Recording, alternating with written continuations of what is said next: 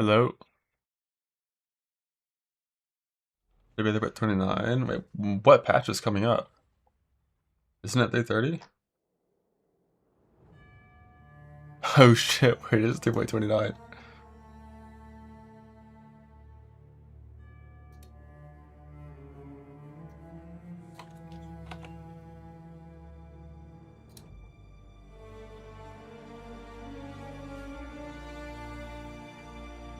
We're on the anniversary of Calandra.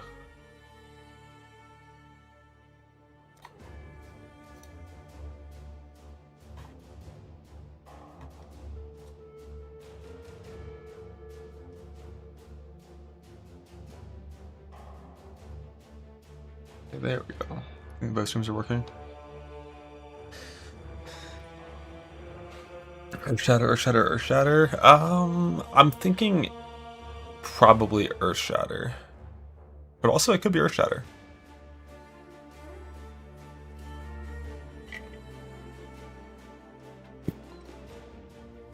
Hello.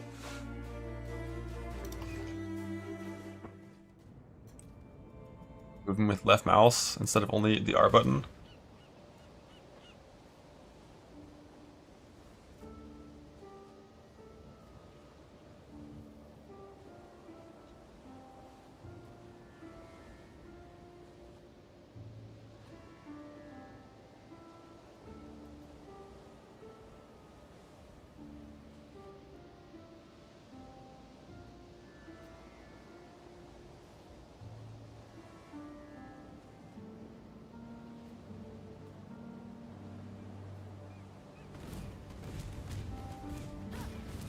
So switch up and go Earth Shatter? You think so? What if we... Oh wait, what's happening here? Alright, hug yourself found. It's all remove only now. We're sad.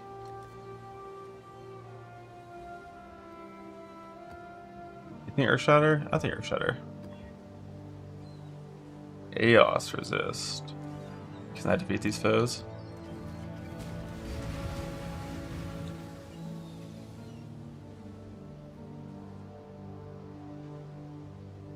No, I don't even... Wait, what the fuck is this pathing?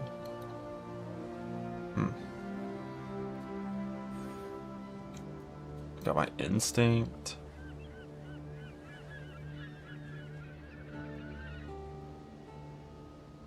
Who knows what was next?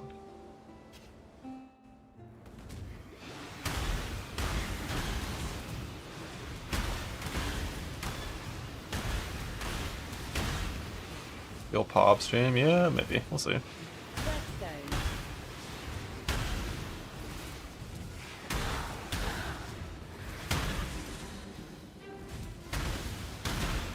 Pops are so fucking sick.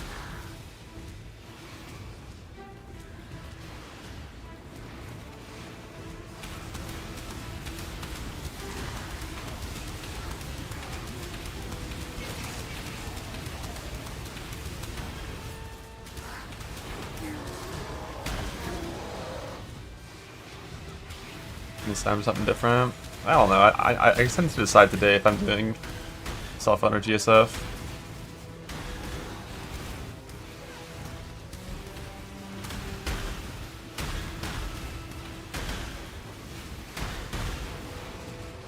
If I do a Slam League start, like, I'm sure.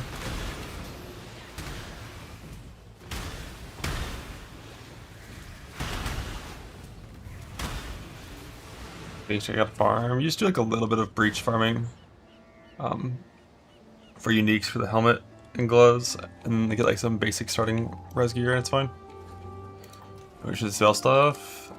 Not really. There were like 100 changes to spells, and only like 2 had the slightest bit of relevance, with the majority of spells ending up worse next patch than the current patch. So the vibes for spells are pretty low. It's basically only Winter Orb that's this slightest bit exciting.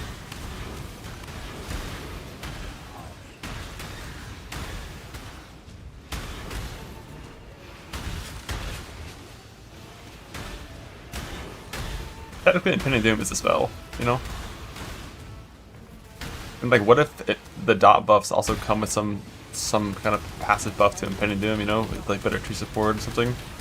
Yeah, BBF unloading is okay, like, but eh.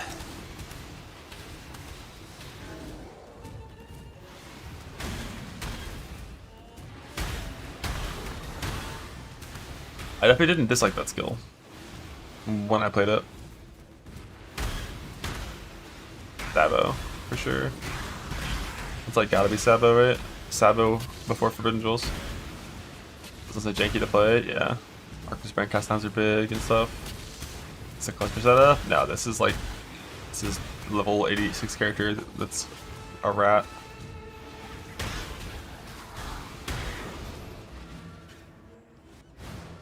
Just a bunch of random shit clicked on the tree. I don't even know if I'm chance the poison capped. I assume I am. Apparently I'm not.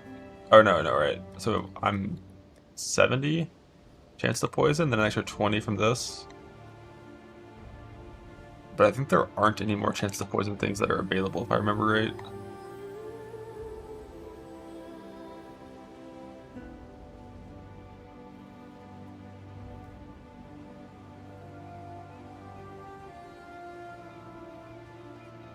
Yeah, like you have to get it from jewels and clusters.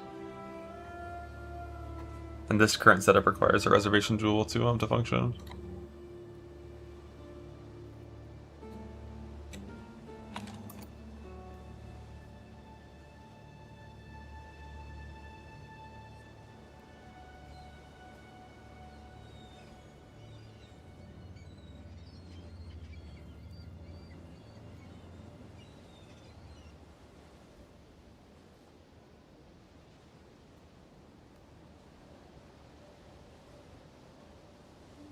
Flip this cluster with the Grace of the Term. Yeah, I mean, I think, I don't know, it's rough.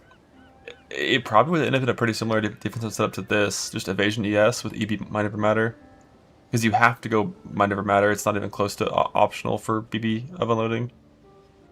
This character's playtime, 6 hours on this guy. And then like 12, 13 hours on my Zerker Slime character that I at least started. No one people tempt chains. Yeah. But at least you have a chance of living. Like, no one people tempt chains, but you get to wear like a real glove and helmet. And like Sabo defense is pretty solid, right? Like, what do you play on Sabo again? A big spec in EB Mom with the mana changes? I don't really know, we'll see. I need to go through patch notes again to get a full grasp of it all. It's like it's trigger bots, blind, which makes evasion even better.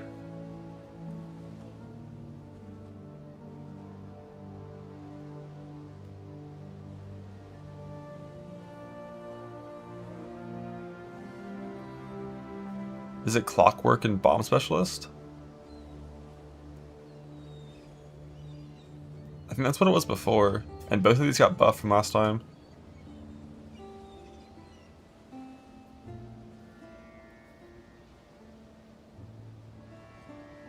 Do you care about it? I'm pretty sure CDR is more damage.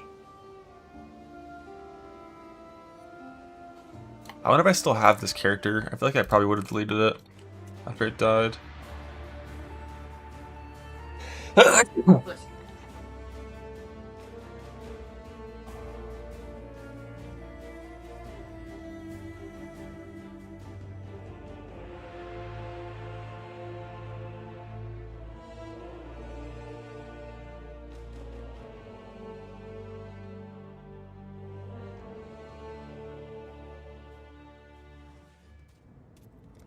Let's see if I still have the points clicked.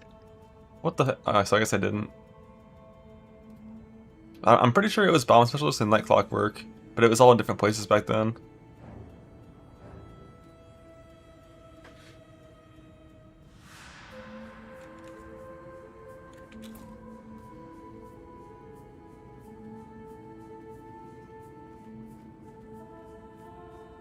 It's definitely like one of the few skills I could be convinced to fuck with again.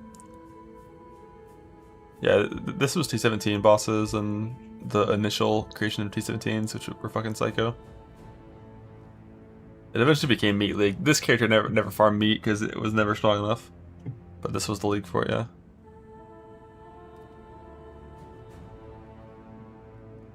Just procking fucking cremation and DD to get rid of corpses.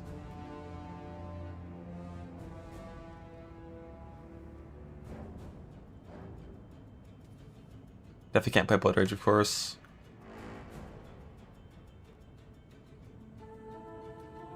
Farm a little meat? I don't think this one farmed meat. This guy died when it was still the Beyond farm before they nerfed the Beyond Scarab to just like crazy lag from that Beyond Scarab.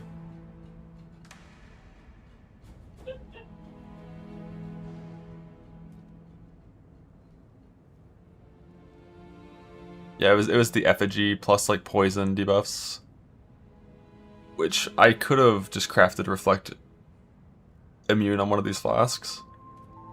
I'll cast speed on flask, how I miss it. And then effigy couldn't have killed. Maybe that's gone now. You can't get immune to effigy anymore, I'm pretty sure. Yeah, nice little just double fracture, fizz, and spell.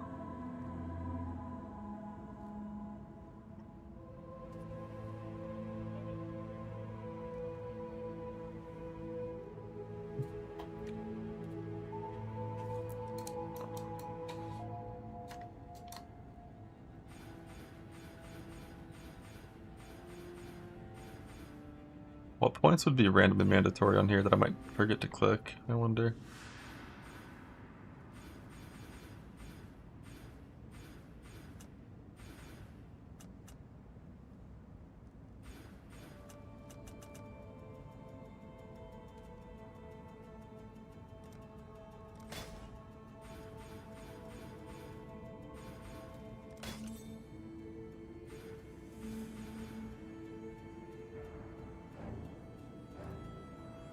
Oh shit, it was an Adorned guy. Love Adorned.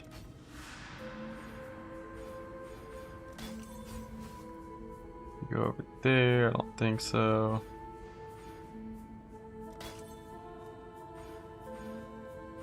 Full crit immunity with the old tats.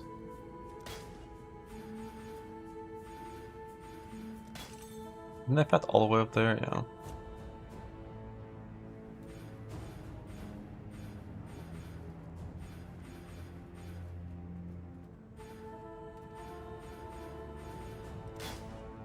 $150 Adorned. This was my first character in this league.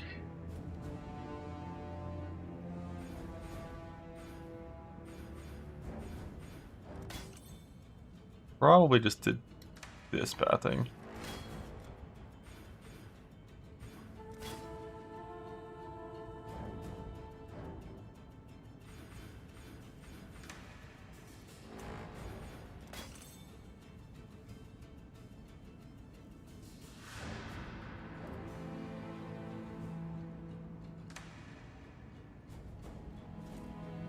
Probably had Inveterate clicked when in doubt. That's usually there.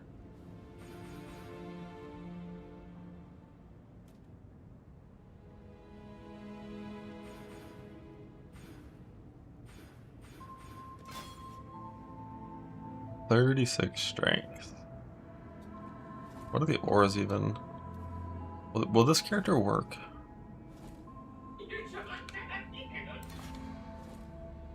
Was this still Divine Blessing League?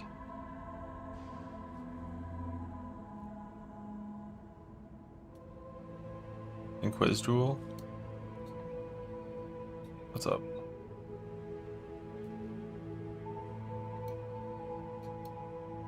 What'd you hear? You heard a bird. I probably had these clicked.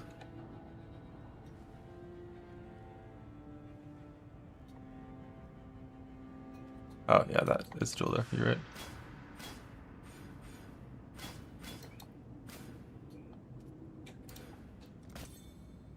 Interesting that there's a Jewel there. Let's just get a strength node and see if my character, if I can turn on auras and stuff. Check in with me when you have a My moment. character, thank you. Oh right, this was Fizz conversion back then. This armor yes nodes are Fizz conversion. So I had this clicked. This clicked. No 6%er. What is this? Oh yeah, we didn't have brand nodes for it, of course.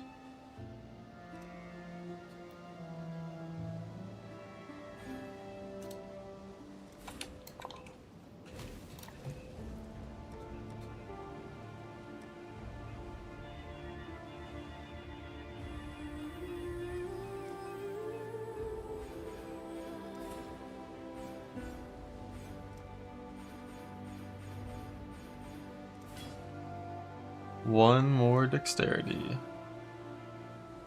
Probably have this power charge. I didn't actually get down to herbalism.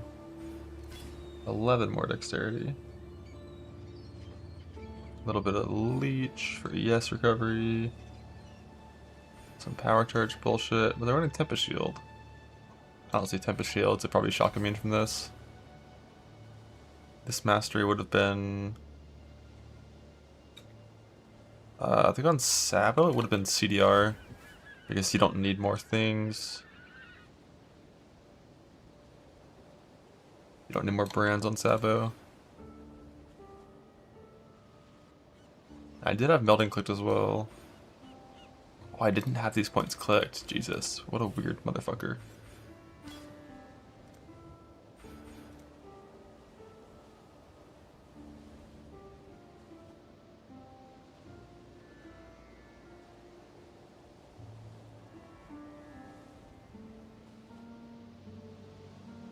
I think I had bones as well. 6th power missing. I didn't have it in the PoB that someone just linked to me.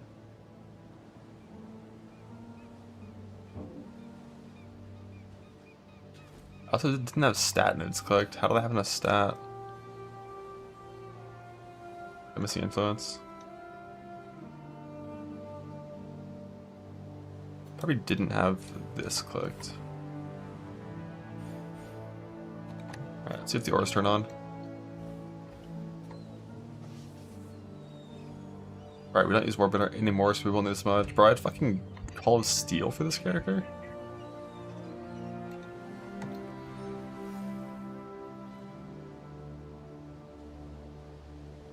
Where's my shield charge? Did I just walk on this guy? Oh, right, just from the gloves. We probably didn't use it.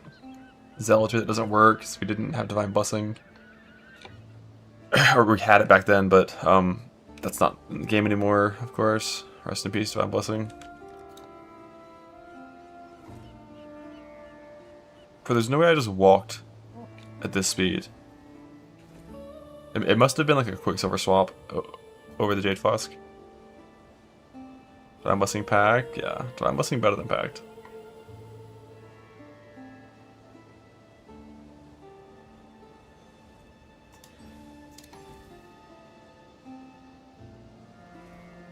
An Ascendancy, Bomb Specialist, Clockwork, these dudes, and that.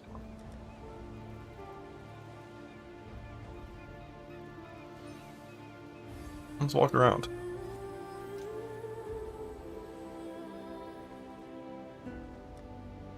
Walk around and just see what happens.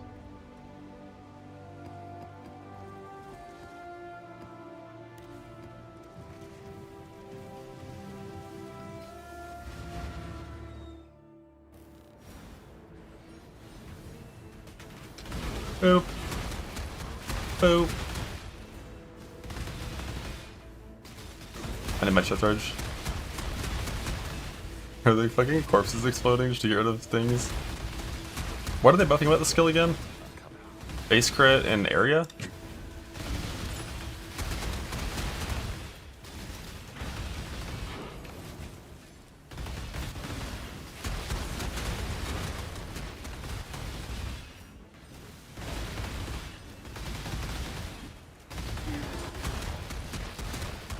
More per stage, 10% base crit from like 6? That's a lot of base crit.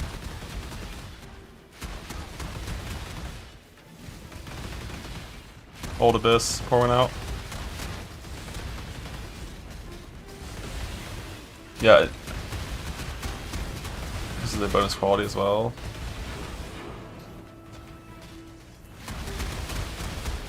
With 30% more area.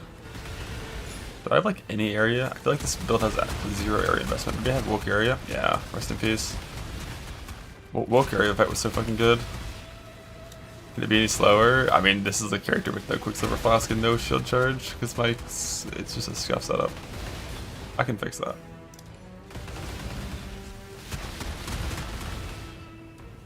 This is like a very specific T17 farm build when 17s are hard.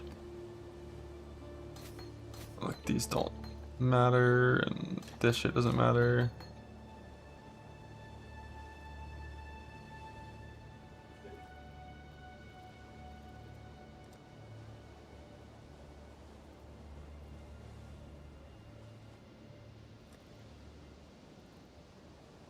This hardcore really? This is standard. So I should have a flash tab with Quicksilvers in it. Let's be Assassin, only if you have Forbidden Flesh and Flame for Saboteur nodes.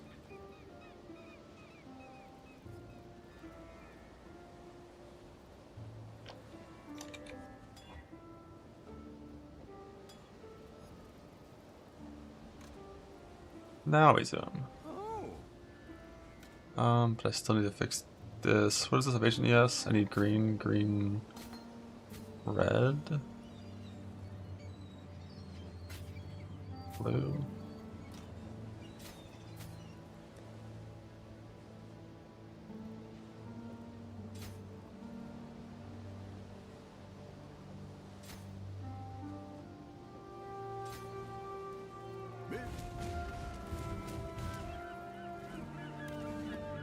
That's better. Actual zero evasion.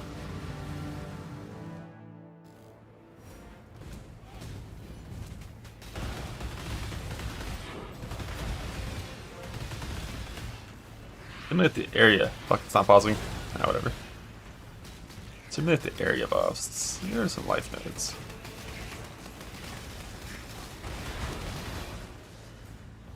We need Shotgun Man. How big are we gonna be? Yeah, you have to cast Arcanist Brand like a lot on this build. You basically cast Arcanist Brand like every like 3 seconds.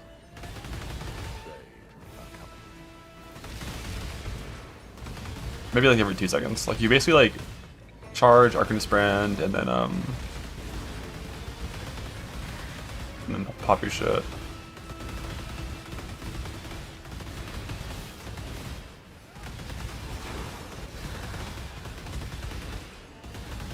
That's how it's happening. Sure. So basically, the bit here is, you can get more duration. Yeah. I think right now I don't have duration on my Arcanist Brand. It's in a 3-link over here. Like you could 4-link it and have duration, and then it'd be a little bit better.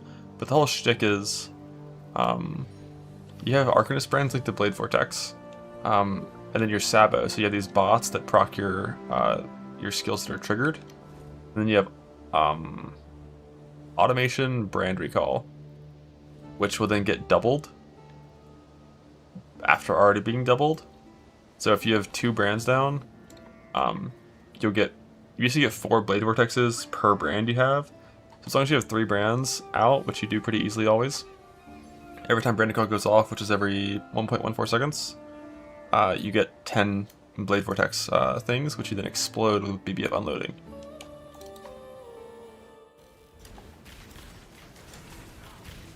So like every second you can just pop a 10-stack at this thing. Yeah, I didn't have the whole like weapon proc thing before. I don't know if that works with this skill, because that has like an 8-second cooldown, right? And this is proccing every second. I don't remember the context of that one, how that one worked. Flamewood Totem boss target needs to be changes. Just nerfed because Wrathbith got fucking nuked. It's a separate CD from the brand call itself. But doesn't that mean like you're only going to get any sort of extra bonus like every like 4 seconds or whatever? I don't think it matters for this build because our triggers don't do damage. Like you do that wand tech on builds where you're proccing damage skills, like Armageddon Brand.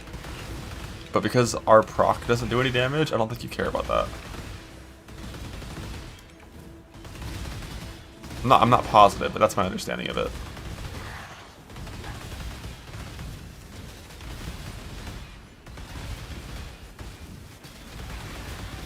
Do I have like mage that reduce mana cost? No, I don't.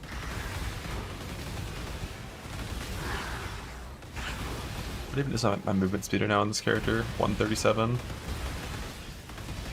So it's like 30% higher than it would be with non-mage blood. Because I have like shit flasks for it. Aura-wise, definitely can't run these auras. I have to redo a lot of the stuff. The sound is annoying. You don't like the sound, really?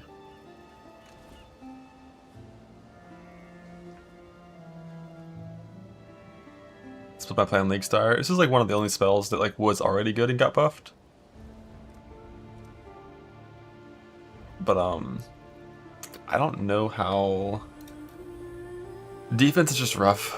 Like on these builds, I'm pretty sure you'd have to play it EB might never matter in any sort of League Start scenario.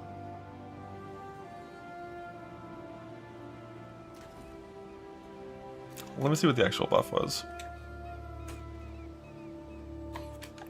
Unloading. So yeah, it used to be 80% more plus some quality. Is that actually what the number is in game? Okay, wow. So it used to be 80% more with quality to 100. Now it's going to be 130% more. So it's not actually 30% more area. It's more like 15% more area because you're going from 100 to 130. So like it'll be a little bit bigger, but mainly it just has 4 extra base crit. That's the relevant change here. I don't think any other spell things really matter.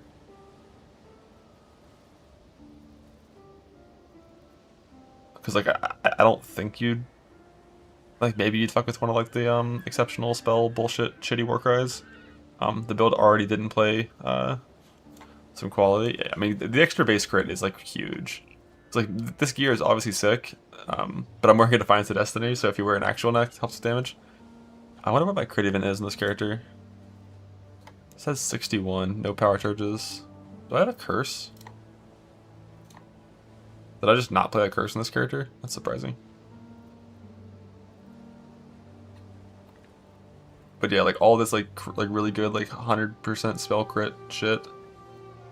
I had Asmark. Where? It must have been in that empty socket that I wasn't sure what it was. I must have stolen it. In the PoB? Okay. But yeah, this is definitely one of the few spell builds that I'd consider League starting. But I don't know how it functions from an actual real League start scenario. I wonder if you could play just brand recall, Armageddon brand Sabo until you pivoted to this when you had some certain amount of things.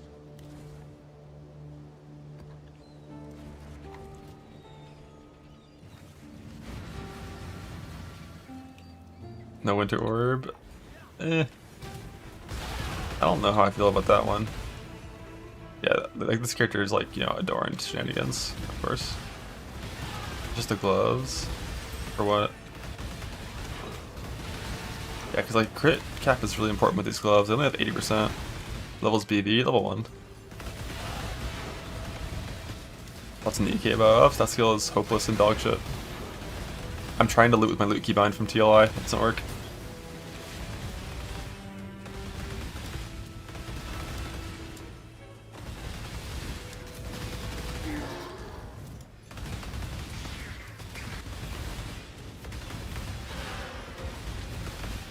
Yeah, like getting crit cap will be super easy with 10 base crit. That'll be fucking cake. Oh.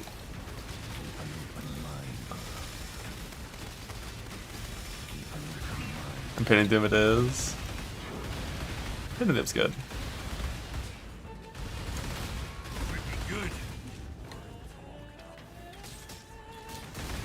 I can trade the gear.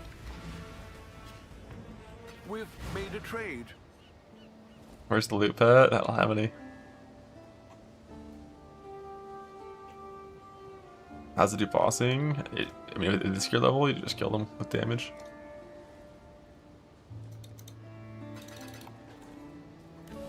Probably.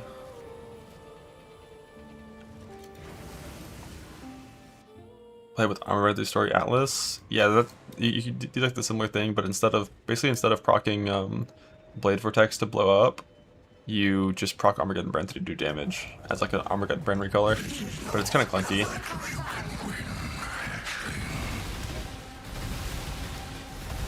I don't have my ass mark. How am I even generating charges?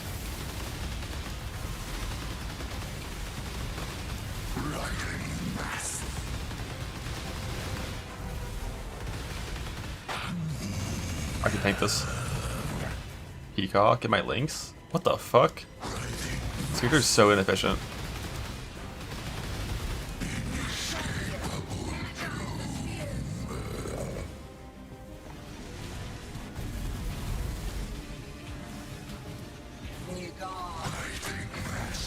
You press both buttons. Like you have to press Armageddon Brand every now and then to maintain it, and then you press BB unloading a lot.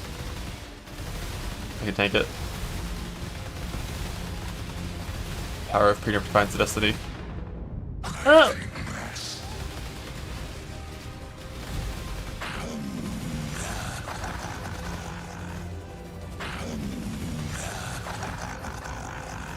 Full version Give us Shatters. Yeah, there's a lot of ways you can play it.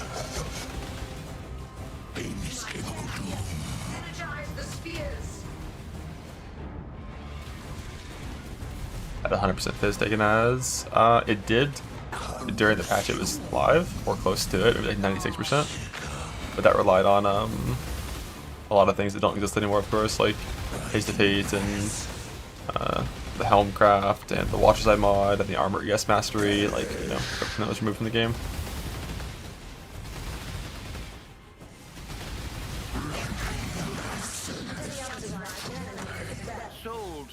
So like basically instead of the Fizz Convert setup, if I was gonna play it again, I would just play it with the like full evasion ES, like probably like 5k life, 4000 ES, might never matter. And like you'd have to run Grace.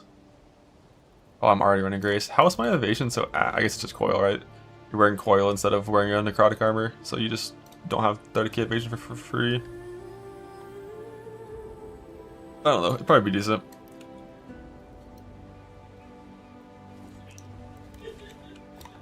Probably be decent.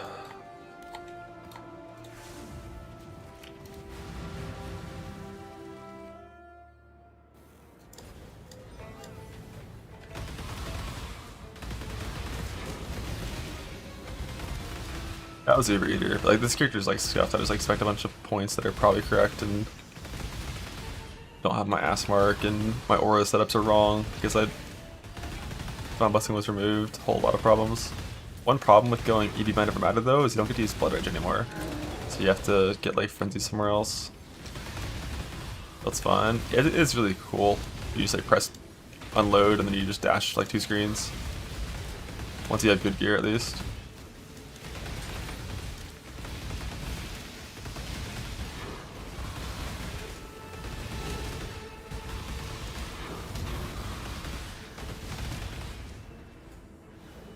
Slams anyways. Yeah, I mean day one, like nothing's gonna beat slams. There are a few other Sabo setups you can play though. Like you can play the fucking rolling magma bullshit.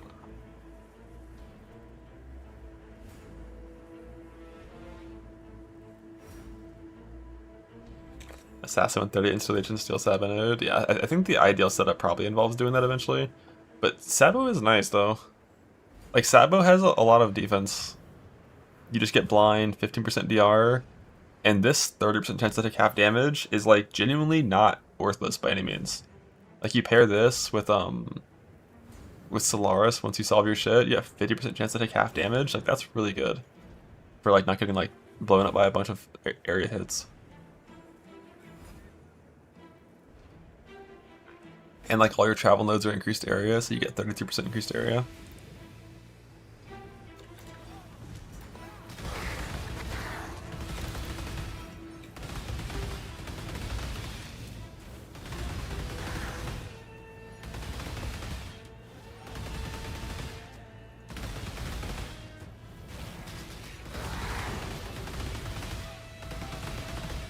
Good bloodlines. Not really sure. All the 7 points are pretty good.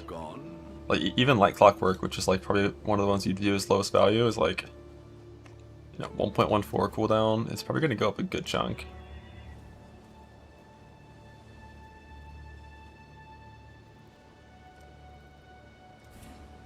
Up to 1.33. So yeah, like Light Clockwork is definitely the one that you can get rid of the most.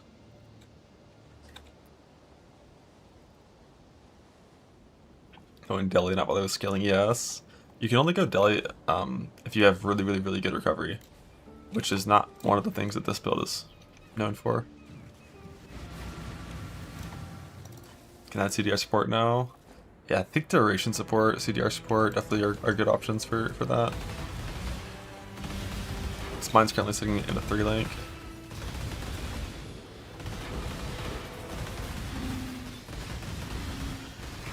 Tiger's okay. Yeah, Tigers are always okay if you're playing any sort of crit build. This one doesn't have the best scaling with attack and cast speed. It's mainly just a quality of life thing, but it's always good for shield charge, good for dropping Arcanist Brand. Is it viable for League Start? Sabo's got a lot of things that are viable for League Start. I have no idea how this one would feel trying to actually force League Start it. I'm pretty sure you're gonna play like likely if I was League starting this, it would still just be playing Firecaster for the majority of campaign. Like I suspect it would be like Firecaster into like Armageddon Brand, like recall into this later probably, is my guess. I've got some wealth for you. Impending Doom looks pretty good this league. It's definitely one of the things that I'm leaning towards playing. This shit's just strong. I gotta look more into the Elementalist setups, because like when I looked at them briefly, they just seemed like why? Like a cultist just like looked better to me, like for everything. And to get the pop sounds.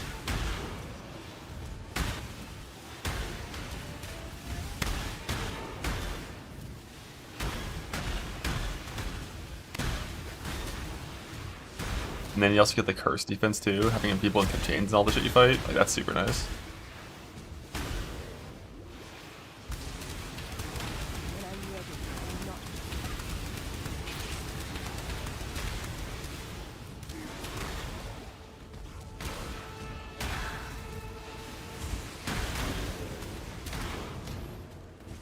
Yeah, and Impending Doom sounds for the skill itself, the curse dropping in for the pops, it's like triple vibes.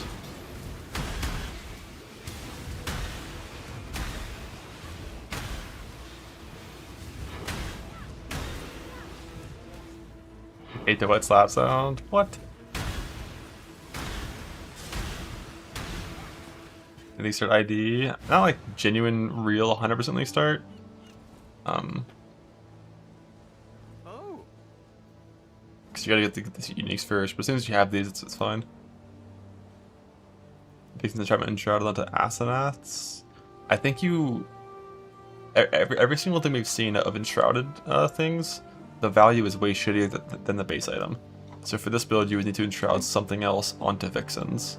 You would need it to be a real Vixens, because if you enshroud Vixens, it wouldn't be a 0.25 second cooldown, it'd be like 0.5 or some shit.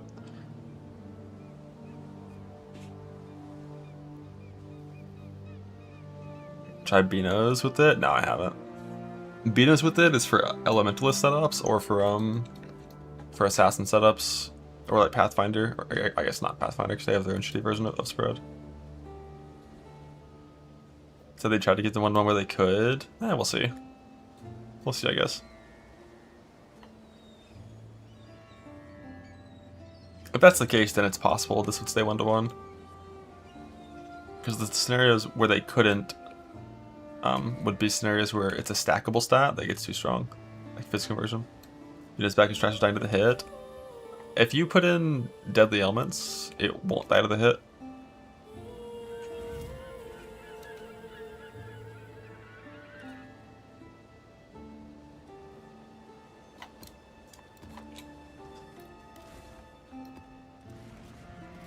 Still haven't gotten the dot patch nodes. No, but I don't think that would affect poison or ignite things. Unless they made changes to the whole archetype itself. Because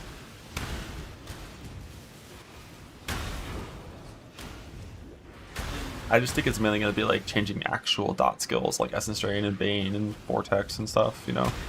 Like Searing Bond. Like I don't think it's going to be changes to skills like this that are poison based. I wish Ignite would get buffed. Ignite fucking sucks right now. It's like only a few things can play it. Trying to just play like a random skill with Ignite, it like, doesn't work at all.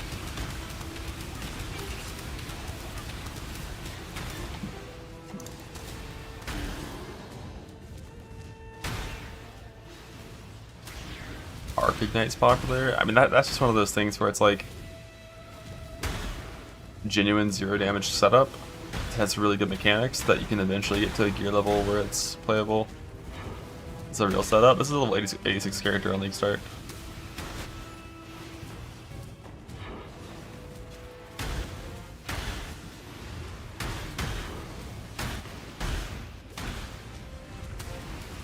I feel like it's fine. Like my gauntlet setup for Impending Doom was around 20 million.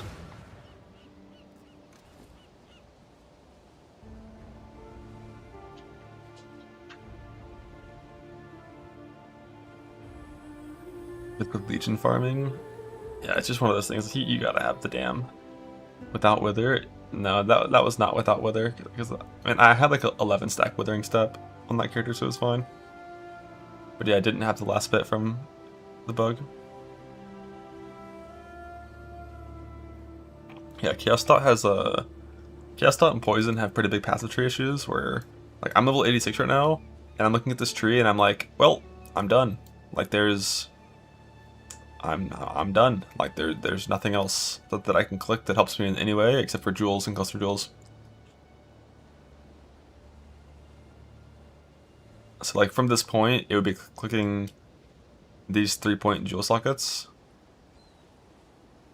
and then farming clusters. Defense. I've already got all my defense clicked. We got our evasion yes wheels, our evasion life wheels. All the jewels give defense as well.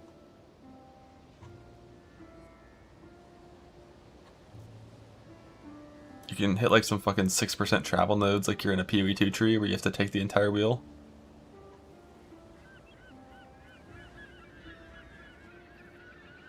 Yeah, the Shadow multi is like technically clickable, but these points fucking suck. Like 5, 5, 10 is like so trash.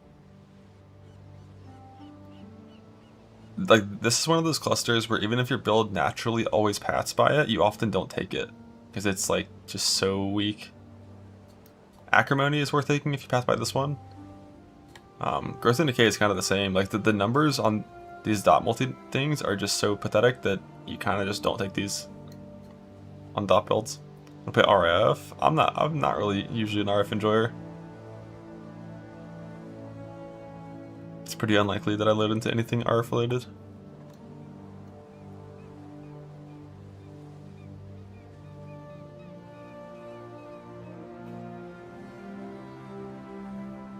Like more AoE on this. That is something you can do. These area effect skills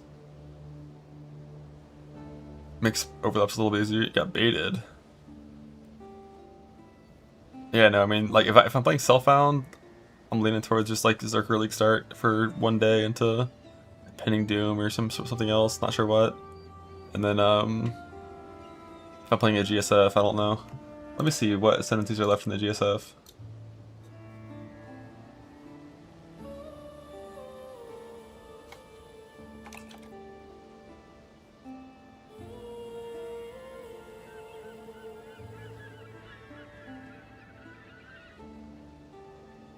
Hit Slayer seems good even with the nerfs. I think the biggest thing about Hit Slayer that you're going to feel the difference in is the bug fix that fixed the area double dipping on that skill.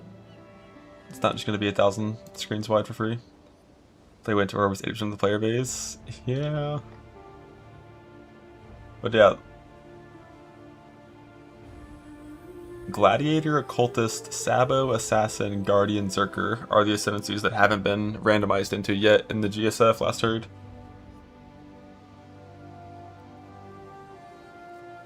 And basically every single thing there except for Gladiator, like, is a pretty neat ascendancy that you can do things with.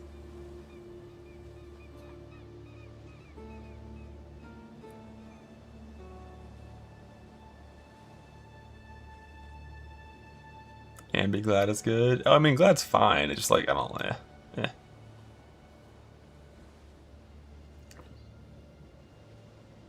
Playing it with. It's like a Team Liquid GSF with Exile and a few guys from that.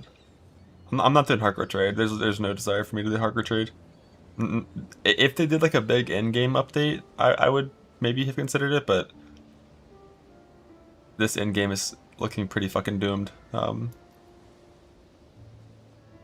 When it comes to like juicing a character to infinity, Team Liquid, yes sir.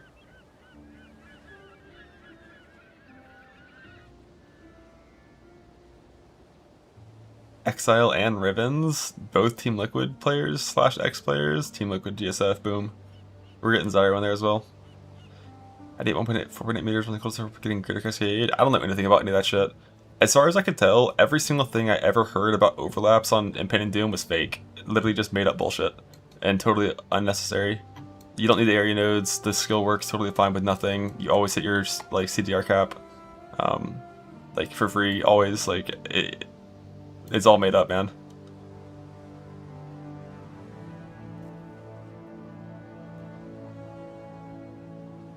The thing is, like, overlaps, when people talk about overlaps with the skill, the important thing that if you haven't played it you might not understand, they're not talking about overlaps of your damaging skill.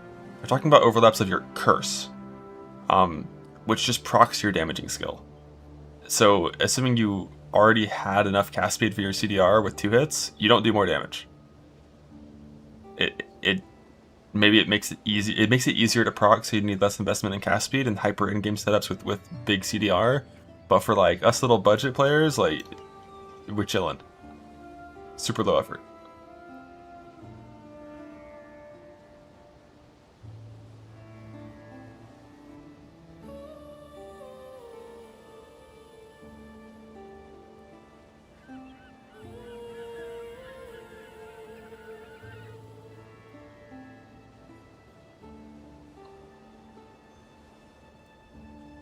Thoughts on Absolution Guardian? My biggest problem with Absolution has just always been the AI. Like, those minions are stupid. They don't attack. They look at the monsters and then they like fucking play checkers with them instead of attacking them. So I just hate the skill because I hate watching them just stand around like idiots. If it worked properly and had like real AI that just made them attack things, I'd probably play it. Could be a thing. Could be cool. What if the SRS spike is insane? It might be.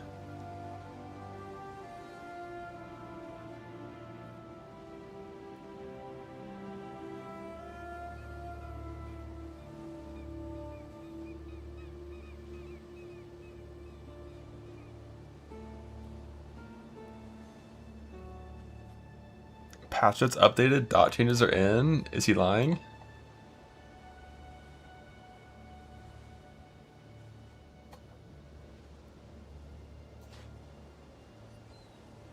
Oh shit, he's not lying, I think.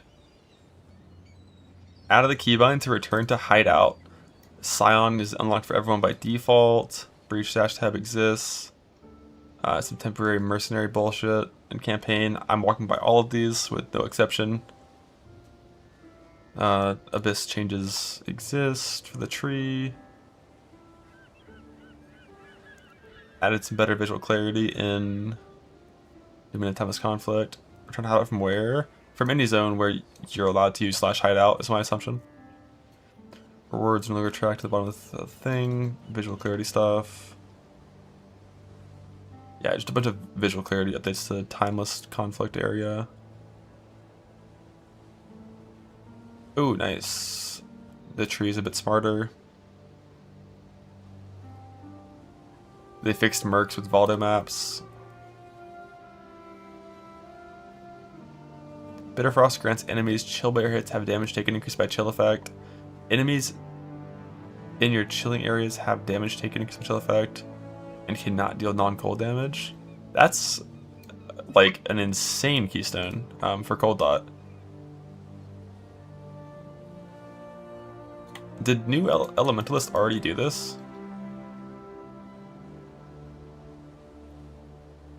No, it's only the tank part. That's just like 30 to 40% more damage for every single cold build, as long as you're playing pure cold. That's really strong. Winter Orb buffed even more. Let's fucking go.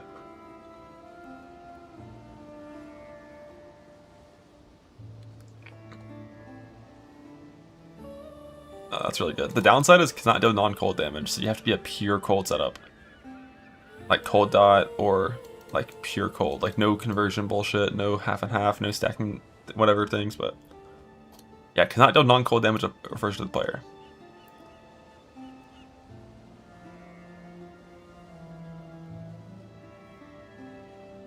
Added the new Roiling Tempest and Plastic Shield to the North of the Witch. It grants 25% more max lightning damage, 50% less minimum lightning damage, and cannot deal non-lightning damage. So also a big lightning keystone. And these are not spell only. This works for attacks too that happen to be up there.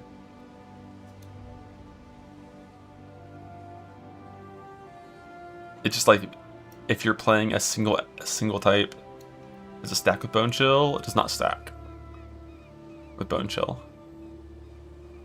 At least last time this was talked about, with the combination of Bone Chill plus my ring from Uber Elder, they don't stack. You can only have one source of this. So I think Cold Dot already had Bone Chill, but for like cold hit-based setups, I think you often didn't have Bone Chill. Because like you didn't have multiple skills to link things to. So cold hit-based skills, huge, lightning huge.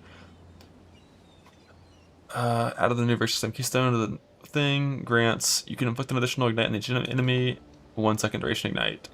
No non-fire damage. Unless there's a bug fix at the bottom that changes how this works, the problem with additional ignite, the way ignite works, right? Your first ignite is the biggest ignite. The second ignite is the most recent ignite.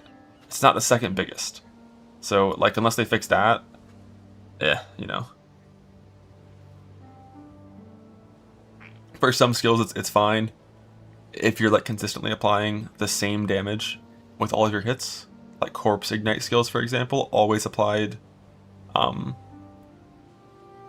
like, the exact value Ignite if you were blowing up the same value Corpse. So Emberwick is bait. Emberwick is usually bait, yeah. For most builds. Yeah, 1 second's kind of low.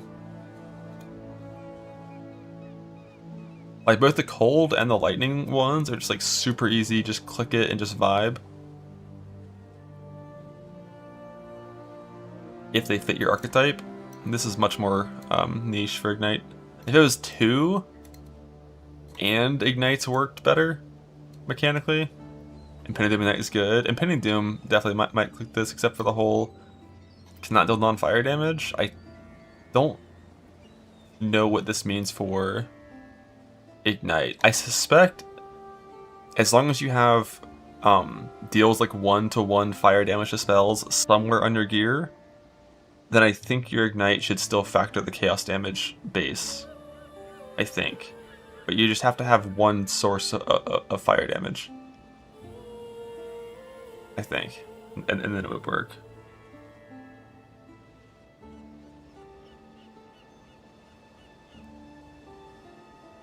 Would Estus explode affecting Ignite count as you inputting it? No.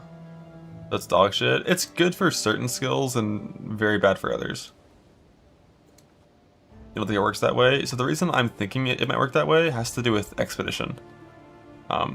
If you hit cannot deal chaos, or sorry, if you hit cannot deal fizz damage on Expedition, on like Seismic Trap Poison, as long as you had 1 chaos damage on your build, all of your fizz damage would still count for the poison size. Now that's monsters cannot take compared to you cannot deal, so they are a little different, but we'll see. Now it's base radius of an extra 0.3, much higher duration, 20% more damage, 15% more damage. Neat little buff for Bane. Bane, like, Chaos Dot builds work into like early red maps progression like pretty smoothly, but then they hit walls.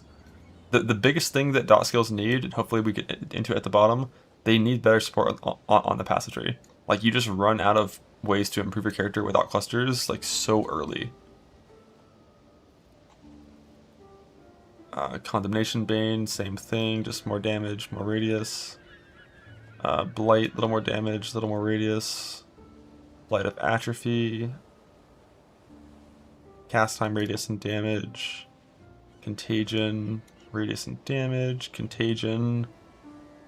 An extra 0.4 base radius. We don't care about the damage buff on this, of course, but an extra 0.4 gets it closer to being able to scale to a part that actually feels good. Probably not my choice of scaling still. Contagion of Subsiding. I don't even know what that is. Same thing. Radius. Why are opposing green frogs?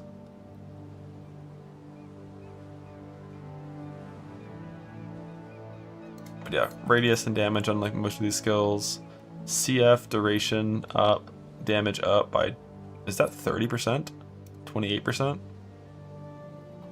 Death aura, who cares? Energy blade can only be used if all weapons are swords. I mean, that just means you have to have a sword abyss socket instead of any abyss socket, right? Like, it doesn't matter. Right? I don't think there was any other relevant thing there. Essence Drain. It's for the 6 abyss socket item. Oh, okay. People thought they're gonna get to use 6 abyss sockets on the energy blades. Silly, silly, silly. 25% essence drain. Like, these chaos dot buffs are genuinely enough that I think you'll be able to play them on league start into like non-juice 16s. I think it'll work probably.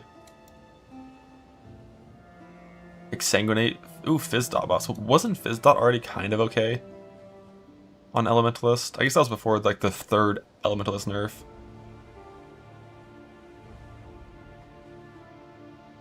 Flame wall.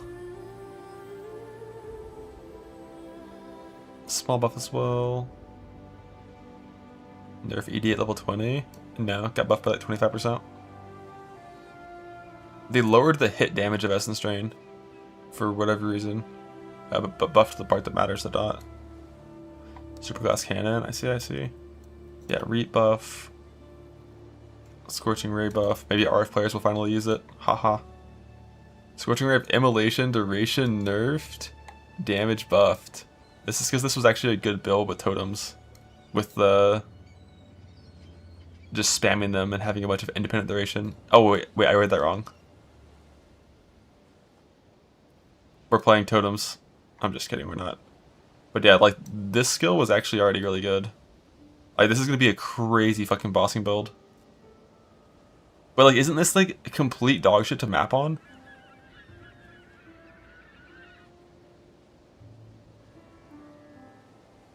But like, yeah, for bossing, this does huge damage. Steering bond. Yo, RF player is winning.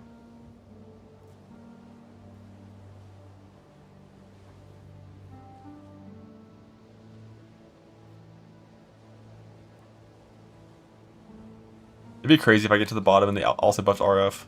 There's no way though.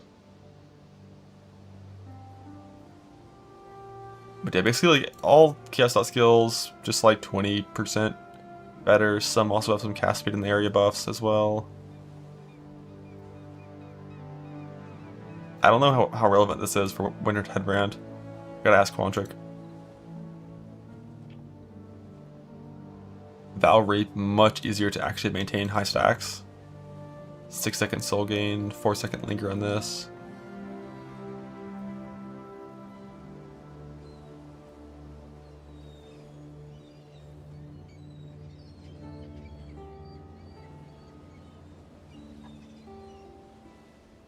The Squire no longer has all sockets are white. Because it's always that way by default, and you actually want them to be red, green, and blue now. Rest in peace, art guy. The Squire just so annoying for filtering. Oh yeah, true. You will see every oppressor and you will be happy. One day we'll be able to actually filter for uniques. Which is just another thing that, guess what, you can do in Torchlight. Oh shit, random Glad nerf? Oh, it's double Glad nerf.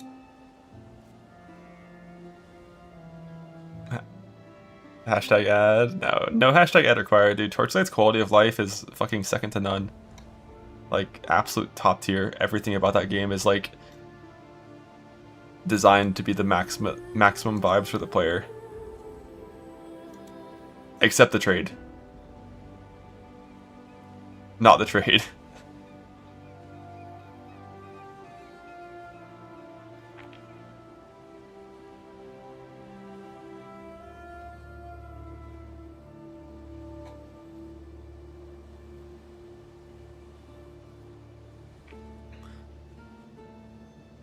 Alright, new patch notes for down here. Oh, updated.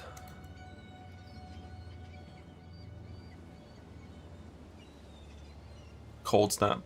Got some buffs down here. What's this? A new notable and Hollow Right. Oh, this is that shitty channeling thing? Why is this? It's what's new? It's still the same shitty channeling thing. 4 instead of 2. Yeah, let's remove this cost line. We can just get rid of that.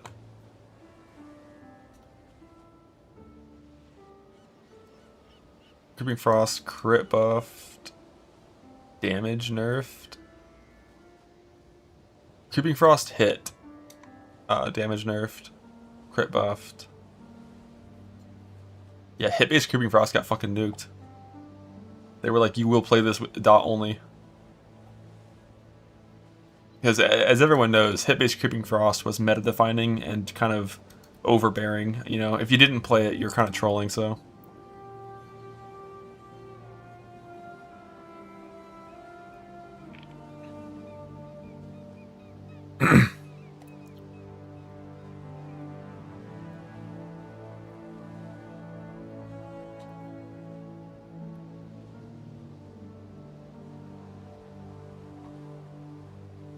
Vortex? Why doesn't it say instant?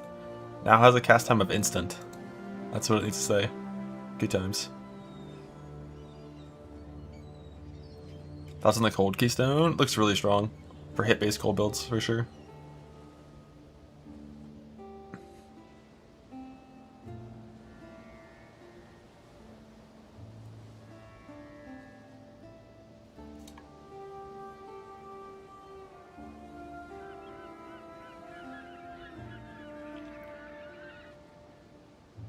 So, Winter Orb. Crazy Pulse Enjoyers? Nah, that skills X.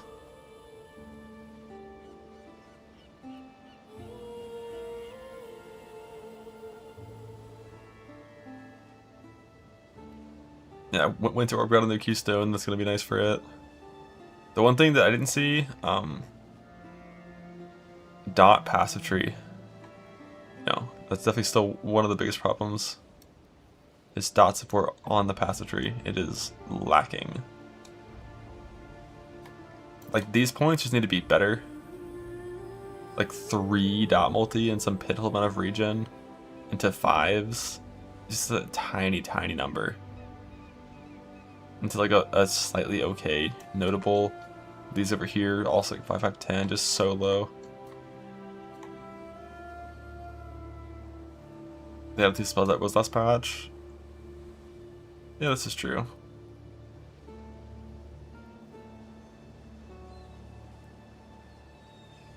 A little bit of spell dot support over here.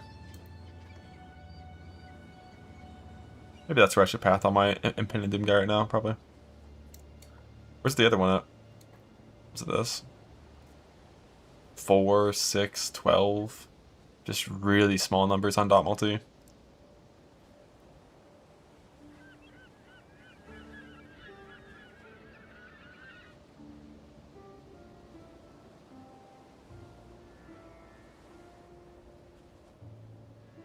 I know that for Caustic Arrow. Man, Caustic Arrow is fucked. Like, that's like one of my favorite archetypes. But the removal of Awaken Gems nerfed that build probably by more than like any build in the game. It lost like 35% damage and 1 proj. It was fucking brutal. It still functions in like T16 stuff, but damn, it was a lot. You have to answer the curse Venn diagram for Impending Doom? Yes. You have to put your cursor in a certain spot for Impending Doom to work.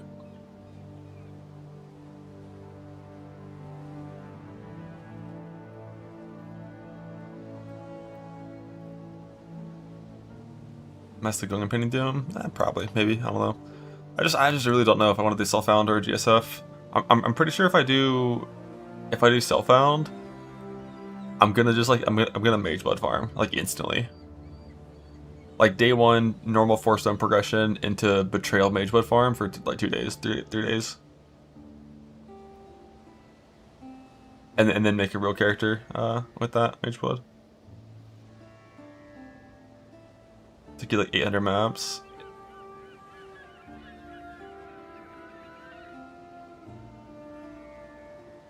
Not too bad.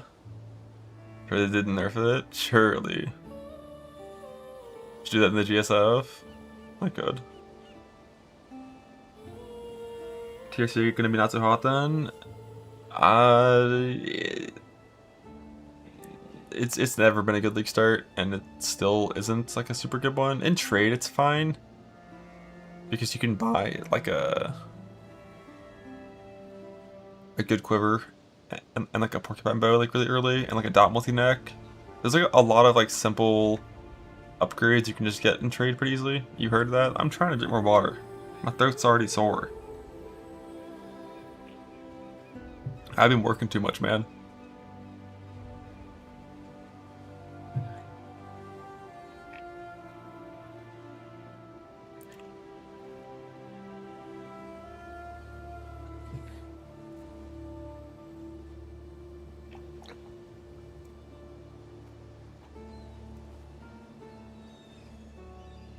Wander Zerker.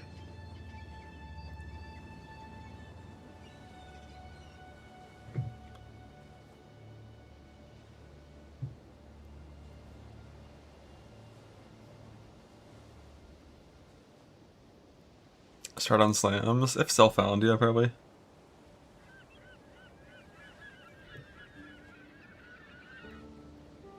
But if GSF, who knows?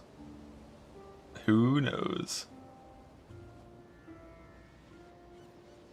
The Glad nerf is apparently Ruthless only. Oh shit.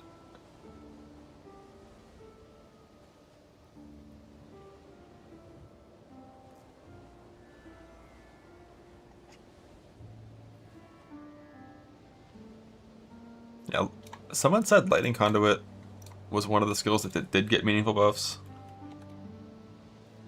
And that Lightning Keystone is definitely good for Lightning Conduit, right?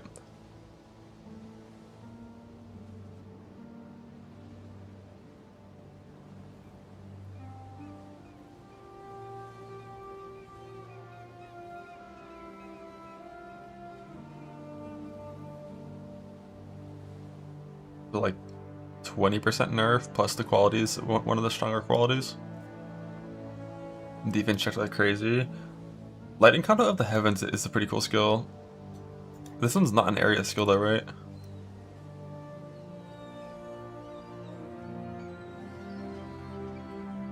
Like it single targets the things within the radius. Yeah, that's rough. Because the area cap is 19 targets with quality, or no? Extra 10 quality, 21 targets.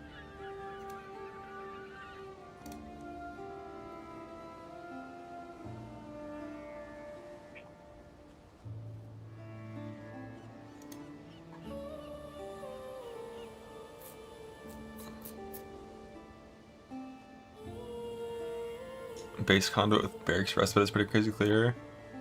I've never heard of anyone using Respite for shock spreading before. That's neat.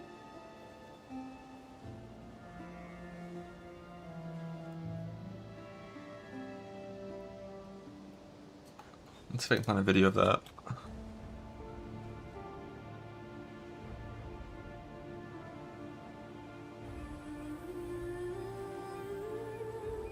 Holy shit, 1 year ago, 26, Lightning Conduit League started, let's see it. It pros your conduit cast. So it basically, if you have one target shocked in the middle, and like a bunch of enemies scream wide, it'll like hit that one guy and spread the shock and kill them all instantly, and just like keep on expanding. Yeah, spawn that they just dropped. Alright, here we go. This is what I was looking for. Barracks, Respite, clear.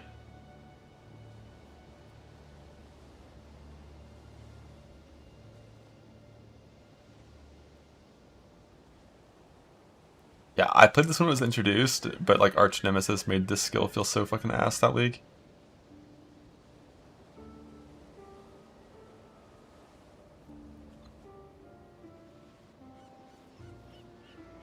Yeah, it's pretty cool with Barracks Respite.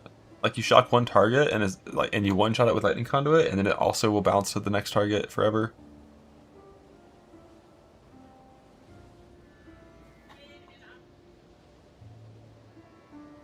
Double FSCI. I mean, this is just like a pre-league test character. It's not, you know, 60 reds, 50 less shock effect. Yeah, no, it was rough.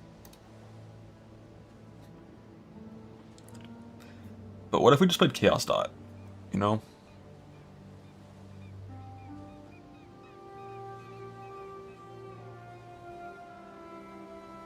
I just feel like if I were to start PoE in Chaos Dot, it would end up in a character that basically would look like this, where I'm pressing like Bane to clear some shit, but then have like worse single target. Is it actually good? It got like 25% buffs. I don't know when I last PoB'd real Chaos Dot.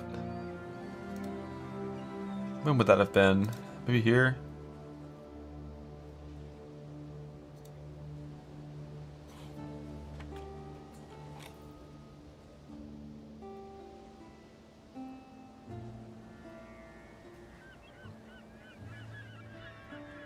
It's just like that. But like last time I PoV'd it, like it's kind of rough.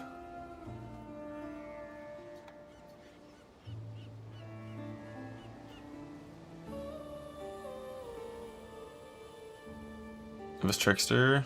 It might have been. Did after the Night Keystone already? What do you mean?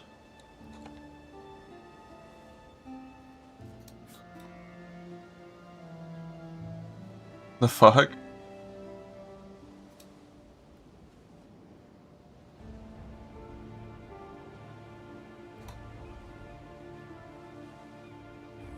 Ignite's not good. Maybe it's because they fixed the mechanics of multiple ignites stacking.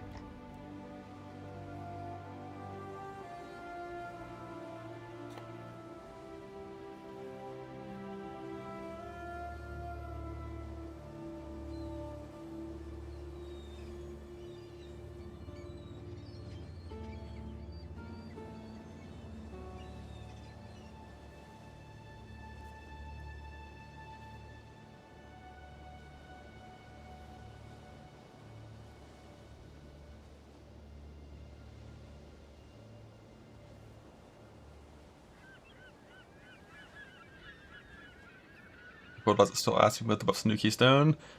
Cold Dot for like a softcore 4-stone run or 2-stone race was like one of the fastest builds that played it when Alex was playing it.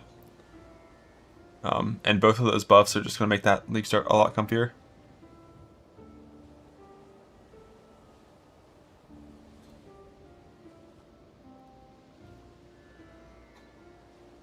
Not sure how well it scales into like big in game, but for like league start to T16, I think most of these dot buffs are going to make those skills a lot better at like league start to tier 16.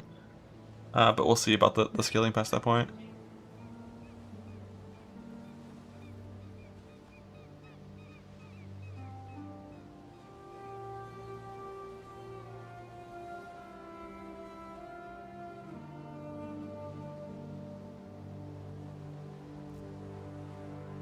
Is already preparing the ED Contagion intro. It's back.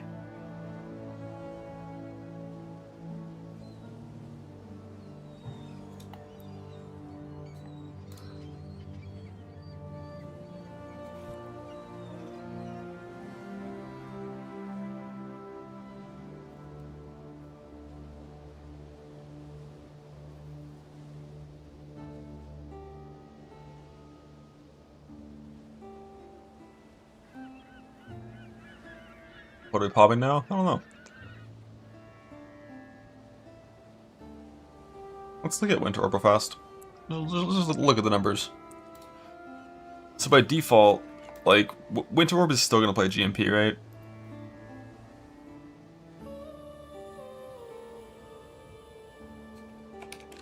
So we're going from...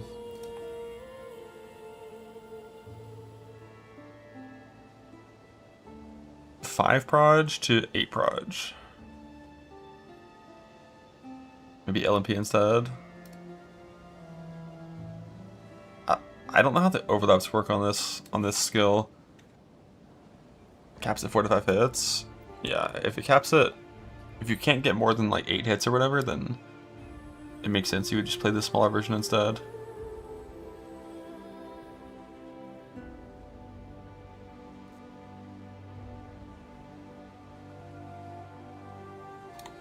But let's look at old Winter Orb. Alright, let's not even think about the buff, okay? Let's just look at this skill. With GMPN. We got a 400 damage skill that fires proj every 1.2 seconds. Bone Chill stack with the Bone Stone. No, it doesn't stack. Because the ring already exists and it doesn't stack with that. 80% more while channeling. Like, the thing that I hate the most by far about the skill that just is fucking so annoying, that 200% increased proj frequency per stage line stacks additively with cast speed. So it just makes cast speed like a fucking garbage scaler for the skill, and I hate that.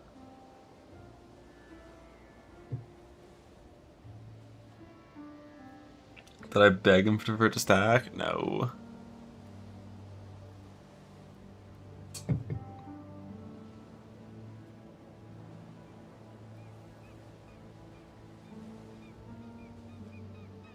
At the same time you need the cast speed? Yeah, like you still need more. So you're running around at 10 stages, you got 200 proj frequency. 80% more while channeling. God, but being stationary in PoE1 is like so rough. But if you freeze everything, it's fine. That should be fine, Jung. I've got 3 of those.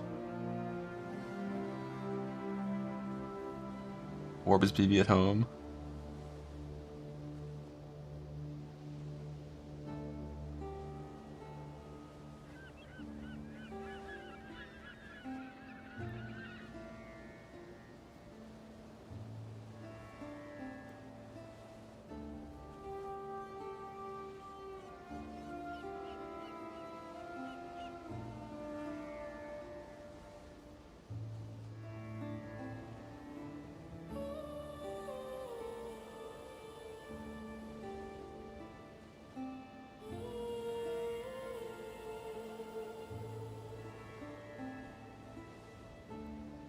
This skill is what, like 1800 damage per second with 1 proj by default when you're stationary channeling at max stages.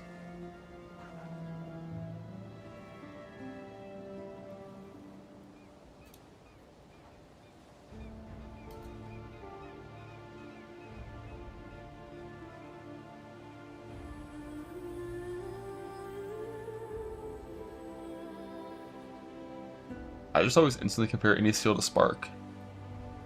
And Spark is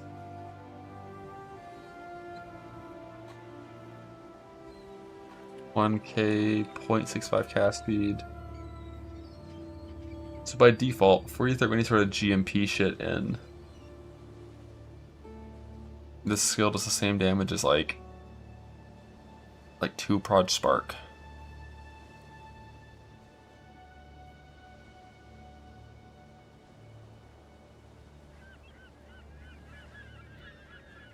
It's got potential. Because the bus is going to be pretty big. Sounds like shit. No, because like it's getting... The free GMP is pretty crazy. And it also might be 4 proj. Later, right?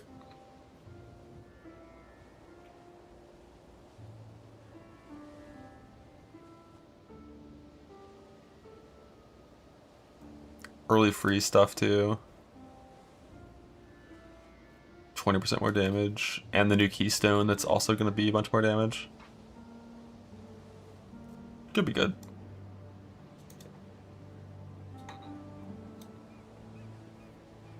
What are you playing it on?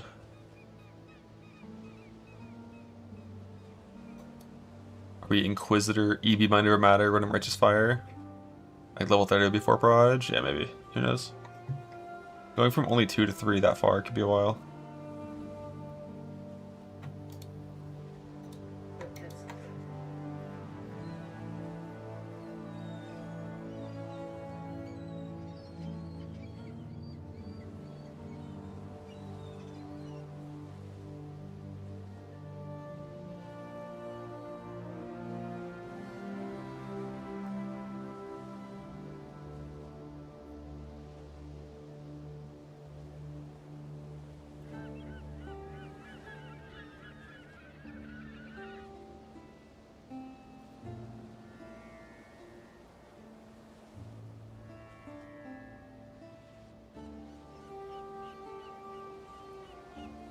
Or Project 21? Nah, that'd be crazy.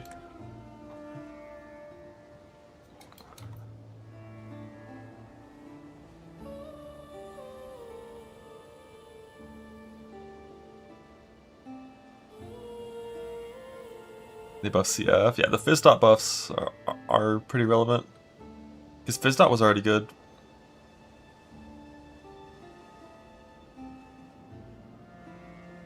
Yeah, they added 25 less damage with next to the Keystone. It wasn't there at the start, but they added it pretty fast.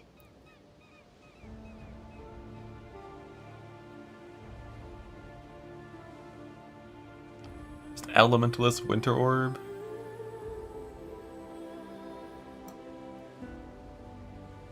The Val Rate buff is really huge for maintaining Val Rate stacks. Yeah, Shaper of Storms, non-effect ailment stacking.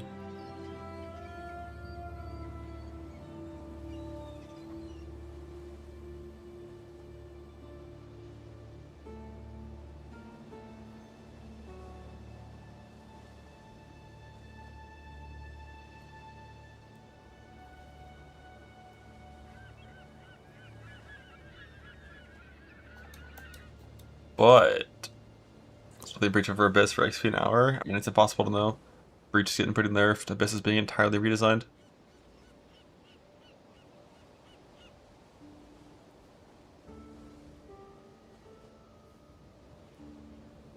Yeah, the new Cold Keystone is pretty good, yeah.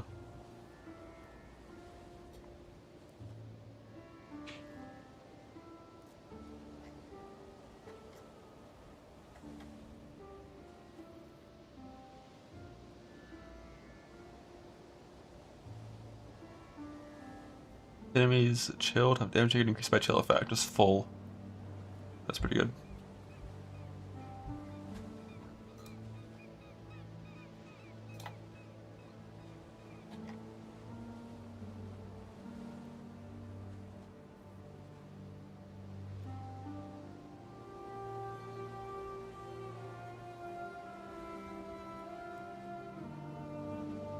Cold Ladder, just Ice Nova, Ice Nova, it looks better for League Starter. I'm fairly confident Cold Dot is going to feel like a much better League Starter than just playing hit-based Cold Spells right off the bat. And then pivot into playing hit-based like Winter Orb stuff in T16s is my guess. Once you have like good cast speed. That's my my guess, but we'll see.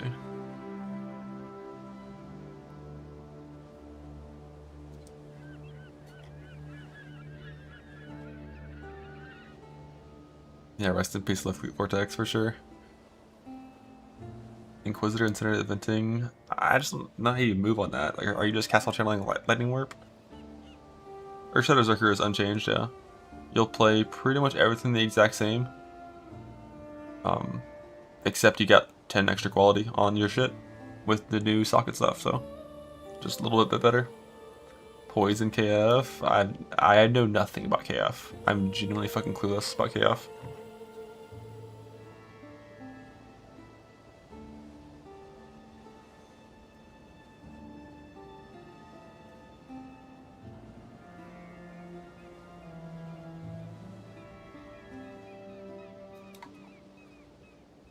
Quality, anything for Earthshatter. For Earthshatter itself, no. You get nothing from 10 quality, but for Auto Exert and for all your War Cries, mainly Intimidating Cry, you get a bunch of extra CDR, which makes it a lot easier to drop Deep Breaths with like a little bit of CDR tattoos. which is nice. Only need 10 quality on the gems, less lab. That is a good point. You can leave lab at 10 quality and just make sure you always have one red socket in your gear for ES. That's cool.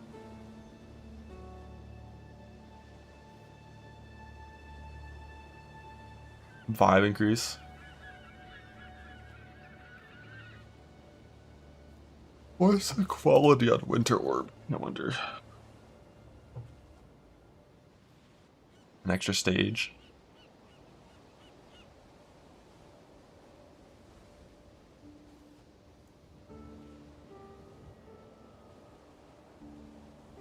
How does Winter Orb Decay work? It doesn't say on the thing there.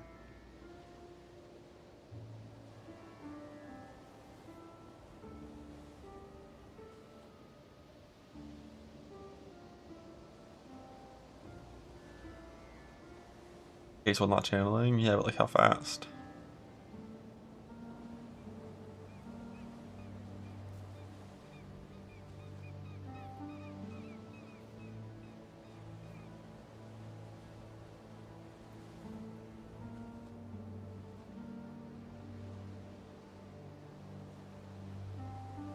Surprised there's no mention of it here. Greetings. What level is it? 28? Hello. No, is it further than that?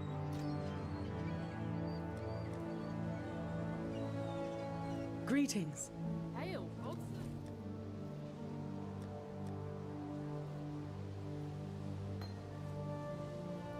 The duration on the gem. So it's after 1.6 seconds essentially decay?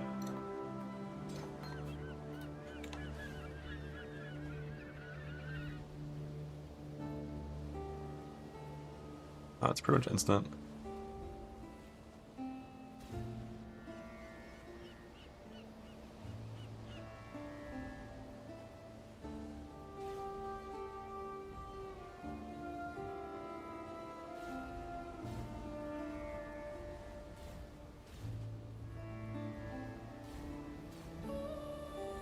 Yeah, I mean, you're still just gonna stack like absurd amounts of cast speed on this skill for sure. And probably just blink around with Wintry Blast plus like super cast speed scaling. Just like blink, channel, blink, channel, blink, channel, blink, channel.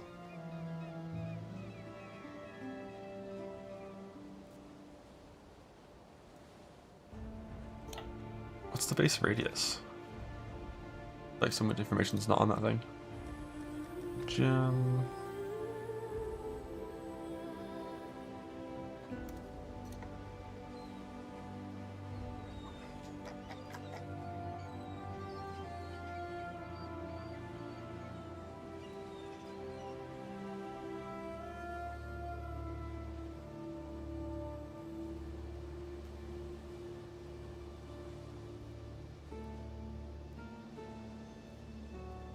Are Levice actually going to be a thing again? Holy. Yeah, Transfer Frostblink for sure.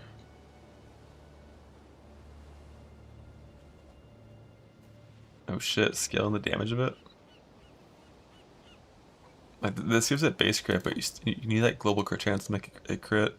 It's not a spell still, right?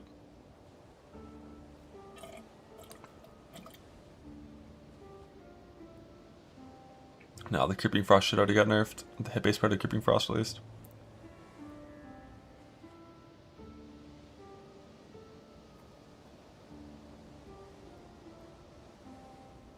Fanaticism playable with the buff. A little more playable.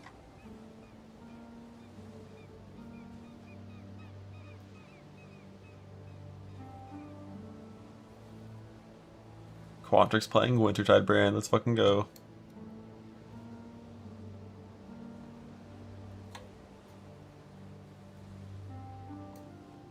At least Test Winter Orb. Maybe.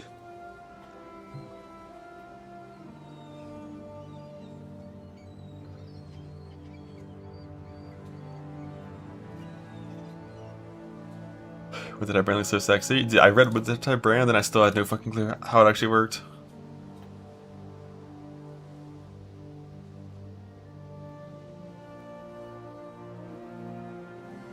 So like you put it on the target and it just ramps over time.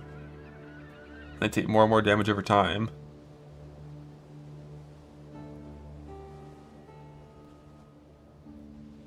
That's it. It's like a fucking growing vortex. There's no EO on like any cold skills. Cold spells. You don't really have that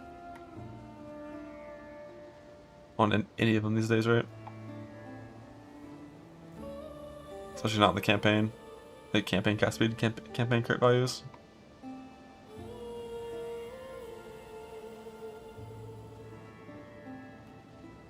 Put down Aura Storms to proc EO, if only, if only.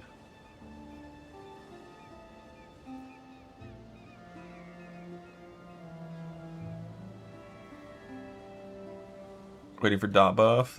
Dot buff is in. It's there. The important relevant buff is Righteous Fire has better single target options now. Play Righteous Fire. Charge round. Yeah, Reflect is gone. A 30% play rate of Winter Orb, it could be. Which really just shows like the fucking desire that players have to play these old good spell skills. And Winter Orb is just the only one that actually got like a real buff. Like 2 extra base proj, and more damage, and more crit, and a new keystone. Like Winter Orb actually got like a ton of fucking things.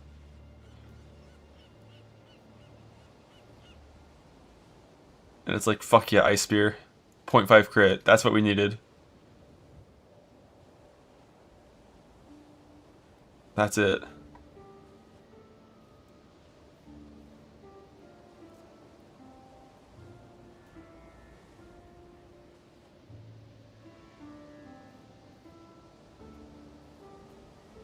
Fireball. Tiny bit bigger. Wait, less base crit.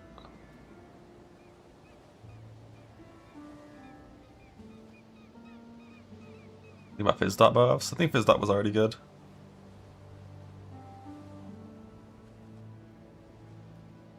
And it got buffed, so it's gonna still be good for League Star. I don't know how well it like ever scaled.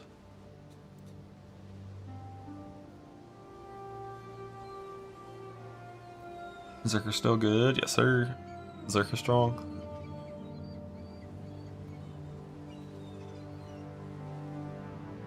How does Archmage mana cost work again? Like, does it care about those changes to mana? Not that anyone's playing Archmage with it being nerfed without spell buffs. Gain base mana cost. So yeah, you don't really care that much about the base cost because Archmage is adding the vast majority of your cost. Lighting Conduit looks good. Yeah, no, Lighting Conduit was neat. The quality can't be that good though, right? It's still additive with itself. Like it goes from, let's say you have like 50 shock, right? You have 200% more, and then with quality you get 240% more, which is only like a 13% damage buff, right?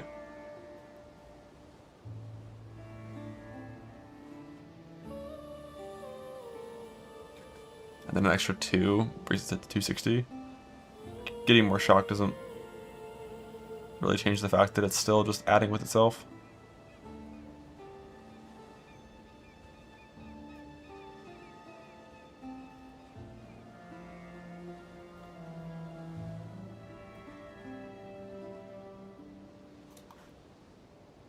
Still decent quality. Yeah, it's one of the better qualities. But like, it's not gonna be like that big. You had 312% more, now you're gonna have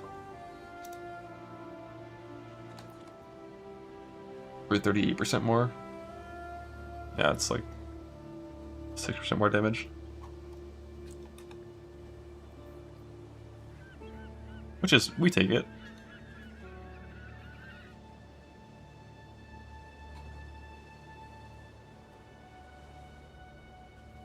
K-Bolt quality gonna be comfy in Act 1. What does K-Bolt get?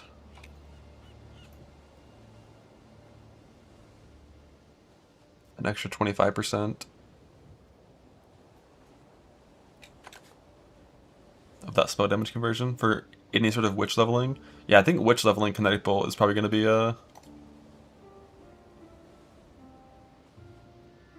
one of the best skills for Act 1. Like K-Bolt and then start playing spells at level 12 before Merveil or something. It was already decent, and the old best skill, Rolling Magma, has been nerfed by an undefined amount. And every single other spell is dog shit, besides Rolling Magma, so...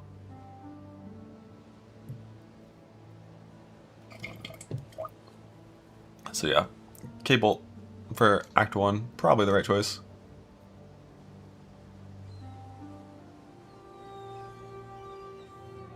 What do you think? What if that buff is juicy? It's juicy enough that Quantric's playing it. Huge.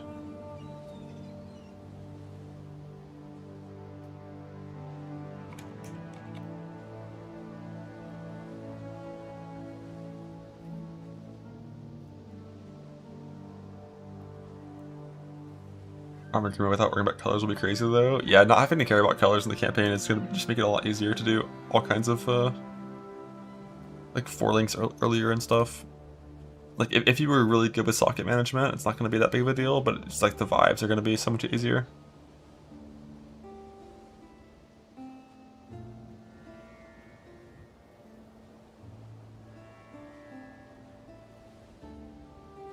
Level 12 plus, double kinetic facade till warp swap. I don't know shit about KF.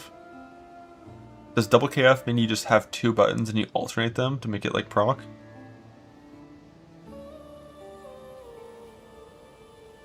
Interesting. Why not league start nor about Merc? I just feel like Mercs are the kind of thing you want to league start, or you want to play after league start once you have a good Merc warrant already in your stash.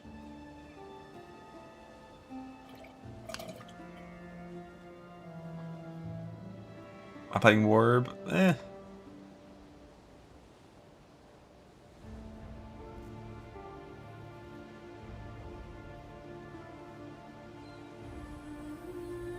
Pain is the purpose of Merc League start. I definitely want to do a Merc League start, but who knows how good it actually is. Ramp the Merc so I get clapped by the Goat Merc. More like I just put all my Slammer's gear on my Scion and then kill it with the Slammer Scion and then respec.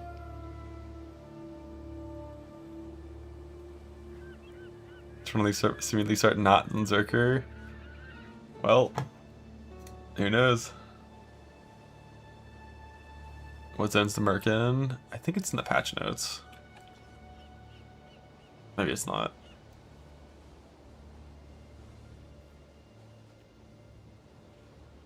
After Sarn. Scepter of God. Yeah, I feel like it would be after the lab zone, right? So, makes sense. Also, fuck Scepter of God for finding the Mercs.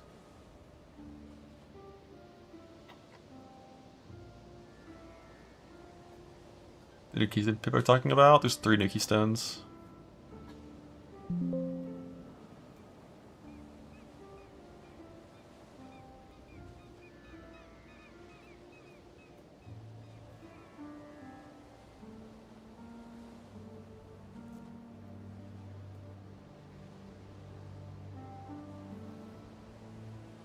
One that makes cold damage better, one that makes lightning damage better, and one that makes you ignite weird.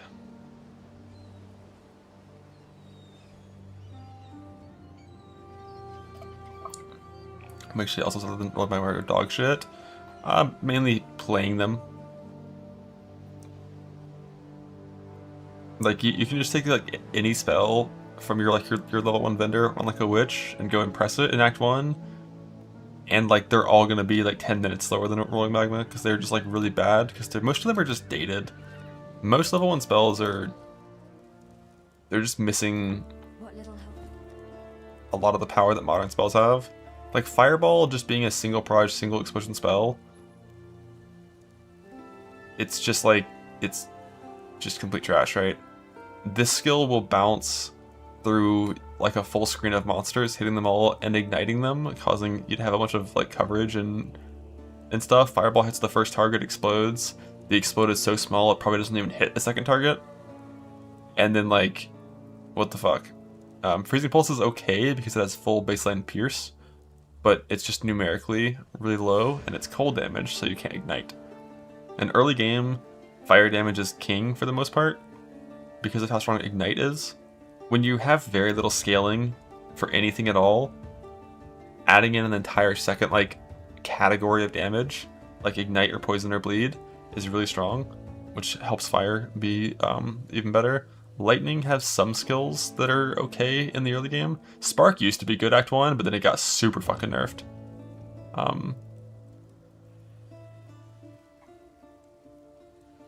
So like the only other thing people do that is like kind of okay is like Orb of Storm's Stormblast Mine. And that's because Orb of Storm's Stormblast Mine, it's like really fast cast time or use time for throwing a mine to proc a bunch of Orb Storms, which have like built-in chain and split and coverage and stuff, so like that's okay. But like all these spells like are just so mediocre. Like let me fucking channel Lightning Tendrils in Act 1 when monsters 3-shot you. I don't know if you've seen what Spark looks like these days. This isn't actually a level 1 Spark, but until you hit like 200% prod speed, like, you know, the odds of a second Spark hit occurring is basically 0. And I think in Act 1 it's like 3 prod, like it's, you know, it's real bad. Which is why, honestly, the most likely outcome of the Magma nerf in Act 1 is you're still going to play Rolling Magma, because mechanically it's better. Like, mechanically it's just so much better, and then numerically it's also, like, 70% better. So even after a 30% nerf, it's still going to be, like, mechanically the best, and numerically, like, the same. So, what about KB? KB is good, but KB is an attack. Like, but also KB kind of only can be played on Witch in like a way that actually feels good. You can do it on Templar. I've done it on Templar and it's like fine on like Templar and Shadow, but the whole like spell damage scaling means Witch is the only class that has like the really good value on your league start. Silencer as well, yeah, makes sense. But like Kinetic Bolt is a vibe. Into Power Siphon, yeah. Like Wander leveling is fine. Like Kinetic Bolt's really good early on, and Power Siphon is like insanely strong early game, because of the free crit scaling it gets you. But like all these spells, like let's go through level 4 spells. It's like not real spells that aren't designed to do damage. There's like utility, a totem that's pretty good when paired with Flame Wall, like duration spells, and then level 12 spells. I think there might be like one here that's a real one. Another totem. Ice Snow is probably just way too small to ever consider pressing. Arc has too few chains at low levels to consider pressing. Spear and Incinerator both Lamau. I think Lightning Trap with Multi-Trap is one that's okay. It's like the difference of new skills and how they play and old skills, right? Lightning Trap with Multi-Trap. You're throwing 3 traps that each shoot out like fucking 8 proj. Or you're shooting like a single proj Ice Spear. Oh, it's 2 proj out. Sick, but I think these are barraged. Blade Vortex with a base radius of smaller than your character model. Storm is okay after they went 28 buffs. I'm not surprised. That's one of the newer skills.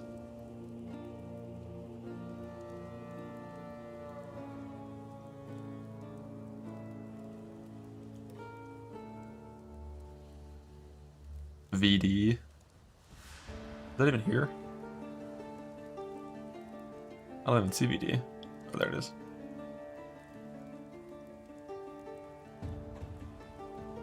I'm not surprised that one can be fine. It really comes down to early game spells. The reason why they're mostly unplayable is they're just mechanically really bad. It's like VD, you're gonna press Desecrate with Cascade, and press VD with Cascade, right? Because that's like a level fucking 8 gem. I think. Do you have Cascade already at this point?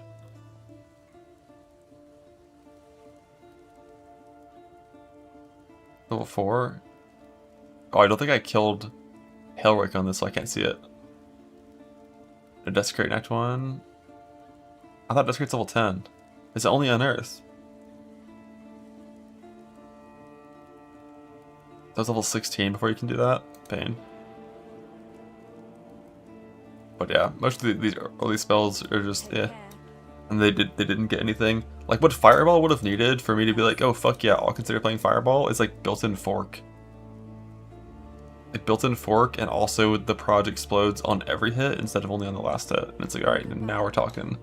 Now this skill will be able to hit more than 2 monsters.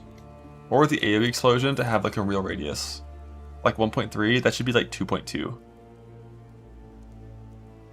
Maybe like 2.5. What skill do you use? 12 plus? It just depends what you're playing. Most likely it's going to be Rolling Magma. Or like they were saying, just play, instead of playing spells, play K-Bolt into Kinetic Fusillade. Because wand attacks are a lot better than spells.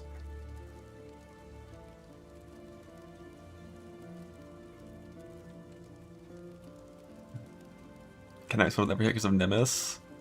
Well, Nimbus still doesn't allow real shotgunning, right?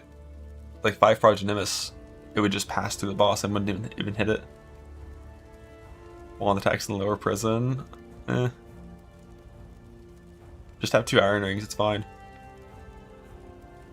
K-Bolt's better on Witch, not others, because K-Bolt gets 200% value from spell damage. So Witch comes out spell damage pathing. So this is like, you know, 32, 24, 20, 20, 20, 40. Super good starting nodes. Whereas on Templar, you know, you don't get that double value. Yeah, but that's every attack build, Gucci. You're not supposed to kill monsters in lower prison. Like, if you're enfeebled, there's just like no reason to attack. They cast level 30 enfeeble for some reason. It's so bullshit.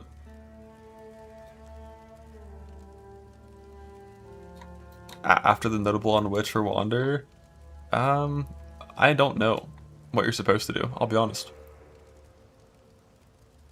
Like, my guess is, in Softcore, they probably path through lightning damage and then come over here to Wandslinger. In Hardcore, I go through Heart and Soul and then come to Wandslinger and kind of feel low-ish damage for a little bit.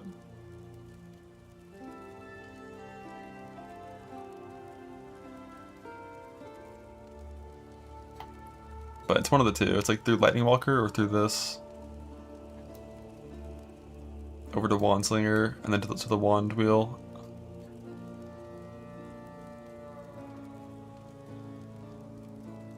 Just gonna keep thinking about it until you went to Orb? Yeah, probably.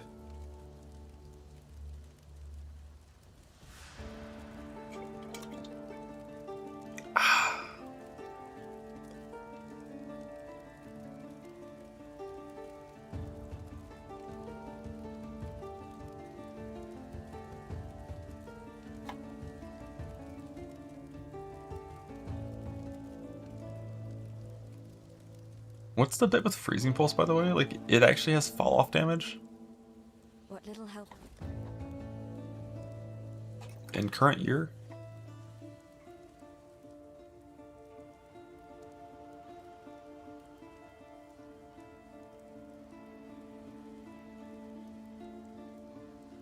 Interesting. Wintertide Brand got a buff. Yeah, Wintertide Brand was already like an okay leveling skill. Like most dot skills actually do pretty good damage in campaign. And they do it with very low gear requirements. So they're probably gonna be pretty solid in campaign and like early mapping. Shouldn't have slammed for the 5th patch in a row. That's a good idea. You know, I didn't really consider that, but now that you say that, I might consider doing that too. That you know, that could be good.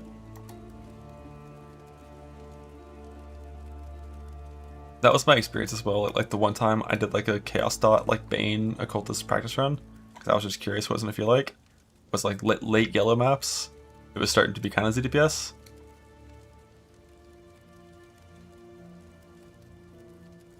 And like by late reds, it was fucking doomed.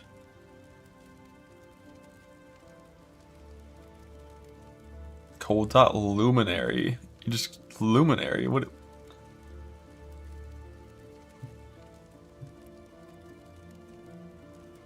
You feel forced to play Winter Orb? You're not. Winter Orb's not going to be that crazy.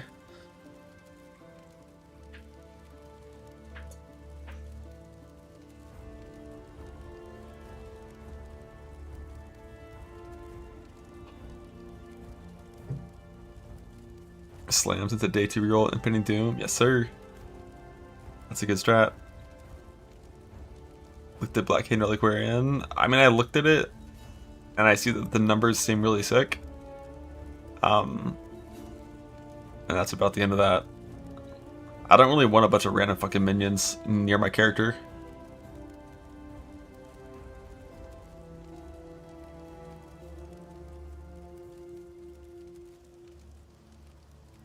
See if they like this. Think hardcore self-found. I'm going between hardcore self-found and a random little group self-found with like 20 people in it. Hardcore trade, I have no desire to play this league without any improvements to in-game content.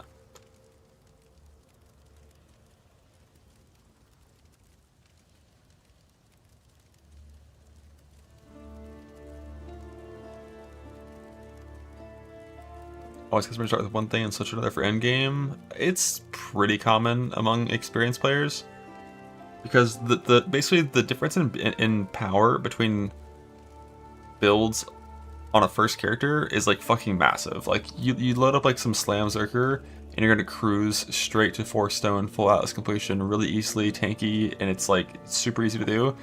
And then if you load up like some random like shit self-cast spell up here, it's gonna be like a huge struggle.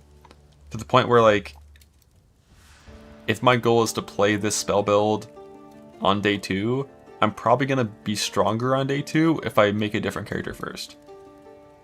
And, like, farm gear for that character on my strong Zerker down here, you know?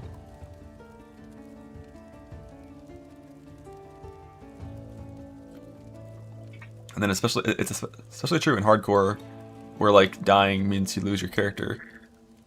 Like, skipping over that whole struggle stage is, you know, kind of good. Was using to guarantee the cube in TLI.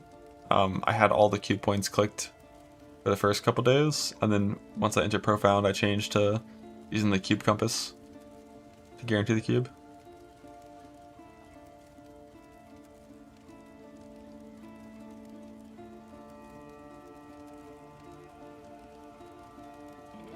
I used the blue cube compass, the shittiest one.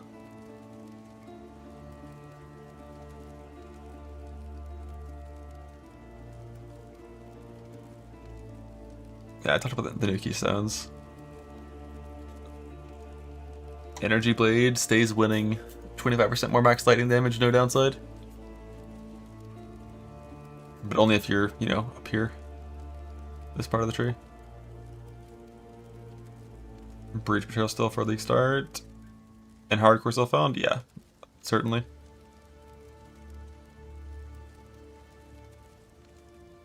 Makes Aki Warb unable to hit Profane Bloom. You have Herald Device, you're fine. Think about Bannerman slams. I know Quantric played them and I looked at them a little bit. And it's like an interesting idea, but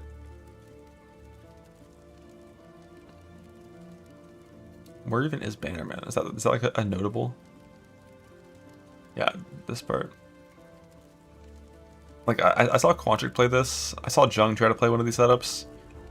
I just, unless they're insanely strong, I'm not going to press these buttons every like 5 seconds. I don't like them defensively at all. I think it's not reliable enough. Too easy to just like not have your banner up and then you die. So like, I can just not do that.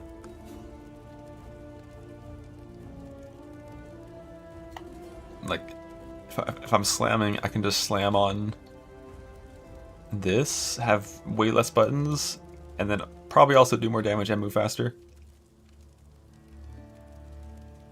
Because getting a bunch of move speed on a slammer, I don't really care for the most part, because leap slam is going to be faster on things with good speed.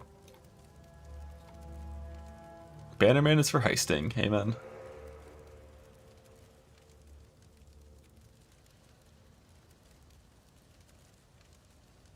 Yeah, Fizz Spells and Winter Orb are the biggest winners for sure. Why not downside on the Lightning Keystone with E-Blade? Well, the downside is deal no non-lightning damage and less minimum lightning damage. Minimum like lightning builds already do like 20 to 20,000 damage range, so like less minimum damage is irrelevant. And no non-lightning damage also doesn't really matter. On most E-Blade setups I've played, I only do lightning anyways, so chill. Smite Zerker got nerfed in... Was it 2 different ways? It was like Wrathpith and Valborn Ghostwraith. I think Crown of Eyes is still full value. I think it's just Wrathpith and Valborn Ghostwraith both got nerfed by a little bit. Mercs are the biggest one. And RFG then. A simple man, I see. Play RF, run through toxic sewers, have a good time.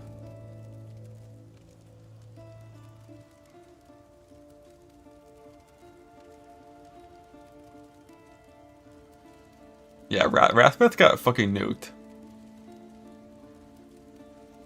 That was a big nerf. But it was only the spell damage though, right? Not the spell crit? It's gonna be TZ right now too. You're probably right. It was both? Oh, fuck me, dude.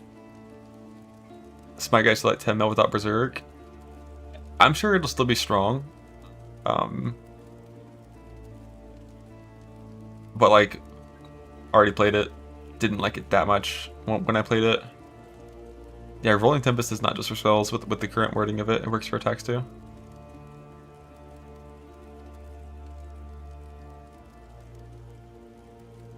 From normal tanking to tanking Shaper Slams and Hardcore Spellbound. When Link starting Zerker Slams, you can tank Shaper Slam as soon as you can fight him. If you self-cast a guard skill, it's really easy.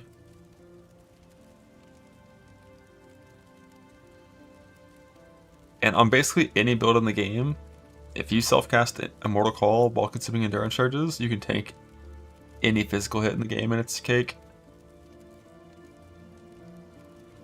But that just requires you to press the button. RF's always a good self-on starter. I think starting RF, pure RF from the start, while it's doable, often is not really advised, and it's going to be a lot slower. Like you're better off doing like slams to 4 stone and then pivoting to RF for your farm after that. If you're like min-maxing it. Yeah, like slam to like 90. But like you can RF from the start, it's just like your single target sucks. When you're doing your 4 stone on RF, it's gonna be 10-minute fights. And like slams can do 4 stones, like League start to 4 stones complete in like 12 hours if you are quick with it. Play Immolation Totems. They did buff a lot of the RF single target options, it's true.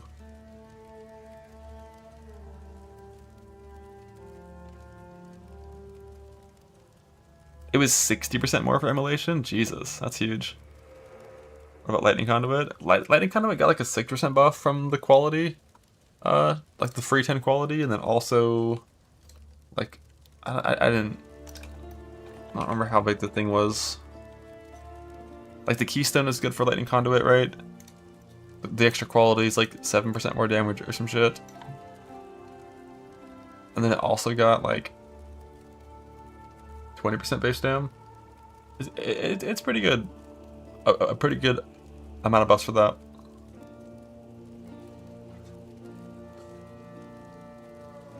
One of the things I don't like about Conduit though, it just adds an extra map mod to the pool that you can't do, right? Like chance to avoid ailments. Will LD Buzzsaw ever be good again? Nope. Just play Smite. A bad time self-casting Stormburst? Probably.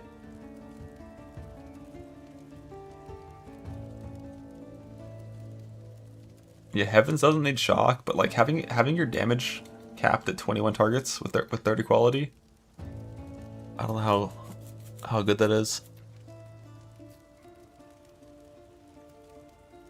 Zerker ever run Ellie and Vigiflect? I'm pretty sure you can run both Ellie and Vigiflect on Zerker as soon as you enter maps, and it's gonna be fine. Is Zerker noob friendly? I think so, yeah. How big's the K-Block nerf?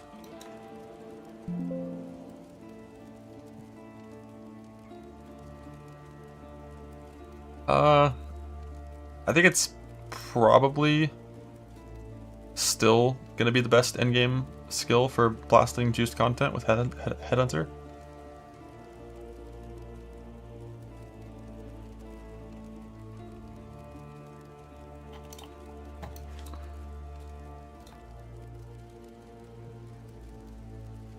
What is K-bot quality? Let's see.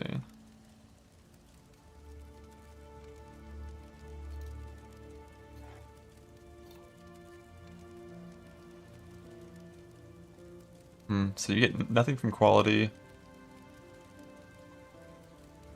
Let's see how much of our damage came from spell on this setup.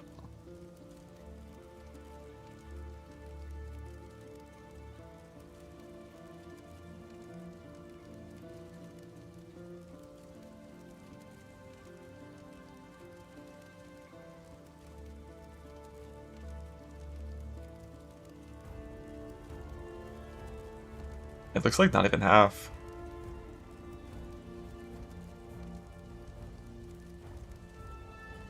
Damn, my set did not have that much spell damage. Can you just config it? Probably.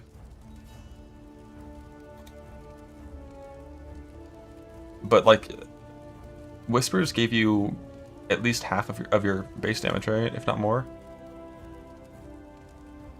Looks like a little bit more. Yeah, let's just call it half. Like, Whispers give you half your base damage, so once you're playing the endgame setup, like this base damage nerf is nothing. And this is going to be like 100% reduced damage. So I'm pretty sure K-Bach is still going to be like absolutely S tier for sure. Just a little bit harder to league start. Well, a lot of it harder to league start. Like your early game pre-Whispers K-Bach is going to be meaningfully worse. But once you're in game, I don't think you would even notice.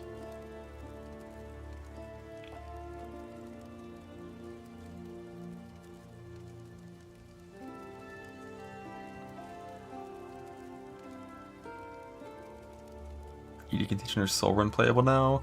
I think all of those Chaos Dot skills are going to feel good in the campaign, good until red maps, and then it's going to start to feel kind of bad.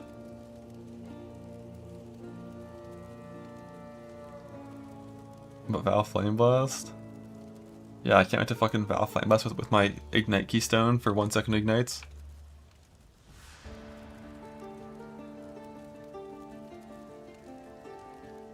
%1 only.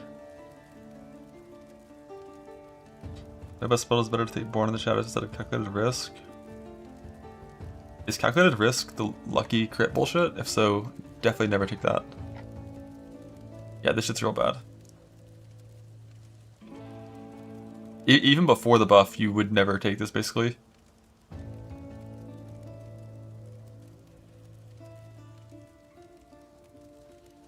And now it's going to be really, really, really easy to get full crit chance. It's just Clockwork, Bomb Specialist, Perfect Crime, and Born in the Shadows.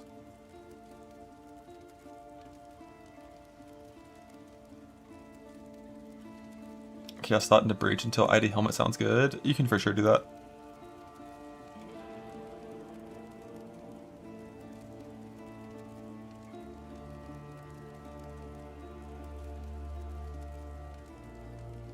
Out of the Val every single rare item. Yeah, I'll be doing that for sure.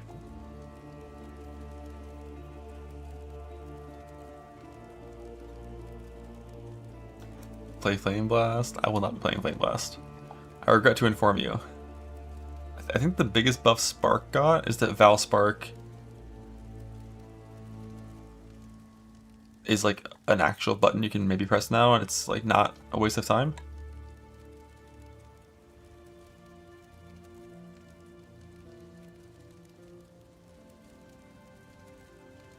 But you probably still just want 21 gem level over Val if you were choosing.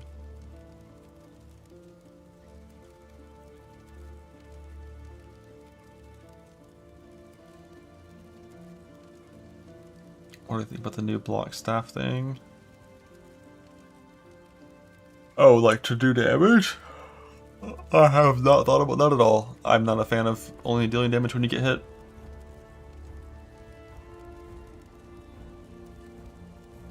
Is ID that much better poison compared to Ignite? The Ignite Keystone, I just don't know if it's going to work with ID or not.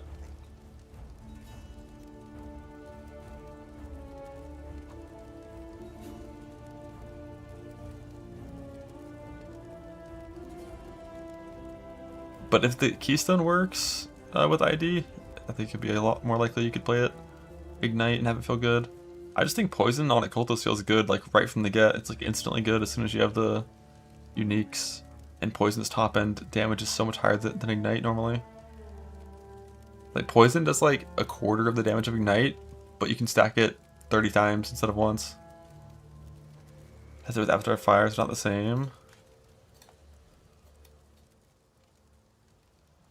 It should be the same, yeah. Doesn't the ton of fire damage kill it? The non-fire? I just don't know if that kills it or not. I was just thinking about how it works with Expedition remnants for immunities with like poison applications and stuff in the past. But like you dealing no damage is probably different than the monster taking no damage, so it probably kills it for Impending Doom. Endgame gloves. It's always Vixens forever. Vixens, or if you could take that full value curse thing somewhere else, then maybe you could change to a different pair of gloves. I'm not really sure.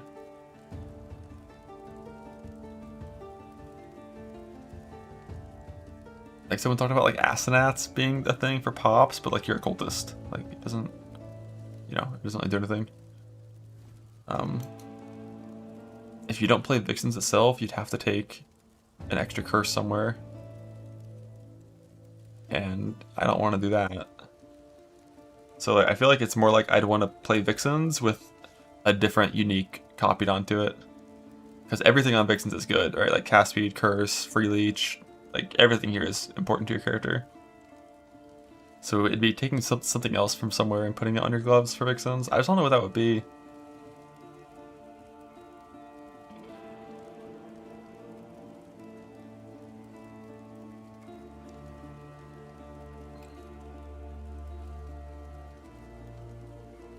List of unique gloves. I mean, if I'm talking about playing GSF or Self-Found, I'm just kind of assuming I'm never going to have any of this shit.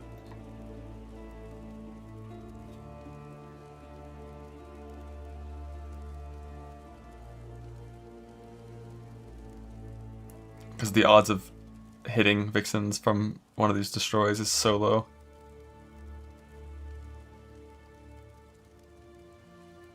I mean, Loctaniel, if it's just like charge on kill, like try charge on kill is pretty good.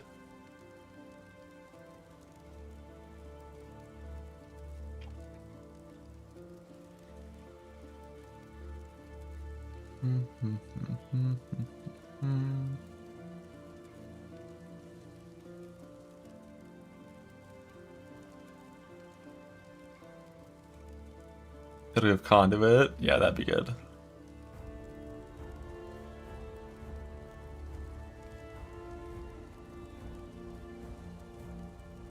I mean, I don't even know how Asenats would work, because these gloves only work because of multiple lines. It's not just one line. So like, if it were to take this line only, it would do nothing. So it'd have to take multiple. More likely, it would just take 10 chains on hit.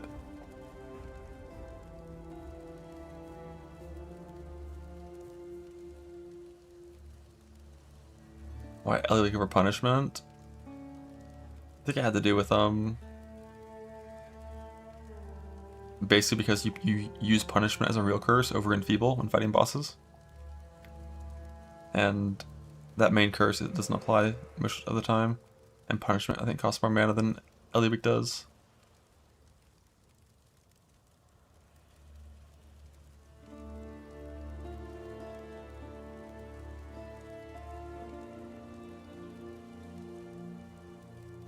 Supported by faster casting. Wait, no. We cast our helmet, not our gloves. I mean, so far it's like Loctaniel's for charge on kill. free rampage.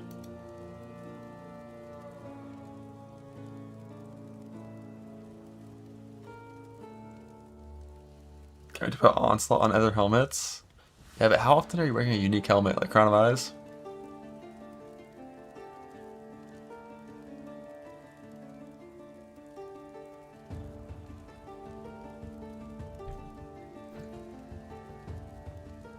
Either of these could be technically kind of useful, but you'd have to be degenning, right? You got like Rum Blood Edge or something.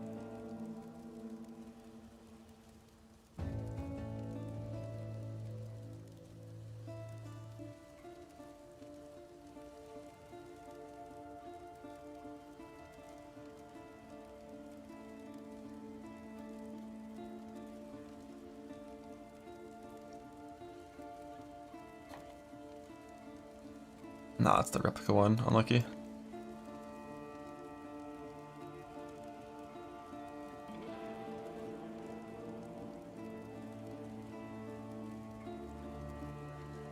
I wonder if you can just take Overleech. This is a boss drop, right? It's like a scent thing. That would be strong if you could take that as a single mod.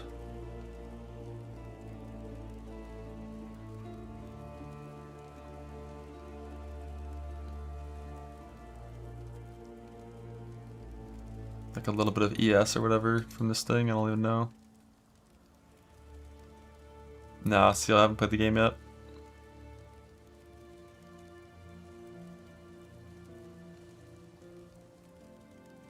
Attacks it on full life for your shield charge, maybe? All again?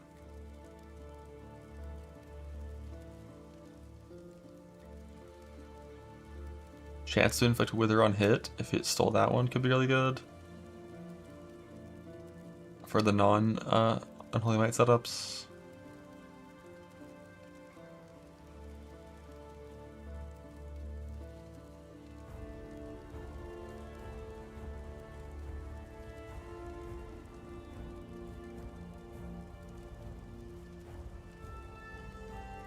Eat a soul.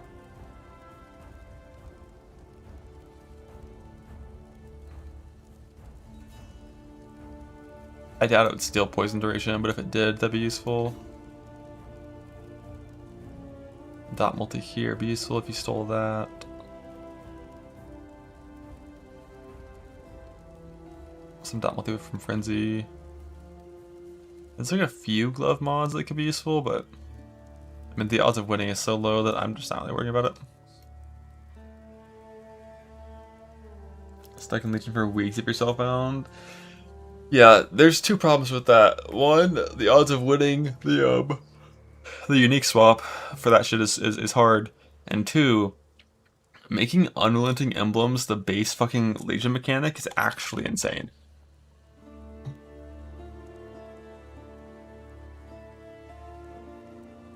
So like they all do 50% increased damage, which was already the default for like how it worked. But like a 5-way, you're reviving monsters 10, 15 times in a 5-way.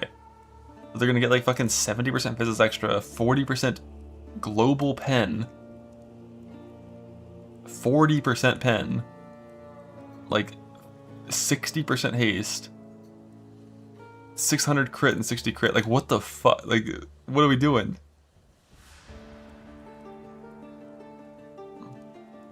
Just stop killing them. It's like, yeah, I guess you're gonna kill the boss 4 times and then just AFK for 3 minutes in hardcore until your character is like 10 mirrors. Like this shit's crazy.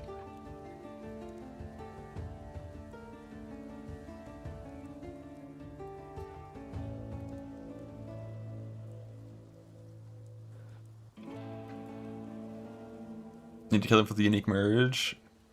Yeah, you have to kill things to make to like fill up the progress bar of the unique merge. OCI run 4 ways, don't include the pen, yeah.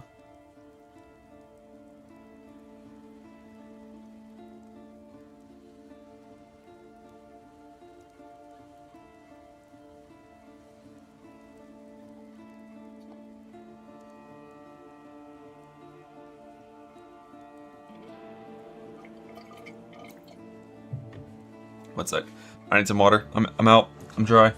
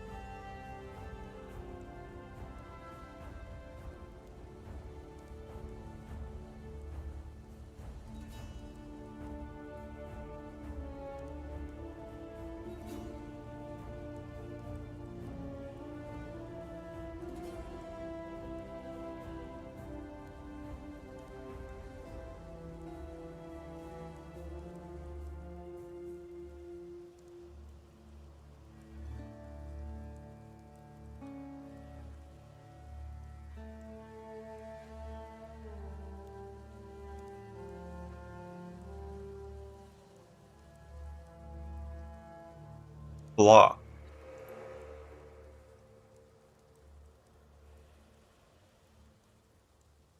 Give Lifestack Winter type brand a try if I were not this cheap enough with the nerfs. So I feel like they're also gonna make it T0 just for fun.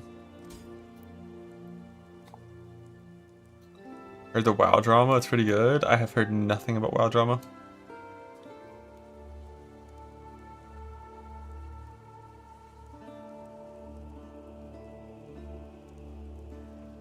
Drama?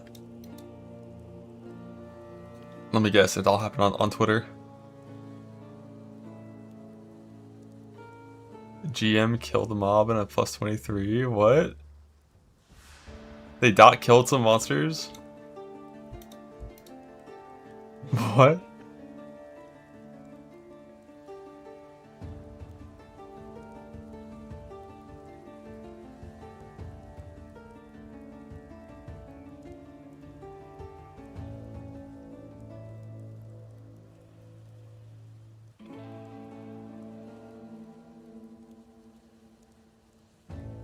Important.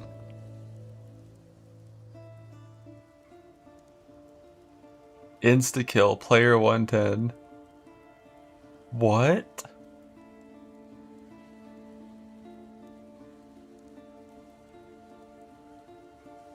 What? That's crazy.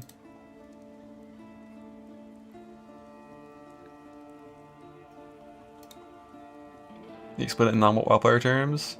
So yeah, game masters are basically admin accounts in World of Warcraft. You know, that are just cheater accounts that can do anything. And someone apparently used one to dot kill a monster in a fucking dungeon. Allegedly. To help out some group that he was already fucking in the Twitch chat of. Yeah, like imagine you're sitting there clearing your Valdo's map for a Mage Blood, and you have 2 seconds left on the timer, and like you can't find the last monster, and like fucking Mark logs in and dot kills it for you, so you get your Mage Blood.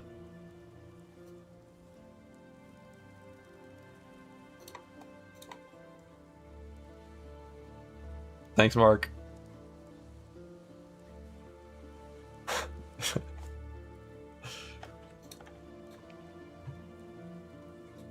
There are timers in Valdo maps? Some, yeah. There's some that turn lethal after a certain amount of time.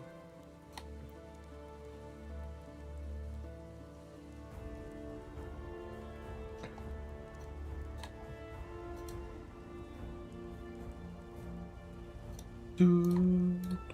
Alright, what skill is actually playable as a League Starter that got buffed? Name one. You just start Cold Dot? You can. Winter Orb? You really think Winter Orb is going to be playable as a League Starter?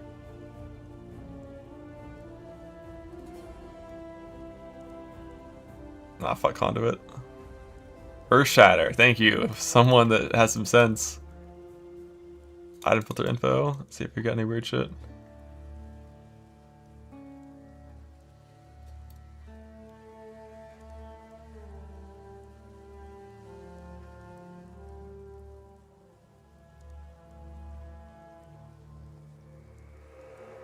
%25 play rate in softcore for Winter Orb. I could see it.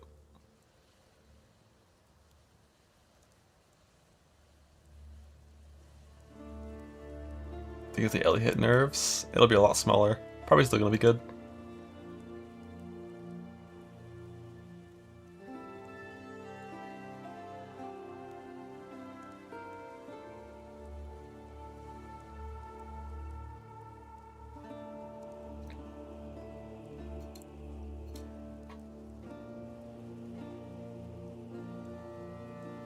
Incubators and talismans.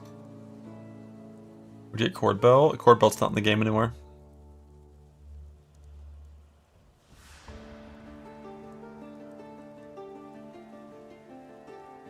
Rest in peace, Cord Belt. Did you even create all these features on the store before work rates pop it? Typically you don't cap out before one of your work rates pops it. Which is the goal. Like, if you're ever capping out your spikes and deleting them, that means you need more work rate CDR to proc them reliably. Where they say they removed it, in the Q&A they confirmed that it was removed. It's not removed from the game, so it's still in item filters.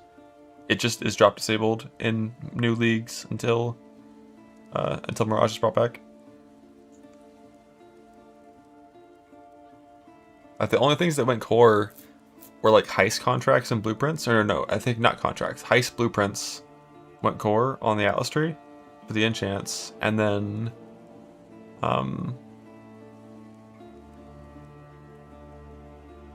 volatile Valorbs are in Sanctum, and then Harvest Rancor juice is in Atlas anomalies that spawn Harvest content.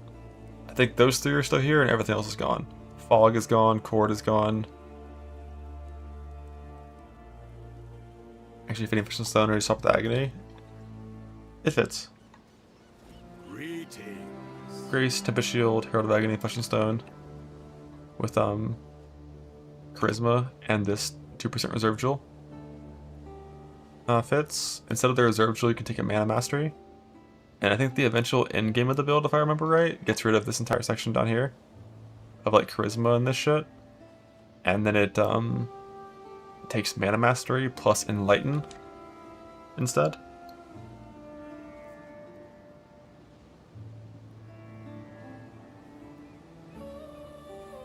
I think it was Enlighten 3.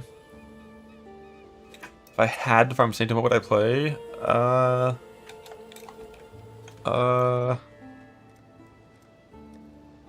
Do people play like fucking Shockwave Totem now or something?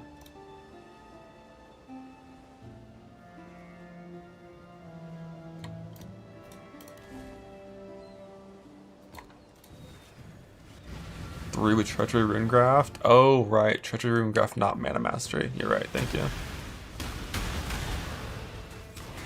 I wonder if multiple approach cannibals kill this character. 24,000 evasion? Surely not.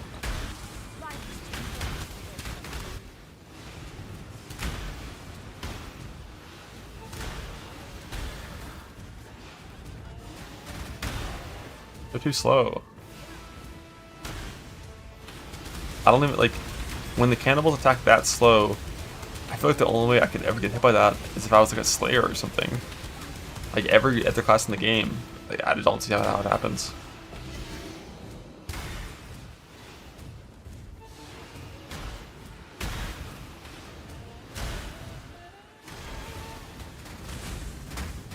Easy.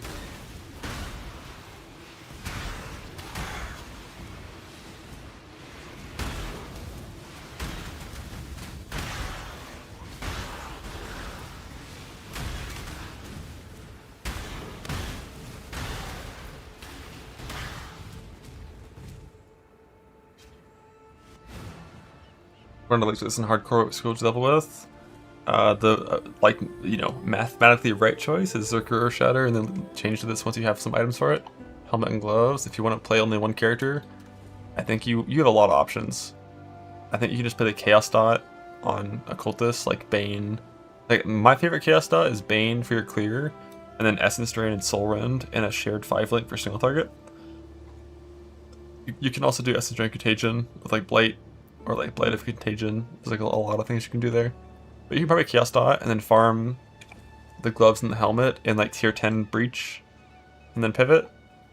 Or you can go like Hold.le, Fizz.le, probably Winter Orb LE, fucking SRS Necro if you want. It's like a lot of random little things you can do. Because you only have to get to tier 10 maps and farm Breach for the helmet and the gloves. Yeah, you could go Peaconk as well, technically.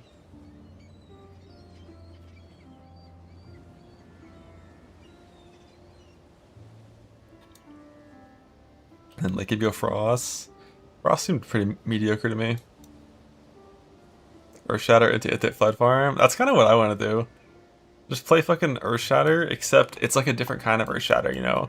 It's Zerker Earth Shatter, where you click every single attack speed node on the tree, and just speed farm fucking Scour Maps for Betrayal for a day. That'd be sick. And then you get a Mage Blood. And then what do you play? Wait, shit. What's part 2? For a day or a week? If it's unnerfed, it's like 1,000 maps, right? 1,000 maps. Should be able to do 45-second maps pretty easily, faster, in all honesty. 45,000 seconds. 750 minutes. 12 hours. If it's only 1,000 maps.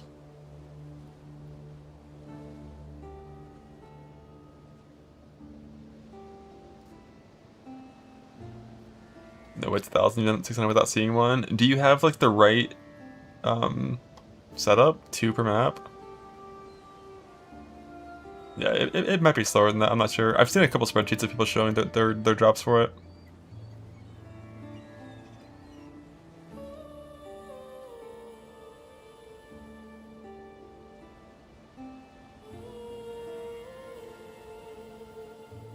What if it's out in the nerf? It could be.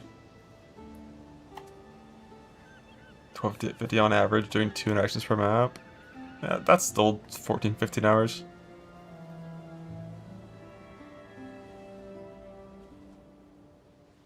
And you have to remember, I'm gonna gamble and go from 1 to 4 instantly. And then I only have to farm 4 more. Actually, wait, after my cube experience in TLI over the last 4 days, maybe I shouldn't gamble.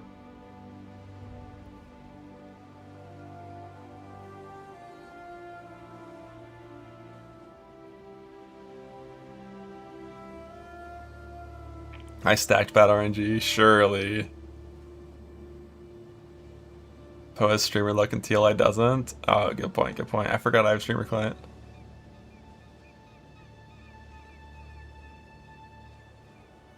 I hope that's not nerfed.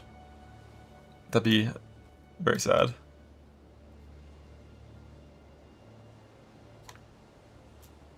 Think I'm glad I send nerfs? Eh. Cringe ascendancy, fuck it.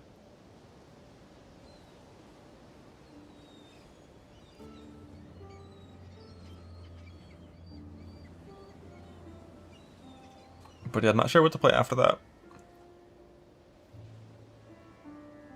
Int Stacker, Energy Blade, Trickster. Cause like eventually I do want to play a Merc build, but like, am I farming a Mage Blood to play a Merc build?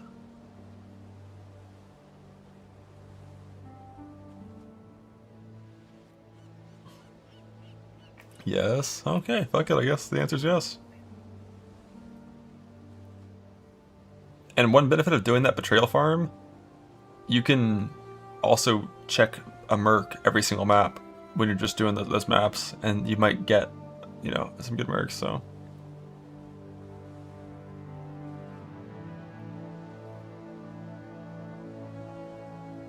Could be an angle. What's the betrayal farm?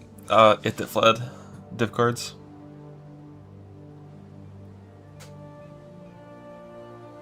Can you bank a merc for not luminary? You can always bank mercs on everyone, yeah.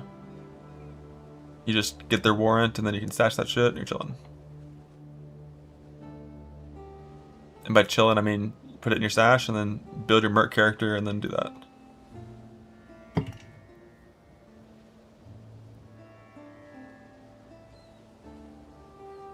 Still just lurking. It just depends on what I want to do.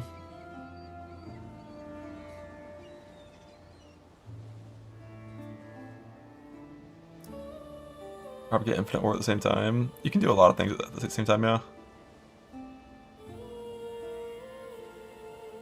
Items reroll when you warrant them. I don't think so, but they might.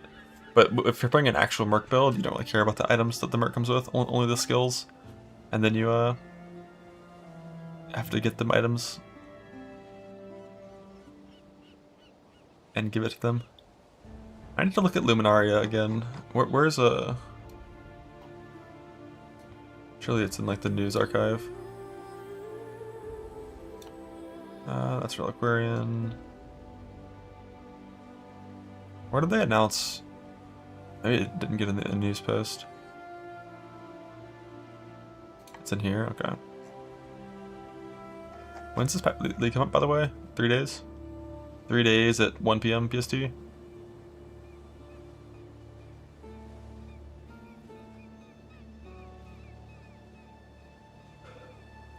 So I think the only way Loyal Bodyguard even fucking helps you defensively is if you're like CI. Because if you're doing like a life stack flame link thing, mercs have no HP. They have like 5k HP and 80% damage reduction. So like, if you're doing life stack flame link stuff, this shit is not never gonna help you defensively.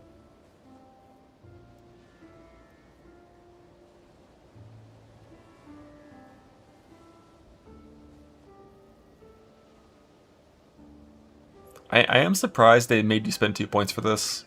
I kind of thought it would be one of those things that's free, like Blood Mage.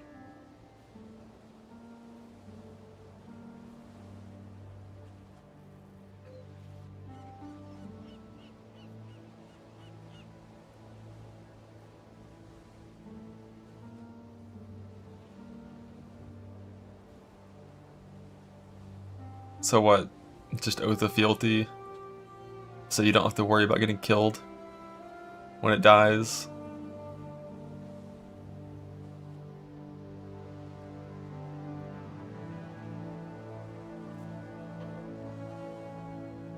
Legendary arms and 2 extra things. Your other minions kill you? What other minions?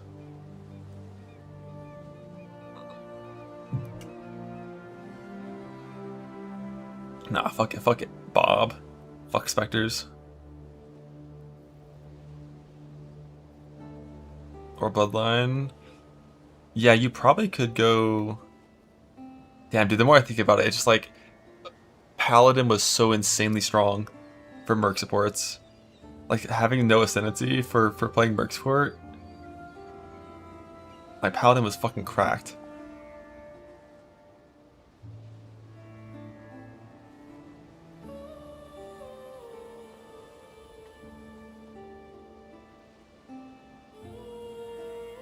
Shaper of Winter work with dots.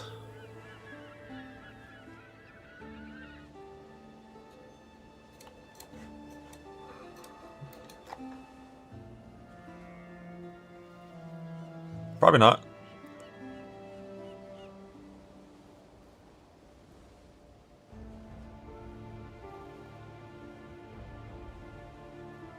Was Paladin 50% damage though? I mainly just mean for like defense. What? Fuck you, Jung. What?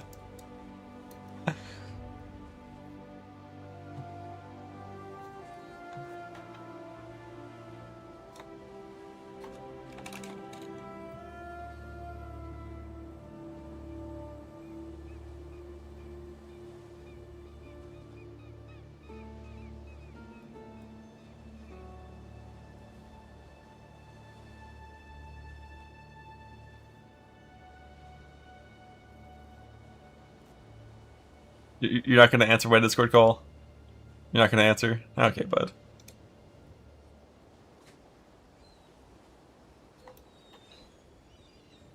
I'm gonna bully and hang up? What?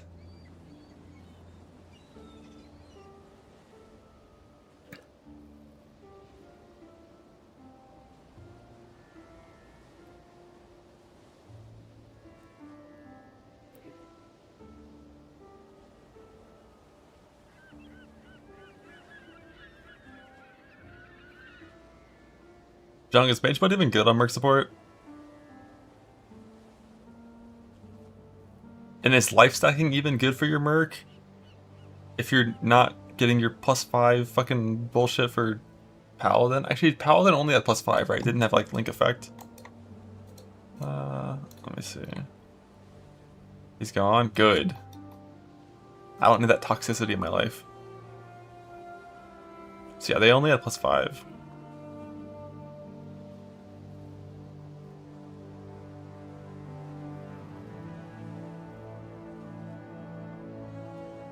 +5, and the flasks apply to them. And like auras and shit. And all the Warcry power stuff. God, it was so sick. Paladin was so strong.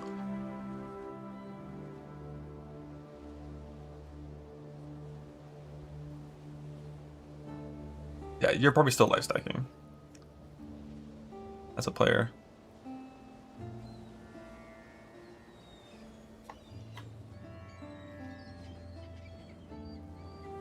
Life stacking BM? I don't know if you go BM.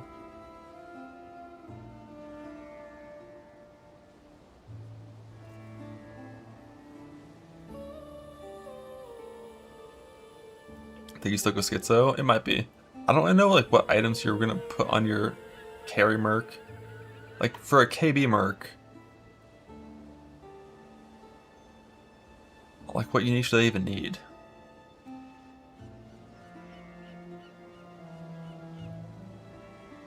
Headhunter. Rings, yeah. Like rings and amulets are probably the most likely to be used, right? The amulet for like the res stacking thing, which will be so much easier now that all sockets are white, and then enmity.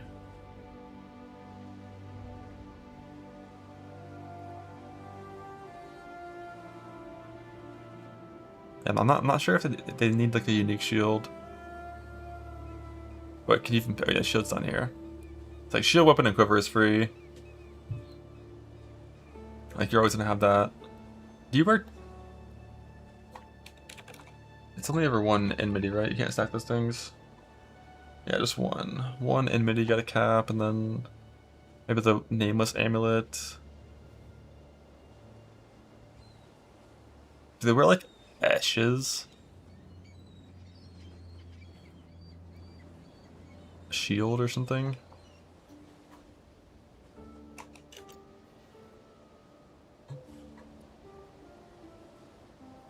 Ash the nerf mark damage too. Yeah, I mean that's one of the reasons why I am not gonna try to fucking psycho league start one.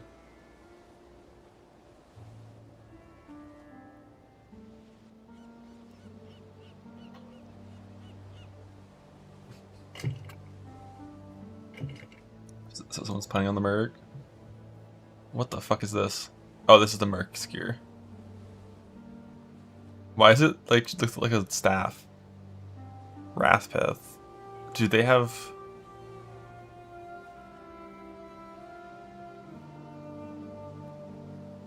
I guess they have Arcane Might on their skill.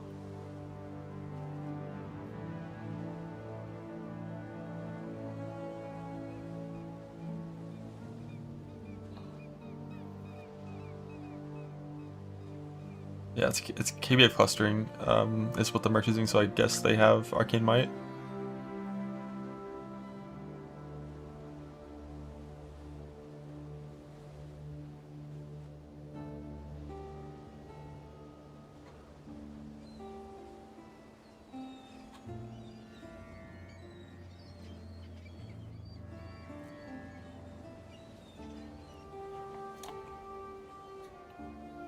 Life Stacker, Defiance of Destiny. What is this shit?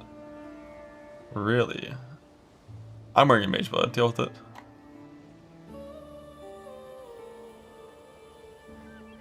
What is this ethical fucking POB? That's not even mirrored? Is the mage version? Good, good, good, good.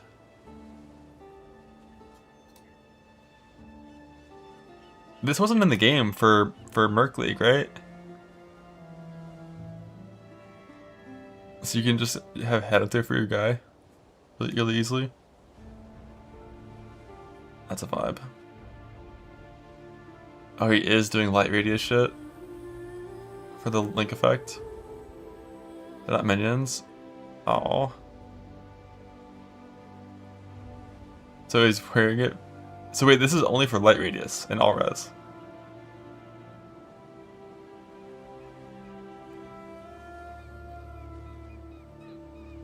Three voices in a door, and don't worry about that.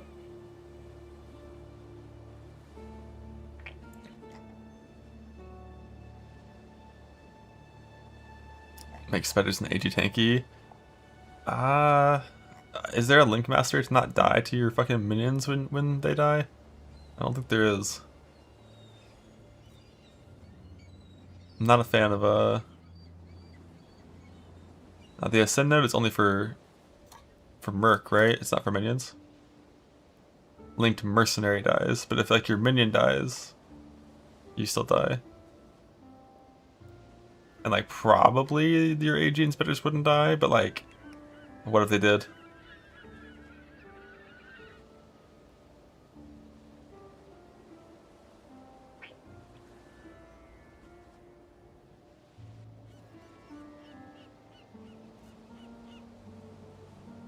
Like your AG probably wouldn't die. Those guys can get super fucking tanky. But specters would die.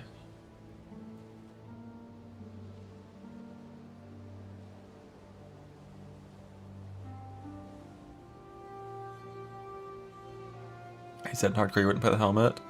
Yeah, I mean, I don't. The ideal version of Link build for me definitely includes like not playing a bunch of random fucking minions. Like ideally it's just you and the homie, you know? Three's a crowd.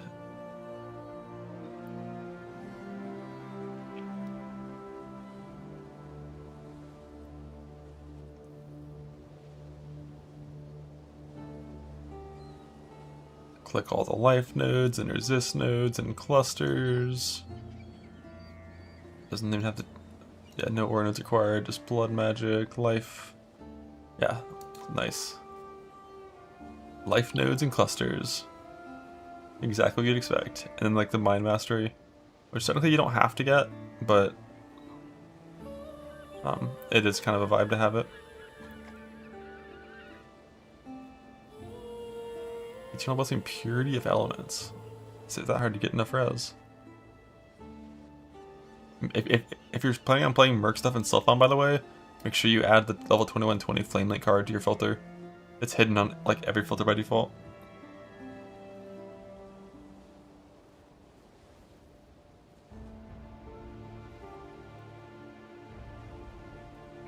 The third switch from the wheels of vibe too, yeah.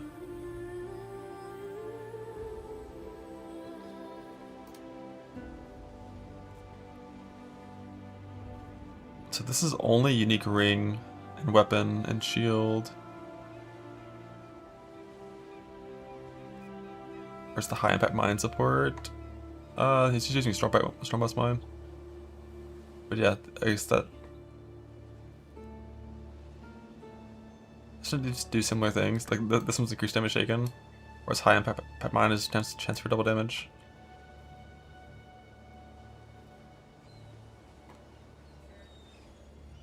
Yeah, it's pretty hard to get 84 cluster bases. Like last league it was fine because you just got any 84 cluster and you could just fog it to the type you needed. But getting 84 cluster bases is pretty hard now.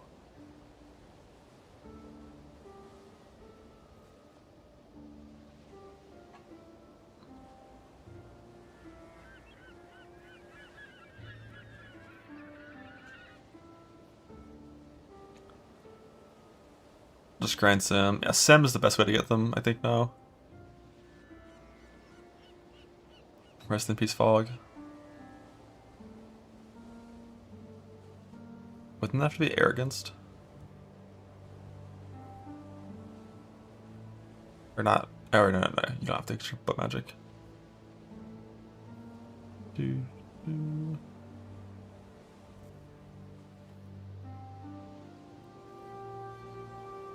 They're doing Exile's Daily Farm. Yeah, that makes sense. Because like the new Exile Scarab adds like 7 to the map or something. But still, it's nothing compared to fucking T17s when you just dropped 50 level 84 large clusters.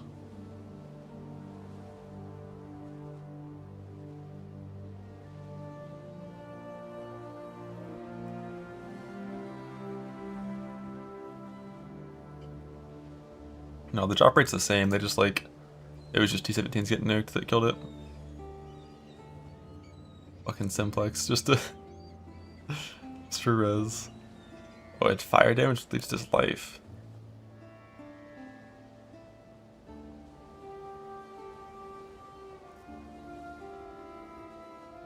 Yeah, the tree gives 2% chance for clusters from uniques. And then also like any delirious monster can drop clusters. Simplex by the blueprint. Things are still there. Triple positive. Don't worry about it.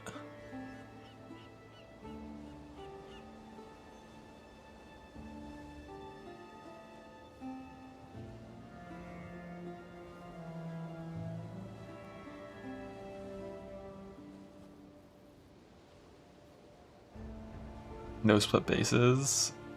Yeah, you only need 1 Simplex anyways, it's fine.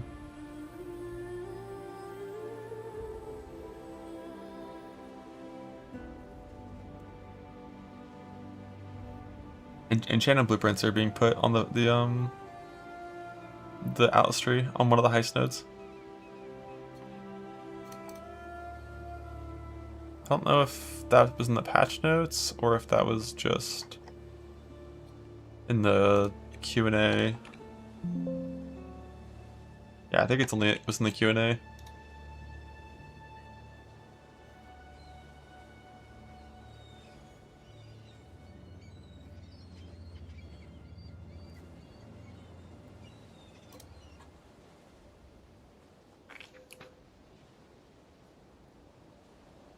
What does replica fucking Twizel do?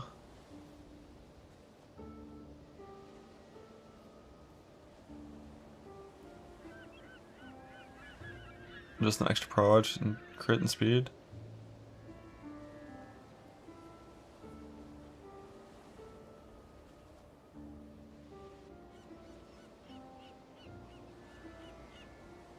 Neat. We're not starting slams. Oh. Oh. You're mistaken.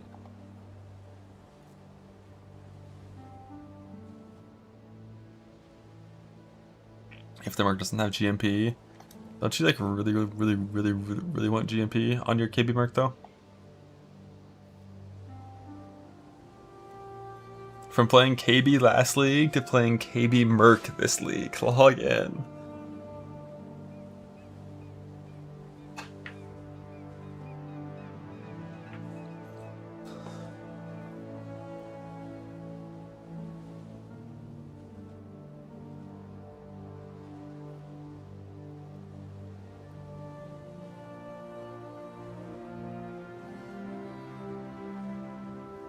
Playing armor stacking your Merc until today's Valdo patch note. Yeah, no Valdo, Merc cheese allowed.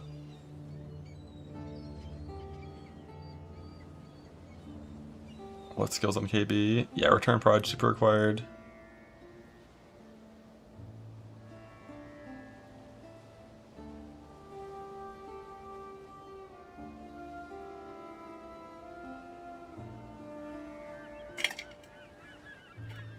Had to make a relic with Dawnbreaker do damage. It could be that, like, Black Cane stuff. But here's the thing, instead of being an actual Merc support, we also could just plan to be fucking Merc Aura stuff as well.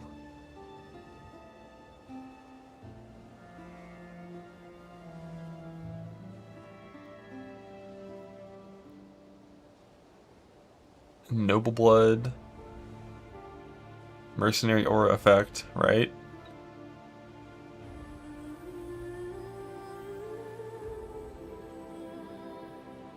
Unique Amulets. What else do they need for helping you? Nodriani, so useless? Definitely not useless.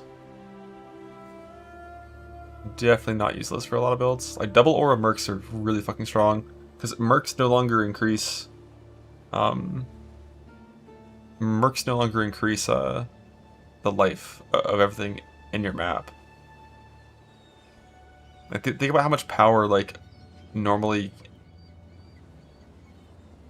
comes from an ascendancy. A double aura merc with 50% effect probably already gives more offensive power than any ascend.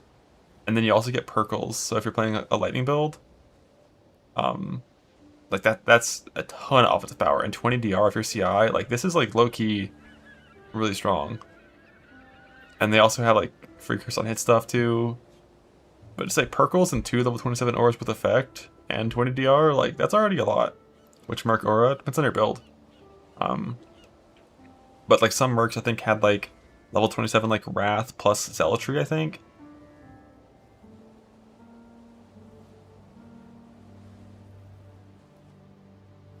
Actually, Taunt actually applies DR2. Oh, well, Taunt doesn't work.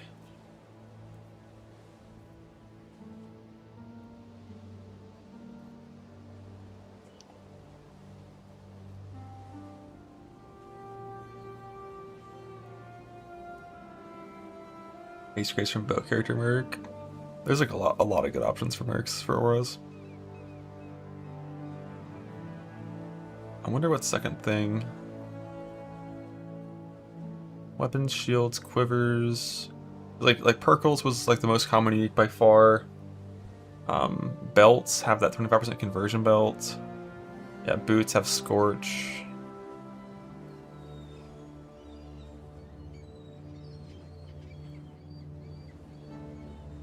Kingmaker, that's T0, kind of rare. Is there just like a bunch of information in here? Oh, this is the mercs themselves. Yeah, big ol' Wrath and Purity. There weren't that many that had 2 good double auras.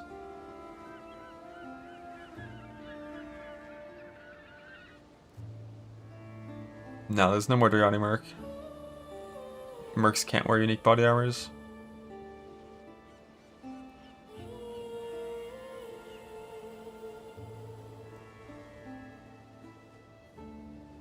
Celatry Envy, the best combo.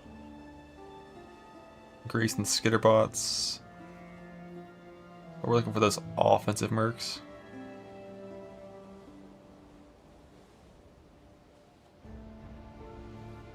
Where are the Pride ones? Oh right, the Pride ones are all fucking super dangerous. Pride Insight, I think this is the one that we always used. Gives you Frenzies and Pride.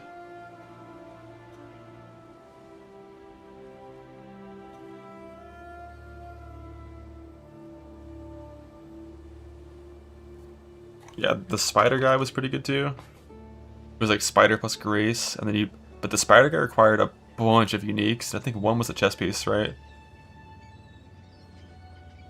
So you can't use that.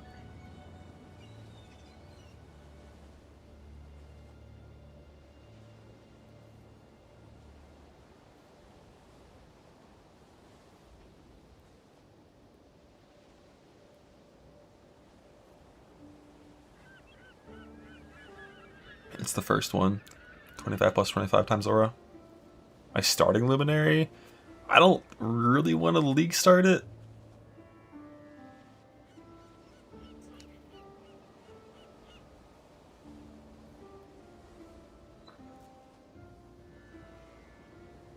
Is there... Let's see if there's a really good one for... Like, is it like Zealotry Hatred or some shit? I don't think there is.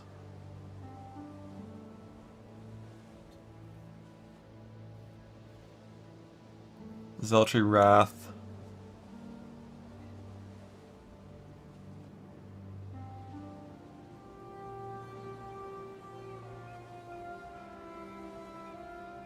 Yeah, there's a few Zealotry Rats, but they come with all these super annoying minions, right? Zealotry Skitterbots. Zealotry Skitter is pretty decent. And this one, and he also curses too, which is neat. But it's the wrong curse if you're playing a Winter Orb.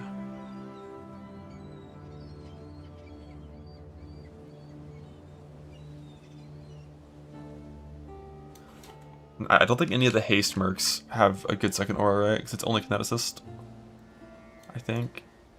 Oh, there's haste grace, right? And their grace is level 27. It's super fucking crazy how much evasion you get from this.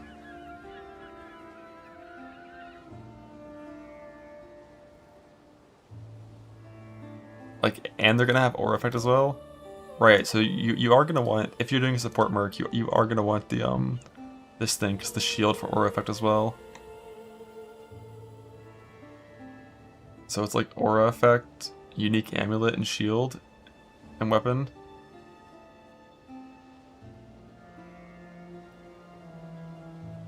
The rallying cry merc part really strong? I think it might have been. I'm not sure. Are they gonna be tanky though? Well, considering you're only giving them like a couple of uniques, you're pathing through merc increased life, and then you're gonna have like 5 slots of pure defense. I think it's gonna be fine.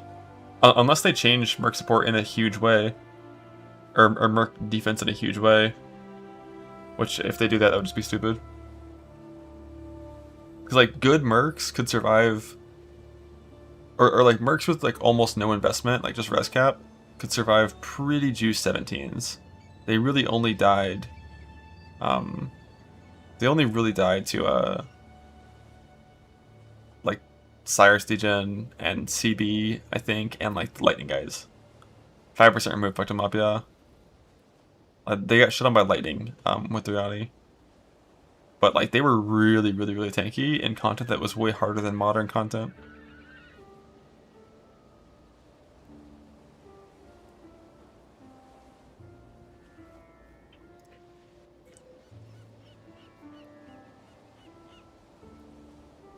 Yeah, we'll see about that. It just depends what like the balance change they tried to do.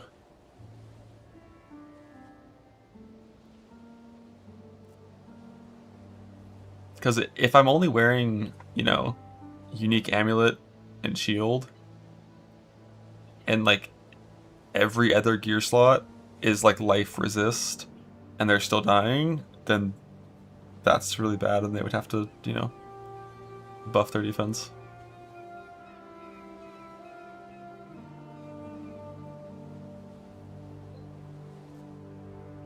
But yeah, the sniper has to use a bow, so you can't use the aura effect thing on there. Are any of the Wrath ones good? Wrath Precision has to use a bow. Wrath Zealotry. It has all those cringe fucking minions. Wrath and Nothing. Wrath Purity.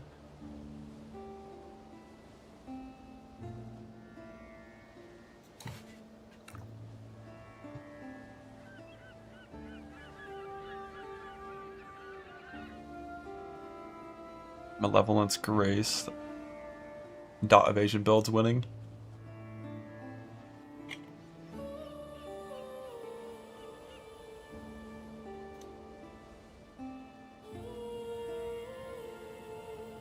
So there's 2 different Malevolence Grace ones. Oh, this guy also had fucking action speed as an option. Could you get all 3 of these? There's no way, right? Not the best uptime, anyways.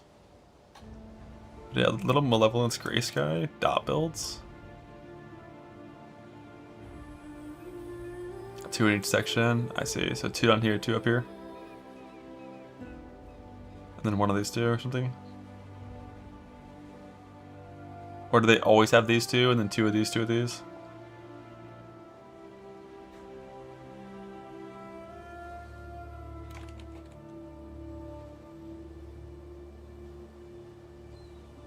But like, even though the auras are really good, dot builds don't get as much from the supports of the mercs.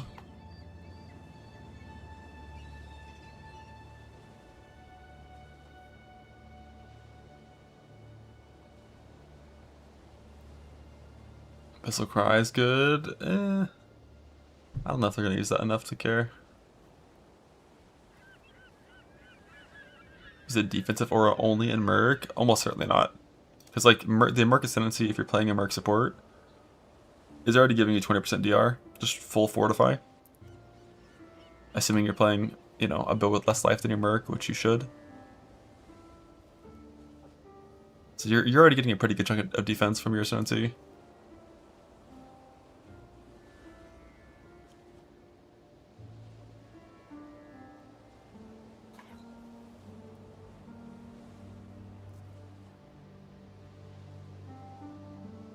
Rallying Cry, Pride, Insight Merc. The old Swiftblade. I had this one.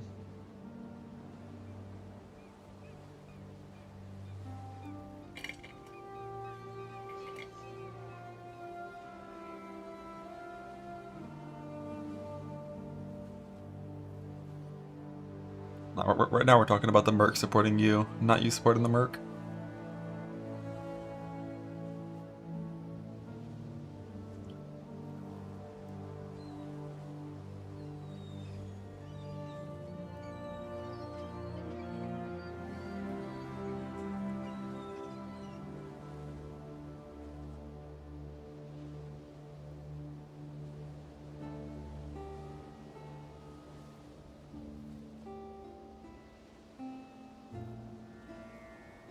Yeah, there's Grace Hatred Mercs for like 1 defense, 1 offense.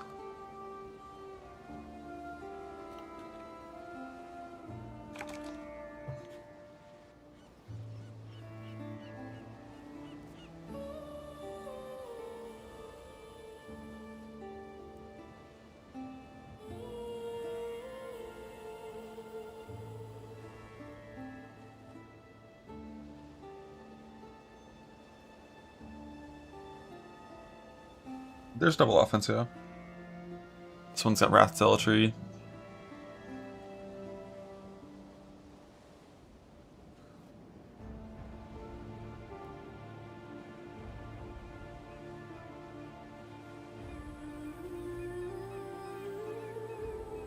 How much the Nation League is working? Oh, I think I have things off for that right now. Alerts. Last league start, never turned it back on. Let me check.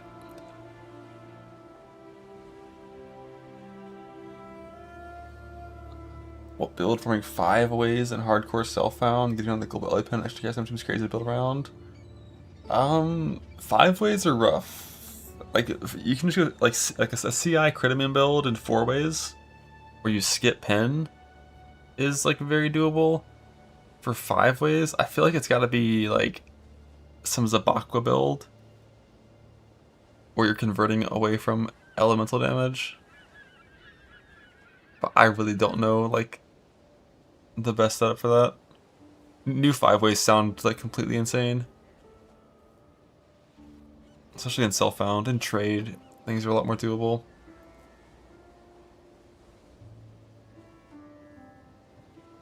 Yeah, damage shifting is good. Like Zabakwa's good because it gives you max chaos for solving both the physical's chaos and the pen, which is like the 2 biggest problems.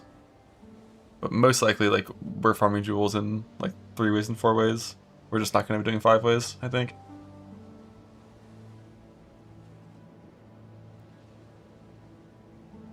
Not for a long time in hardcore self-found.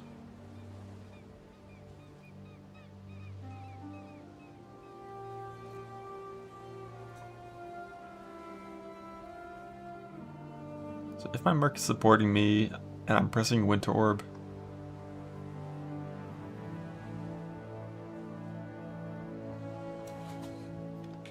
you don't get too much value. I wish there were like... Yeah, you can do Grace Haste, but like Haste is just like mediocre.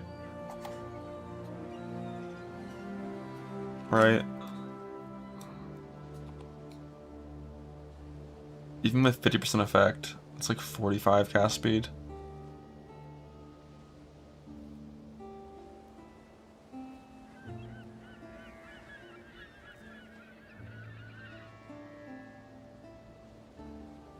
case he's on a sniper's mark.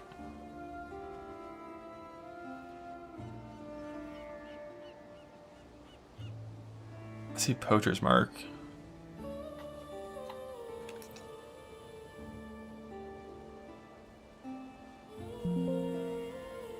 That's poacher's, I think.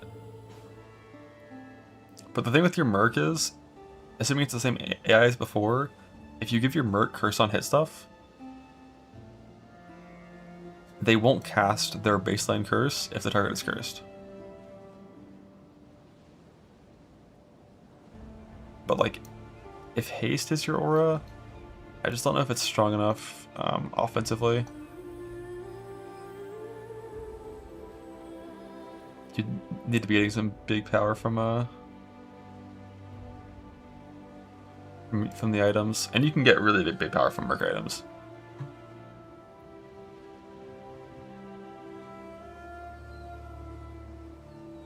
Rallying Cry with Orca City Axe still a thing? It might be. But then what are you doing damage with?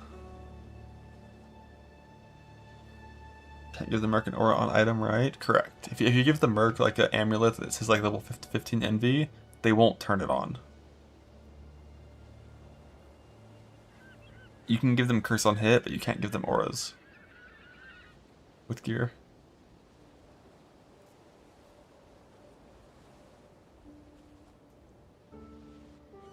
It sucks that like by far the best aura setup for merc is Wrath Zealotry, but then it just comes from the fucking minion merc. Like, get away from me, dude. If you give this guy, like, is there... Because no, if you give him... No, you can't give him Gruthkulls.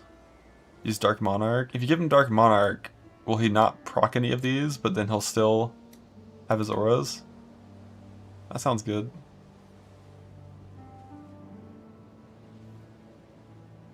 If they have Whispers, their curse mark will not override yours. Correct.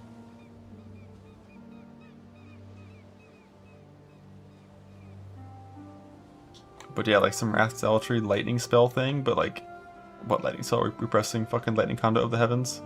Why? Like the only spell that got buffed by enough to think about is Winter Orb, I think, and Fizz spells. So that would be one of the things to play on a Pride Merc. But like, the only Fizz spell that I want to play is BB of Unloading, and that's like forced on Savo. So.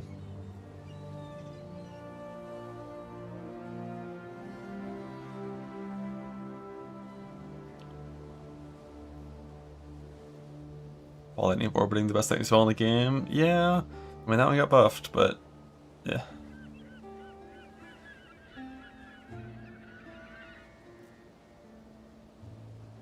If only I could somehow just have my character cheat and have like 200% prod speed.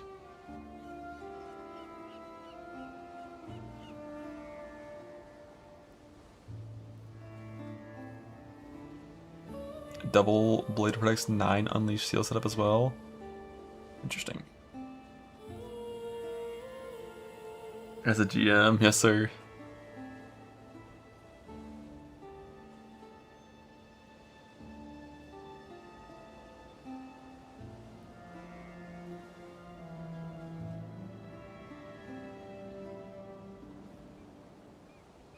Another Slam League? Yeah, for day one maybe.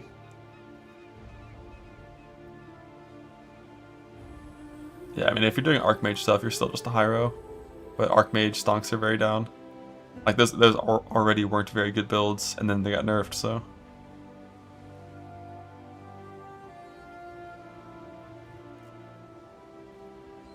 How's the mana cost on Winter Orb?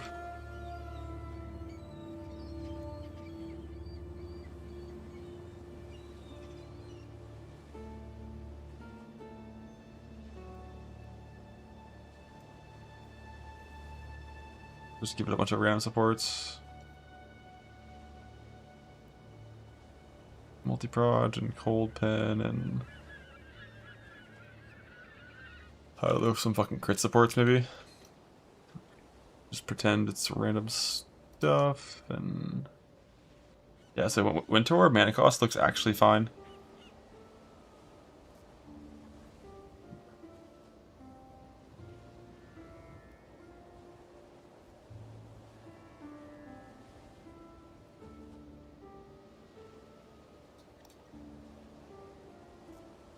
channeling supports. Yeah, there are some of those that are good, that's true. I think mainly just infused.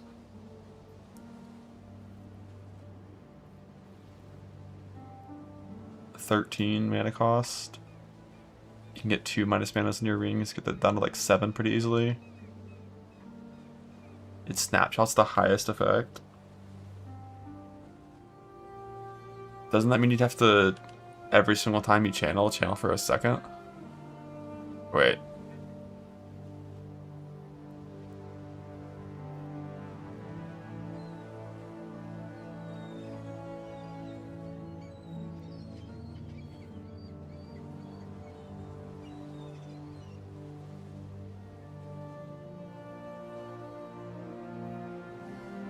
Was he full up at once? It's 16 inch drop completely? Okay.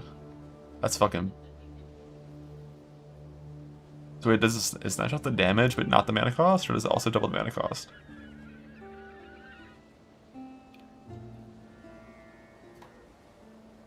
If it also doubles the cost,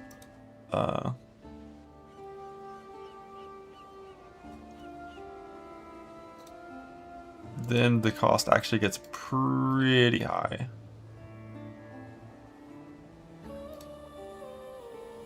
It doesn't do the mana cost. I'm not surprised.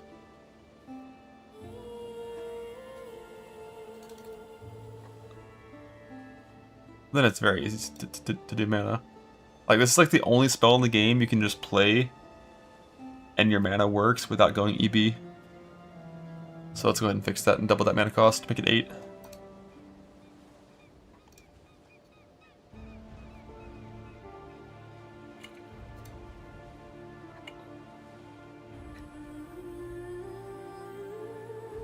But yeah, that's pretty strong.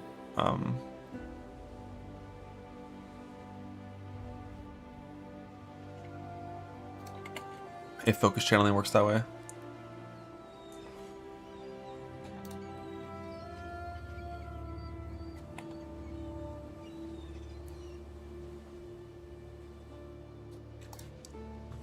%, DR while stationary too. Log in.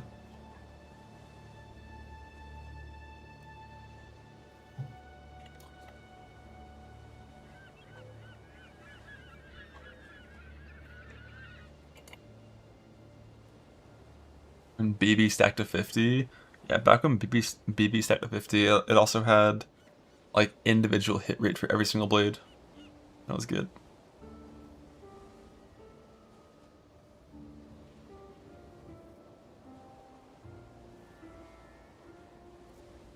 What did I just say it was? Hatred skitterbots?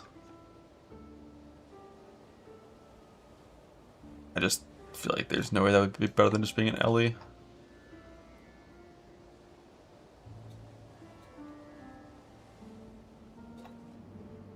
I love how, like, the value you get from scaling. Non-damaging elements with this on like a cold setup with that new thing. It doesn't buff generic cold anymore. Really? Oh shit. I wonder if Mercs... I kind of think the Merc aura probably still would buff generic cold. It's a different spell ID and I doubt it got changed.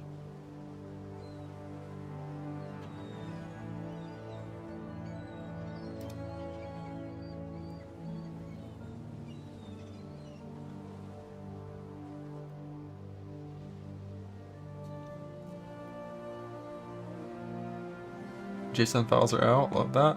That means we'll have updated tools in a little bit. Yeah, the new cold keystone is just like a huge buff to cold builds in particular. Like cold builds that weren't already playing Bone Chill, like huge songs from that.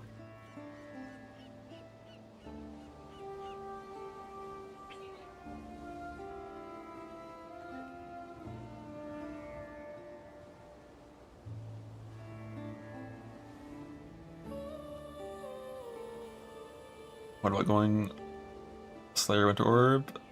Let's not. Let's not.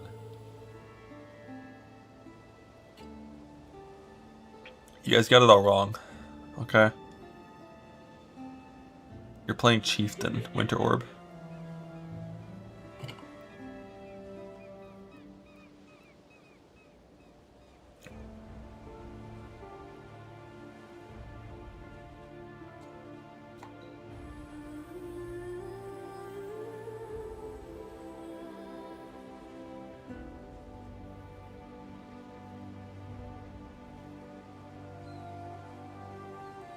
What in here is fire-based?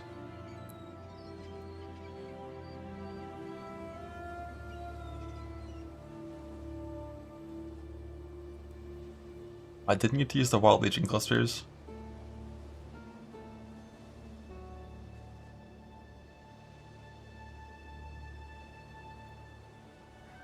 Okay, Lamb out. Connectivity in. We're gonna pretend Wrathmouth wasn't nerfed.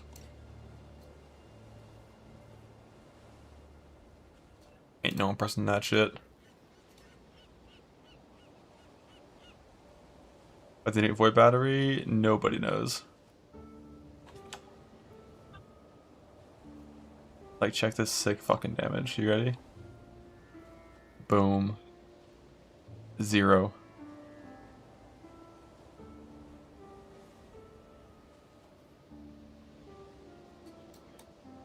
$46,000. Connectivity's lightning. Did I type in connectivity? Wait, shit, wrong one. Like, low-key Chieftain actually has a really good spell scaling, or had really good spell scaling, but only because of Wrathpath. Which, I don't think you could ever play on this kind of setup. Like, 6 base crit from Battle Mage's Cry, Righteous Fire, and one really cool thing about spell clusters are fucking sick if you're degenning and have leech. It's like a tiny bit of ES that's getting turned off repeatedly. You get like these really good like spell ones for spell block if you care about block. The channeling ones are really good for getting Arcane Surge, and then you have basically Feed the Fury for spells. 50 damage, 5 speed. But it just requires you to either have like real overleech or to have just like degen occurring to your ES that you're not out regenning.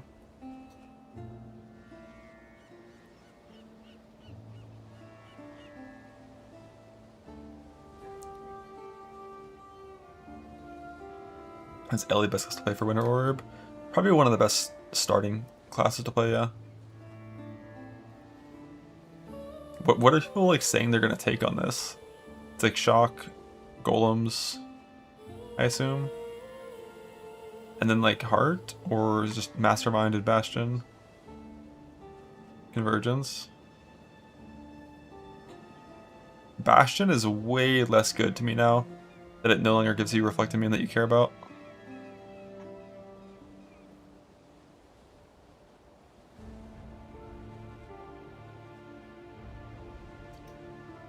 Shaper of Winter over Shock. I think there's a world where you do both.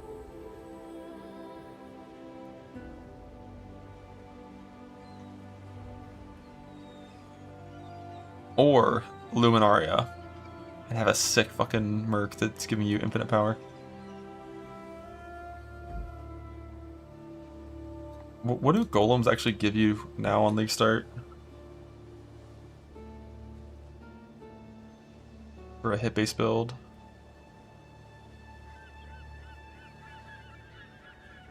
It's like Flame... Is it Ice Golem? Lightning Golem for haste. Stone, I assume still. For defense scaling. And then you're playing Ice Golem for crit. The last one.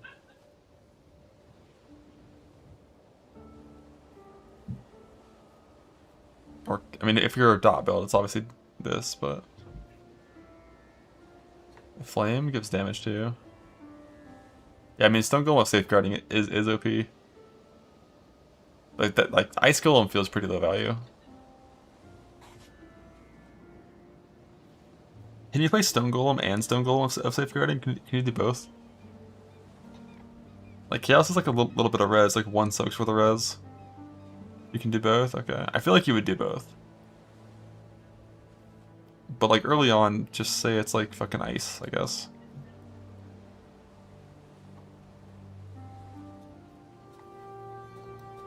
And these are the only golem nodes you take still, right? There's no mastery. So you just have 80% effect of these?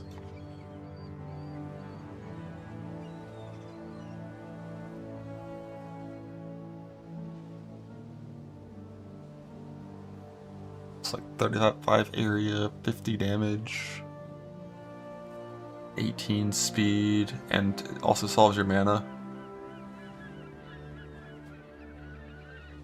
Oh, quality as well. Yeah, I mean, early on you'll have 10 quality on this kind of stuff, not 30, but yeah, eventually 30 for 110.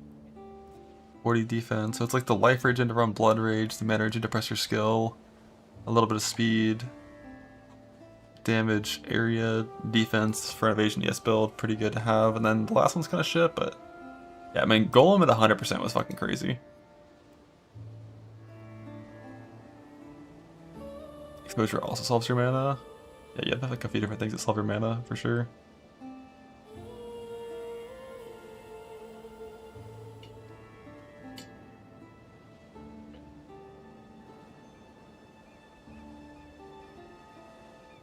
But yeah, then defensively, just click a bunch of evasion ES and hope it works out. What's the Voracious Flame Ignite angle? I have no fucking clue, man. That thing has downsides for days.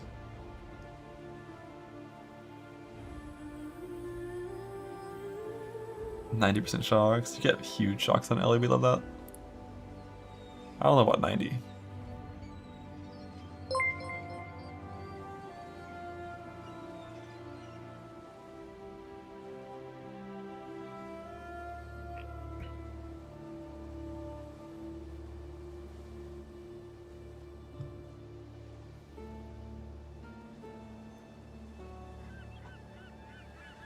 Yeah, like 50 is pretty easy, right? It's like bootcraft, netcraft, and 30% more from somewhere else.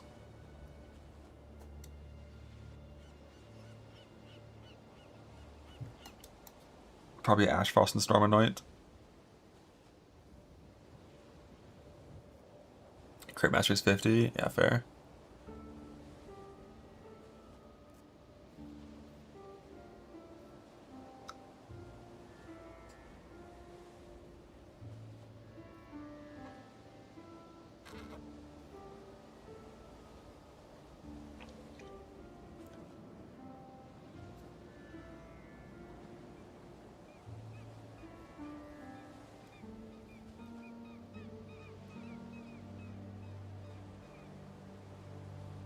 Oh, just looking at Golem stuff.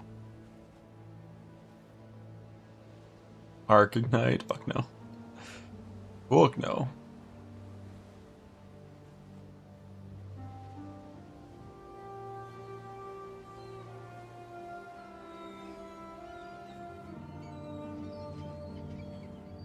They're all right into the fire letting cold clusters up top. That's where I assumed they would be. It's just like right up here.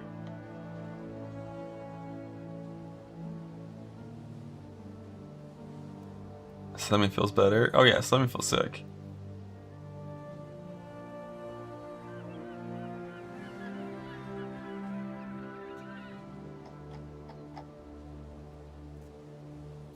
But what if we were Assassin instead?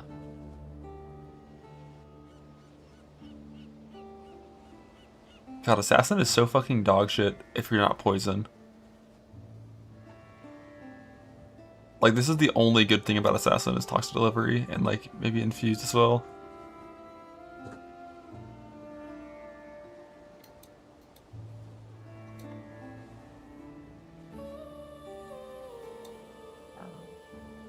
Unstable infusion drones it. Yeah, unstable is so mediocre.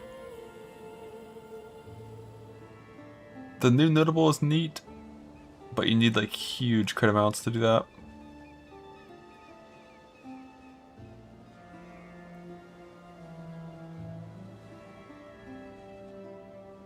How is KB Necro compared to Winter Orb this season? I'm fairly confident KB Necro is still going to be like one of the best juicing builds in the game for doing in-game content. Like the nerfs that KB got this league are like irrelevant. Like basically, you're not going to notice them once you're in-game chaos with the amulet. It's like 10% less damage, and you're still just going to blow up the entire screen in every direction. It's still like the best skill in the game to skill with Headhunter.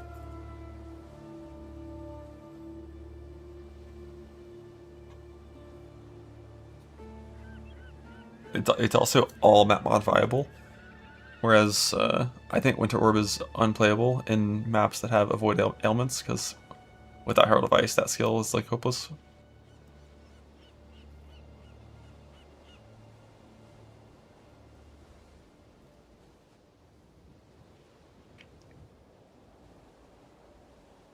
And being all mod viable is nice when it's like a kind of 8 moddy meta.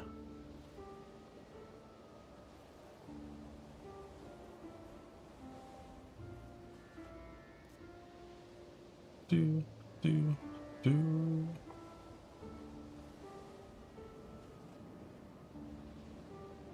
Is Necro better than Hyro? I think Necro's better than Hyro, yeah. It's got a little better defense options with like better block scaling and stuff, tons of speed. Mainly just tons of speed is nice, and Necro has no visual clarity. I don't think any KB build has good visual clarity. If you can see things while playing KB, something's wrong with your build.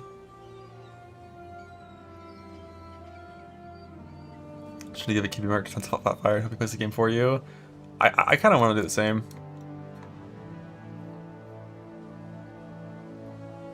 It could be fun.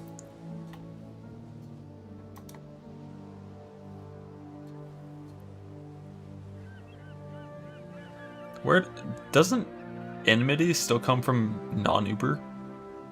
It's like 10% drop non-Uber.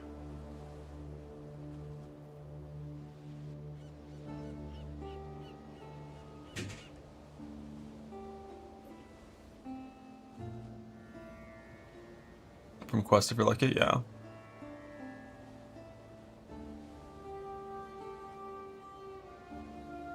Press flame link, throw Stormboss mines, pick up loot. Yes sir, with my mage blood.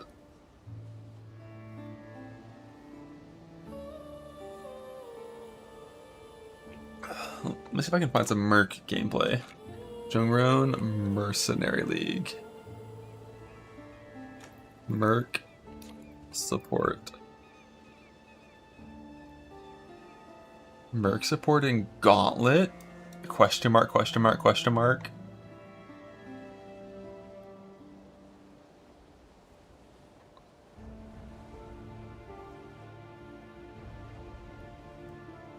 Let's see it. Let's hear it too. Yeah, I mean, it's like Paladin was like way stronger than Luminary, but back then Mercs made everything in the game have more HP. So like, you know. Rid yourself of your delusions. Yeah, I don't want to I feel like that just like feels like like almost like lag bug when I do that. Yeah.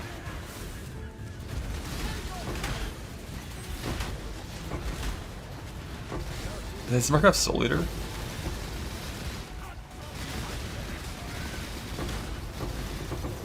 Oh shit. My defense is gonna be fucked in here, eh? Yeah, Power Ghost one was cracked back Oh, that's then. way worse than I thought. I forgot like how much sure. fucking map effect scaling I have right now. Soul Thirst. Soul Thirst from the Merc, and then Paladin of course gave them flasks. For free. But it's a legitimate Old cheap Hordes take speed you map, back. you know? If I'm dying here, I think I have other problems. Well, why was he farming hordes in a T3 map on like day one? What the fuck is happening here? In high tier content. I thought I noticed that earlier or felt that earlier, but I wasn't sure if that was actually true. Let's do this.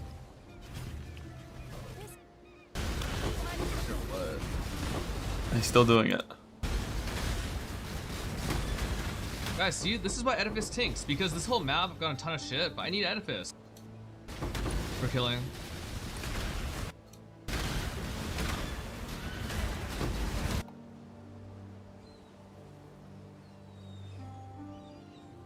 See if I can find a video of it later.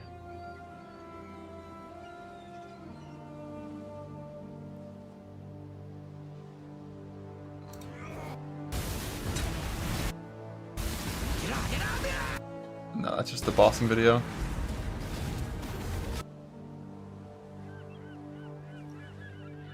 A lot of Merc management in Gauntlet, yeah. Check Ruse Merc video.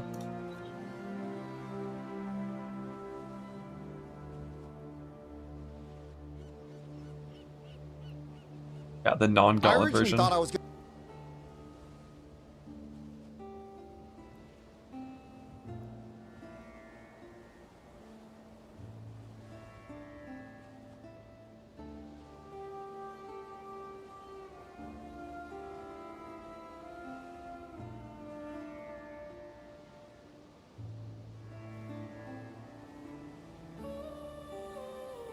They did do an ultimatum.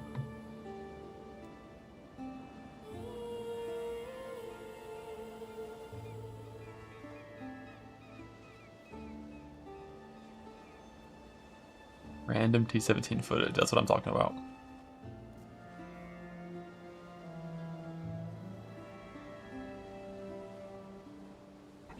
Like, no one did like AG inspector bullshit back in Merc League, right? Like, let's just not even talk about that stuff this time around. Who needs it?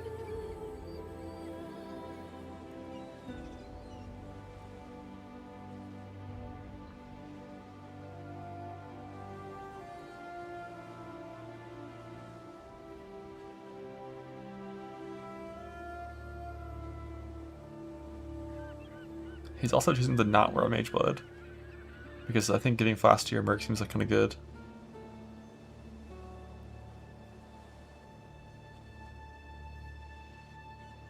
ZDPS. ZDPS.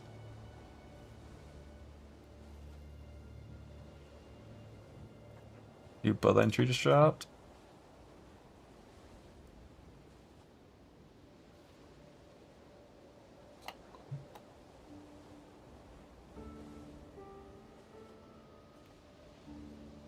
Abyssal and this one. Let's see it.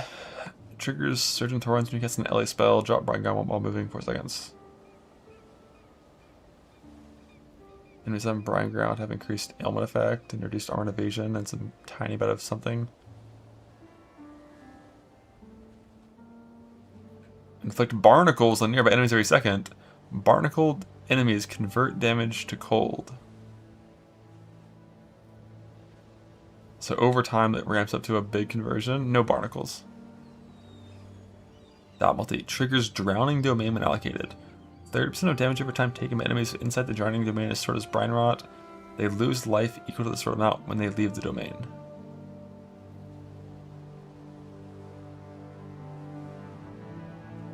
Next.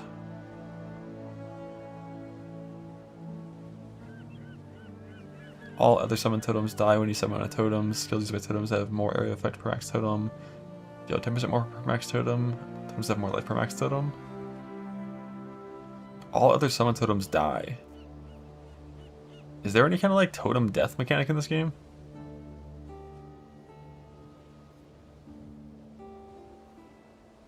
Yeah, it's like for Stormwatch for Propulsion very good. Because them dying makes them blow up. Searing Bond ones.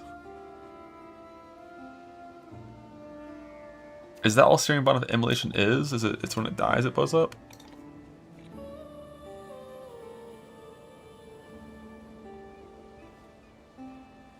Of Detonation.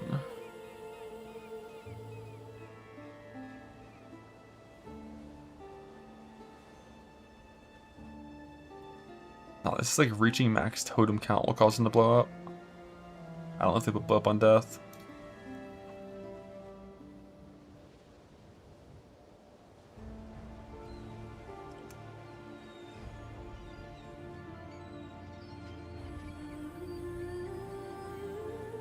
Unholy Might also makes the target's damage penetrate 10 Chaos Res and 20% extra Wither effect.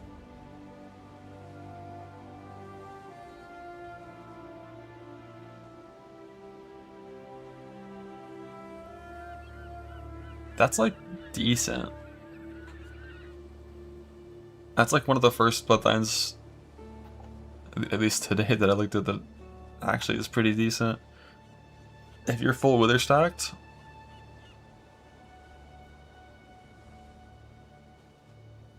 but you have to have 3 Ghastly Eyes to activate it. Okay, that's why it's bad. Whenever you're looking at Bloodlines, it's like, what's the catch? You know, like, why is this actually just dog shit? And that's that one. Yeah, 10 Chaos Pen and 20 Wither effect is a pretty decent amount of power for 2 ascendancy points. Like, Chaos Pen is not a common stat.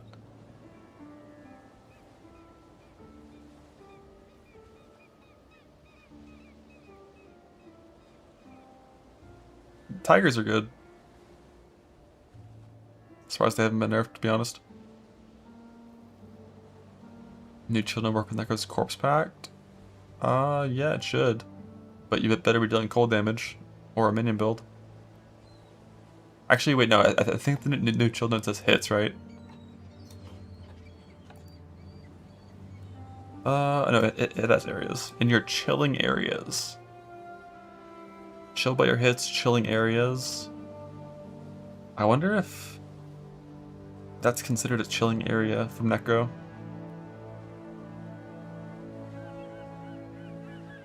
I feel like it's not. I feel like it only means like cold snap, vortex, creeping frost, kind of stuff.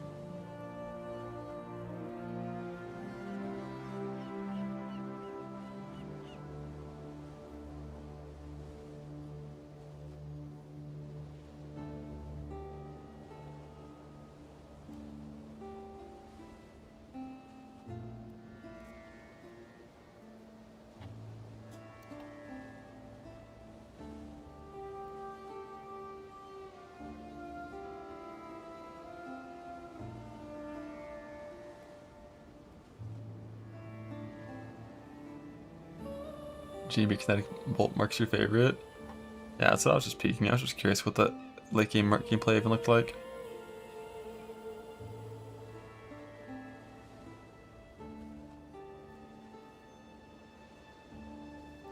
Have fun playing K-Buck last league? I did, yeah.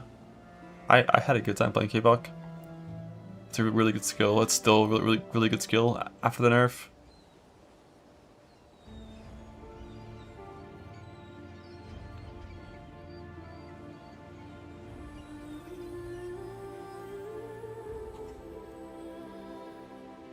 Your PC didn't have a good time? Yeah, the biggest problem with K-Block was the bitrate. It just made this stream look like absolute fucking dog shit. Like Play-Doh. Where's Merc Barrage here? I mean, it took thousands of maps to get the right KB Merc right.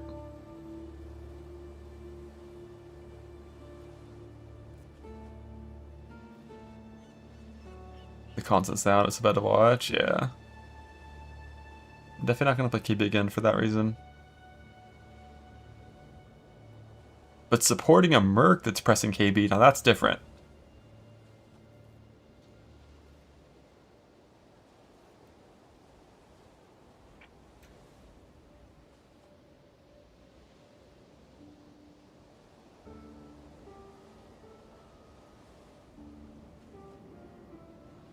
Or wait, no, he is very mage mode it in this in-game setup.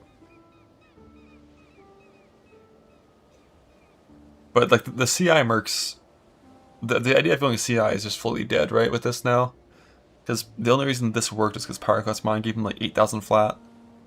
And now it's like Flame Link is the only way to give them big damn, I think.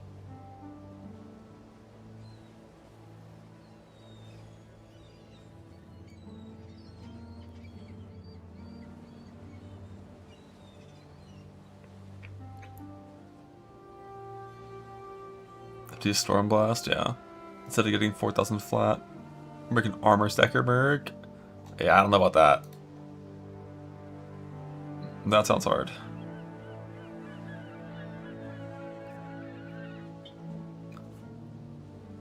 Betrayal with the Fleds, Fallon Hunt, Blueprints, KB Merc Hunt, in that order to get the big old KB Merc. Overcapture Esmerc.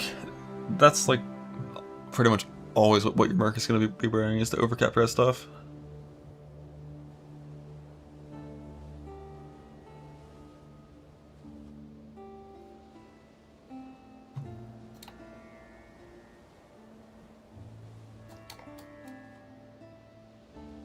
What moved?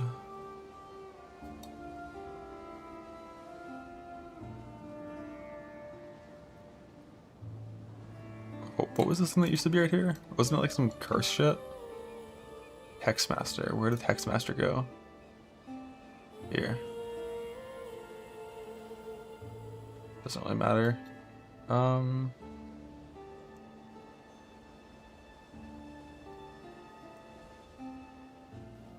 to see if there's anything good for the new Imbalance Guard that's going to be available right here.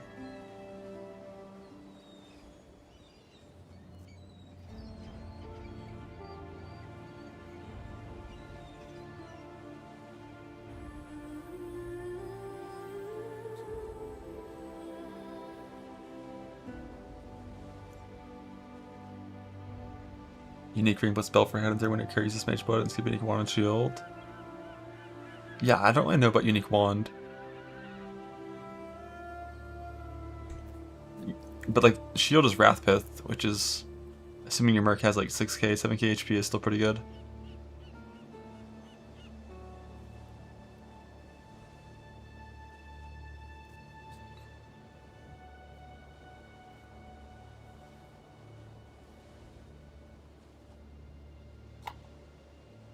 Oh shit, yeah, they did.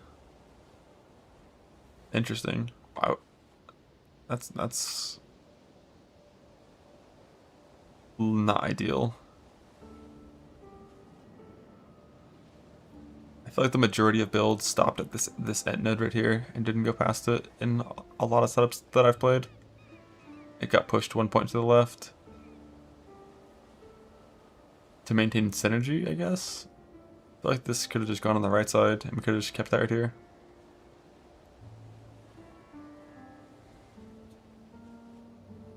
Better for Templars. I mean, if you were a Templar and you were pathing here, there's like a 99.9% chance you also were going here anyways for either life or mana. One of the two.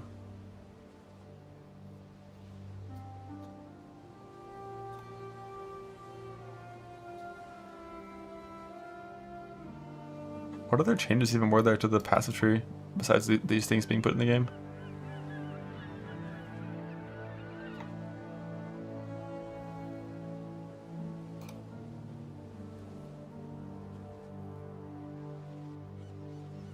The reserve things, I guess. And some nerfs to totem nodes. And all reduced mana cost is gone. And now it's... Wait, what? 336. I guess that is right.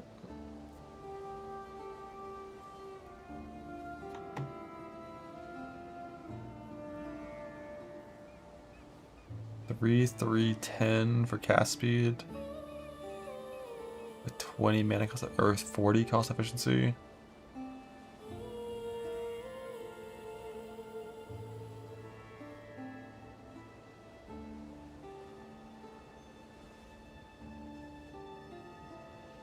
Northwest of Templar.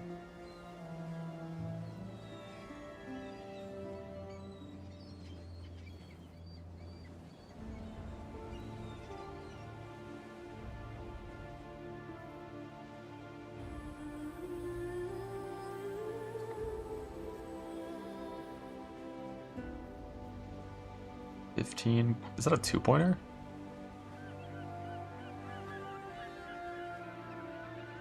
$15 cost efficiency, 20 cost efficiency, and the weird little reserve thing.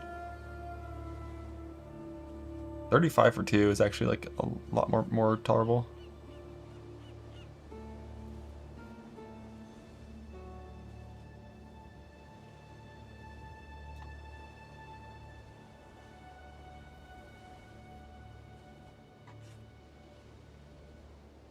Slayer's the Cyclone Shockwaves and I don't know, Slayer Slams could be good.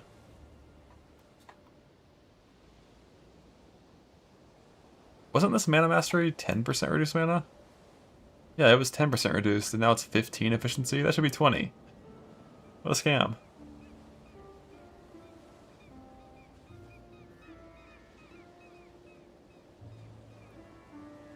You don't love the mana changes?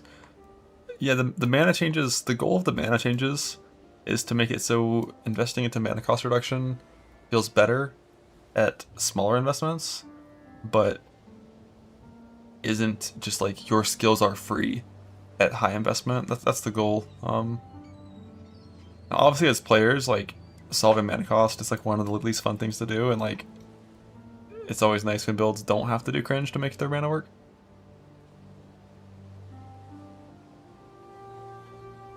Which is a blessing for Winter Orb, because Winter Orb mana cost is like so low. Like a 6-link Winter Orb is like fucking 50 mana per second. And if you just have... Didn't they change the Helm thing to be global cost efficiency instead of attack stuff?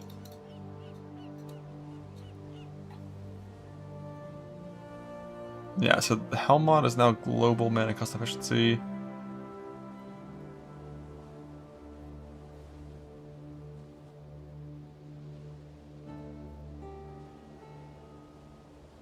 But it's like red side, you kind of want to go spell crit or cast speed there typically.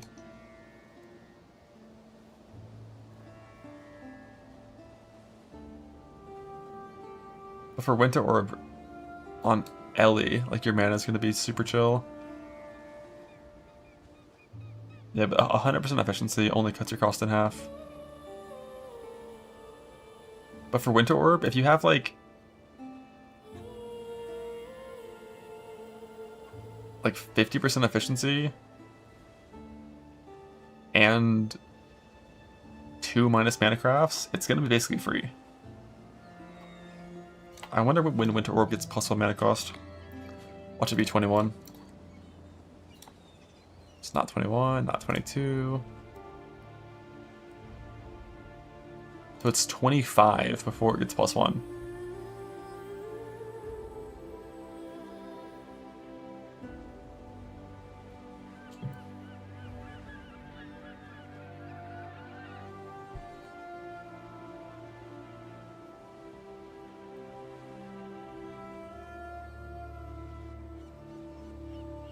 And 25 is not until pretty fucking late game.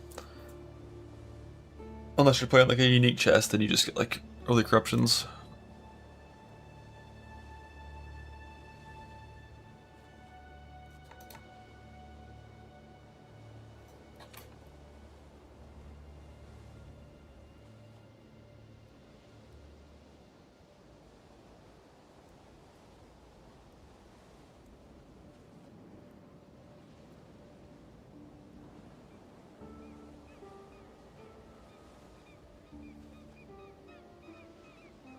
Winter Orb.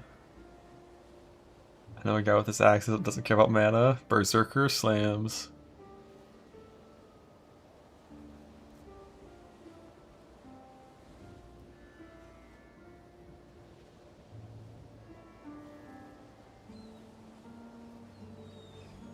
Just embrace the orb. I might. Could be fun. Something new. Like back when Orb was like super meta, I never played it. I think the first time I played it was Delirium League. Because aura stacking was so broken you could play any skill you wanted.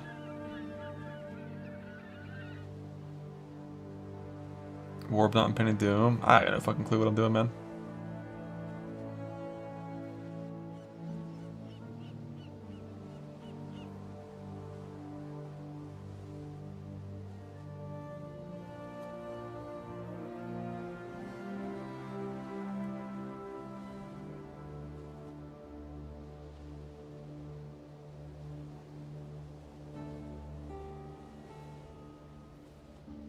How many stages are we getting?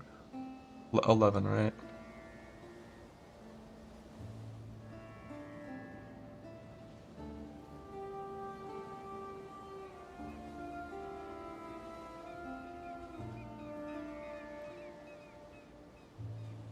Yeah, Winter Orb damage definitely won't be shitty while channeling.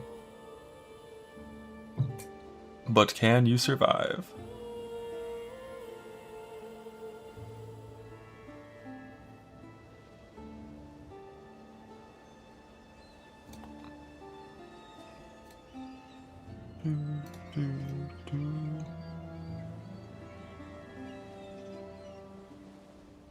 Acting much running coming? Nah, I don't have time.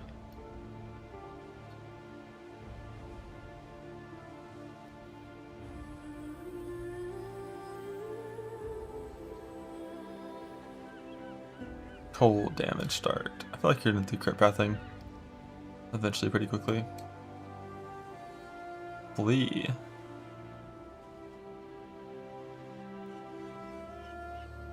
Defensively pretty similar to ID. Yeah, probably. Wonder if it's area pathing. It's always awkward. Like, how are we leaving? I have to get up to these cold nodes. And then leave to the right up there. On an ES hybrid setup. And no caster masteries are super good. It's probably just the cast speed one. Like Frostwing and Wintry Blast plus Winter Orb is 12%.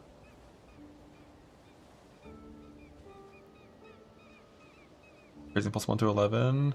Most likely it would be leveling as a Wander until 28. Or just playing Magma Orb until 28. Even post nerf, it's almost certainly going to be the best spell.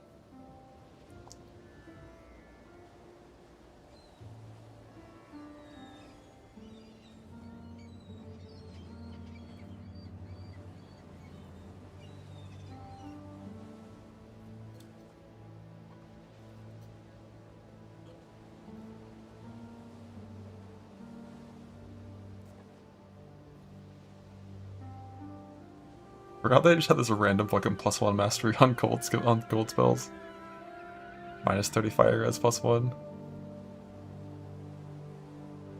You also get free exposure as well. If you want that, like free exposure before you have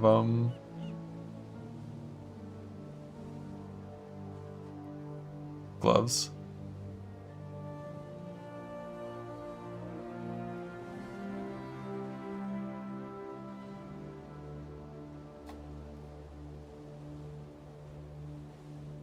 I just need to grab a big stick and slam around. You have a good point.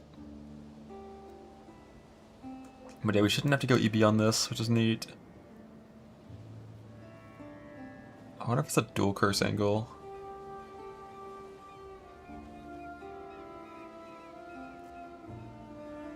Probably one little source of spell damage leech. Yeah, DDVD Slinger was so much fun.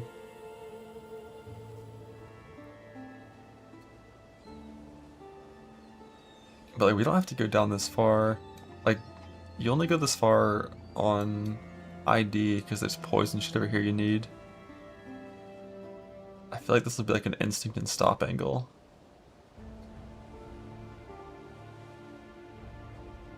I miss my master I used to have here. It was so fucking good.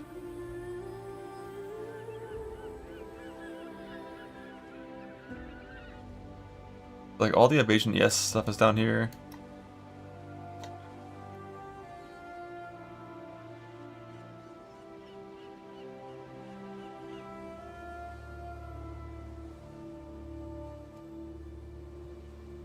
These masters all suck as well. Nah, Reflect TR doesn't do anything. That stat might not even be in the game next patch. We'll see. I feel like you would push for like a much earlier CI on this.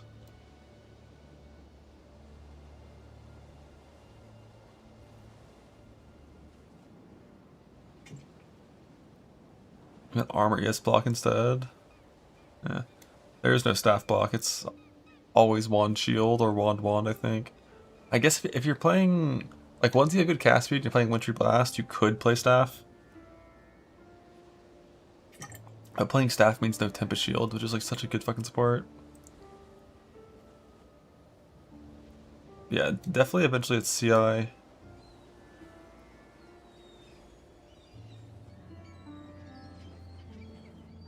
Mana infused staff login. Bro, mana infused staff is fucking ass.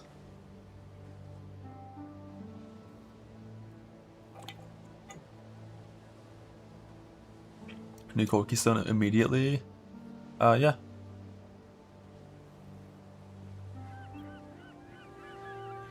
Yeah, you would do it pretty much immediately. Didn't they remove all channeling support from the tree, or is there some again?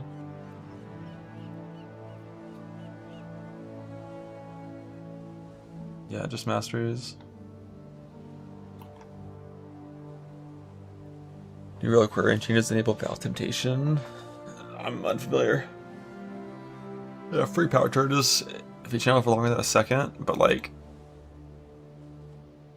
do you need that, or are you just gonna play like Assmark?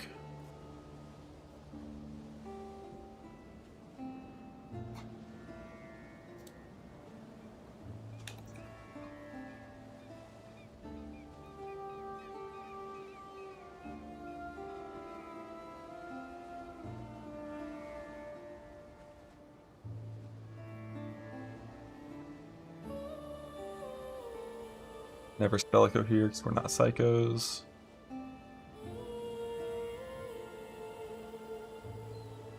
Free cluster, you can get your Arcane Surge from this, level 1 probably.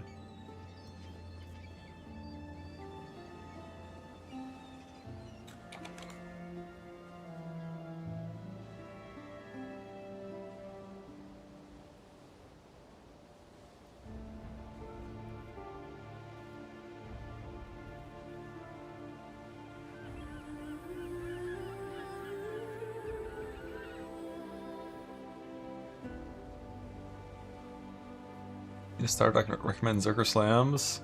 Really, Zerker Slams? I don't know. I think eventually Winter Blast over Shield Charging could be a vibe. But only once you have like really good cast speed. Like Archmage players play double wand before they did this and it felt good. Like early on it's gonna be Shield Charge for sure. I'm just checking to see how the sockets look. Because you really don't need that much on this kind of build. I guess we're gonna have like a big Herald of Ice link maybe? Like an actual 4-link Herald of Ice. Having that die in this build. If you play an Evasion ES setup, defensively it should be fine. But like, there's so little for you over here. So pathing to this part of the tree feels kind of bad. If you're marking, you can get the frenzies this way, I guess.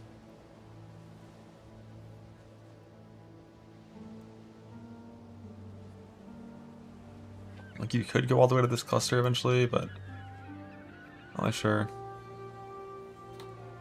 Oh, you put Ice Bat and Herald of Ice? Oh. If that's going on that link for sure. That's free. Atlas tree up. Oh shit, let's see if they fuck anything up.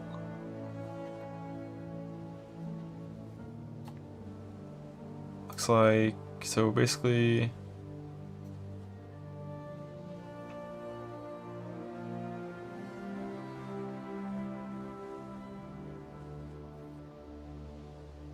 we see the breach nerfs, the mercenary stuff.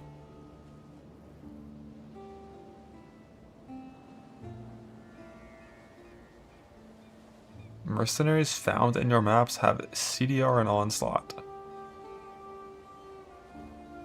I mean, that's not going to persist as a permanent merc, right? So why are you doing that?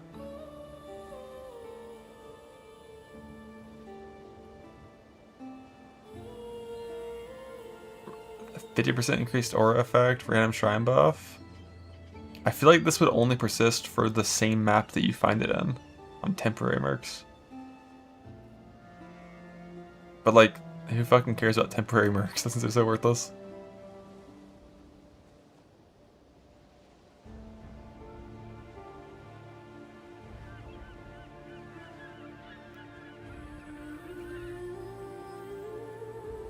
Yeah, and you can control where your mercs come from.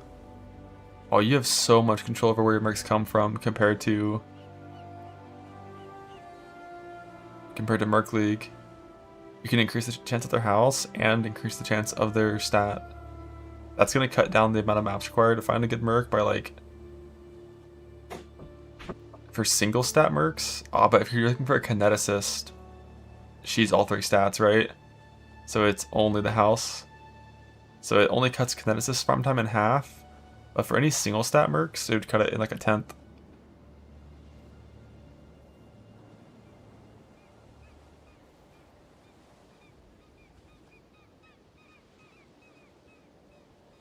%12 increased div cards found in your maps.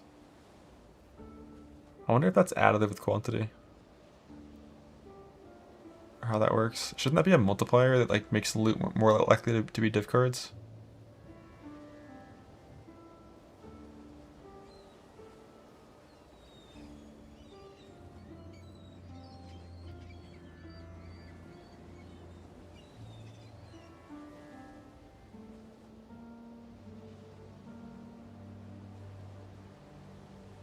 skills on mercenaries found in your maps have chance to have an additional support. There's no house buff for kinetic assist at all. Oh, she's in a different house? That fucking sucks. But like, additional support, that probably would persist onto a permanent merc, right? These two small nodes.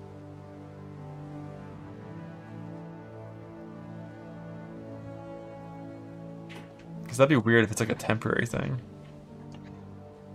But like, obviously there's no way that Onslaught and CDR and Shrines and Aura Effect would.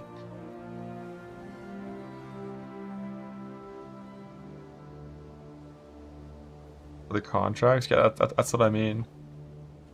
I'd be surprised if you click a contract and it just deletes a support randomly.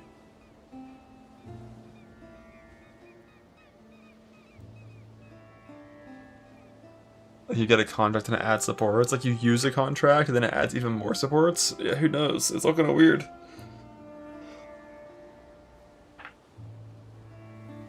Supposedly Quant doesn't have a top of the FUD card. I would expect it to not work on the card. Historically, boss dropped cards have never scaled with map quantity.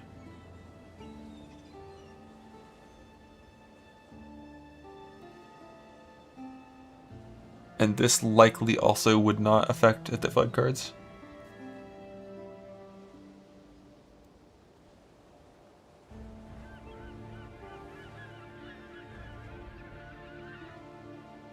With that said, I'm probably still going to click it when doing the farm just in case. And not having a way to target kinetic assist is so funny.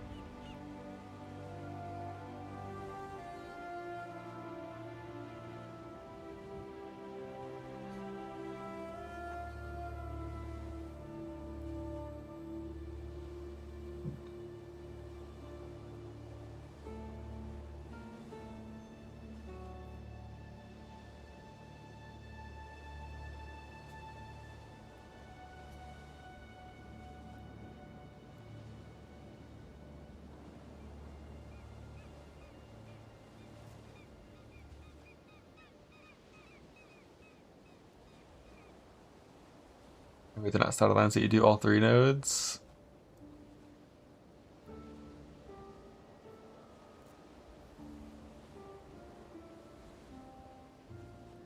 I think that just evens out to not having any effect, because I'm pretty sure she's aligned to all 3.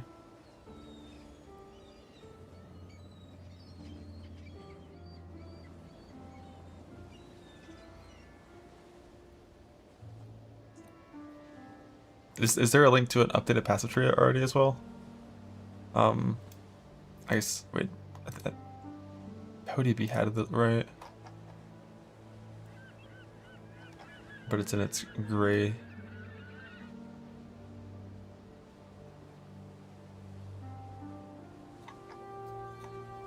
Because the way the bloodlines were described was kind of awkward. On that one, like, news post.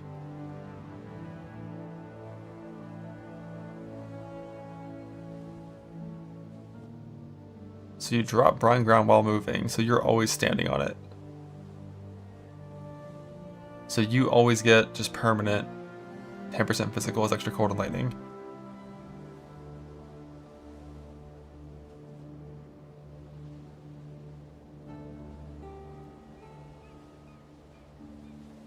And then also has increased ailment effect. Yeah.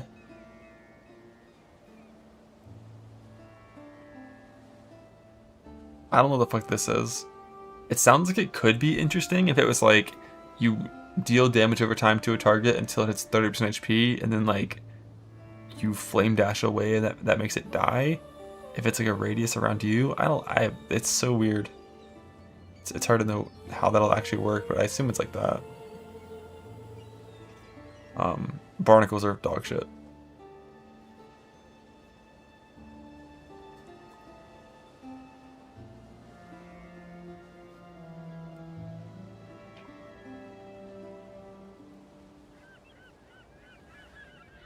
Bone feeders, what is it?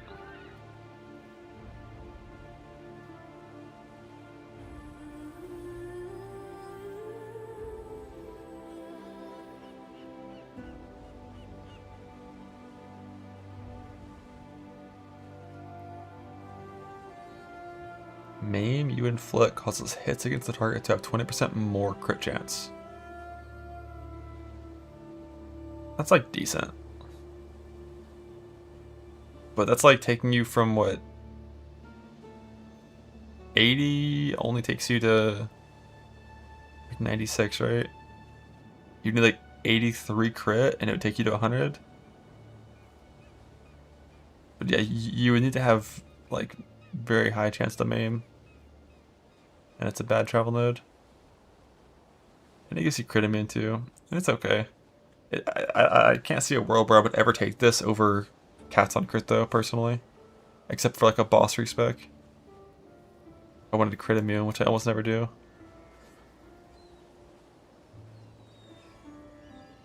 Yeah, Cats on Crit is good.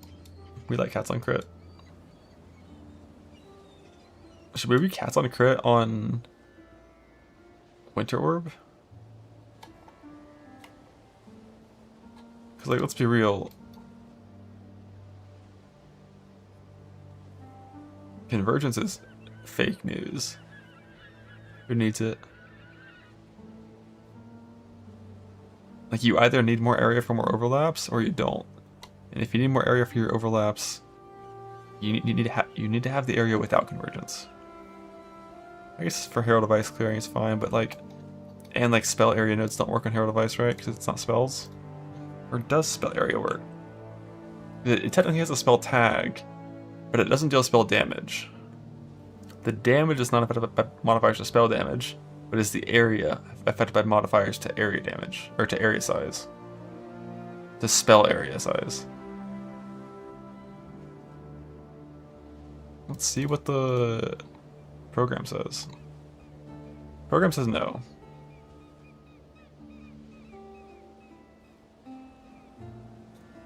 But like, obviously this is just guessing.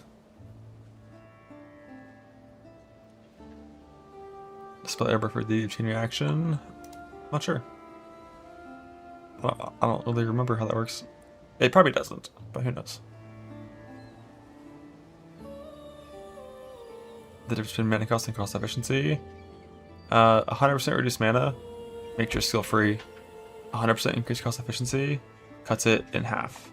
Basically, reduced mana cost can reach 0, and then it's free, and cost efficiency like will never reach 0. And it like the idea is that cost efficiency is better in low amounts, and reduced mana is like bad for the game because too much means your skill is free, and then there's like, you know, complications around that with certain builds.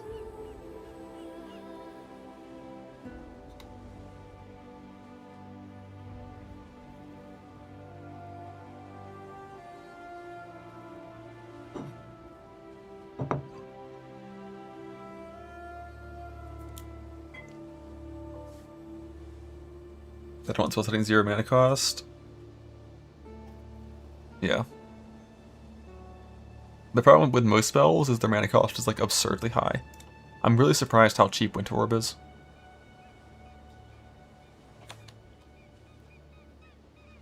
Yeah, Incinerate's the same. It's like channel skills just don't have shitty mana cost. It's like the one benefit they have. And 25% higher now for lightning spells, yeah.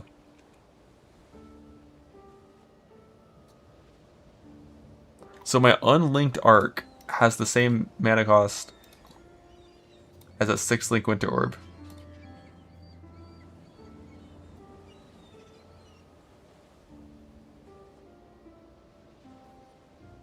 Let's just give it some stuff, you know. Let's just be like, yeah, you got like that support. We're gonna invert some shit. LE focus, we don't need shock. Lightning pin's good, sure. Boom. 125 per second. With like no cast speed whatsoever and no level scaling. A little bit of cast speed and level scaling plus the changes in the patch nodes, and you're looking at like 400 per second. Like, no. No. No one's doing that. I do Soul into the Spiral. 64 mana cost.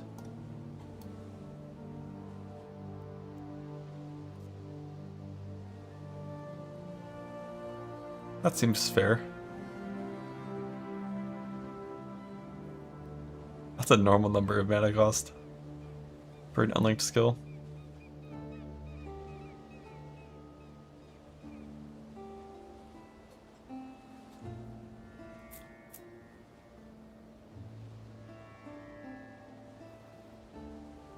Fair.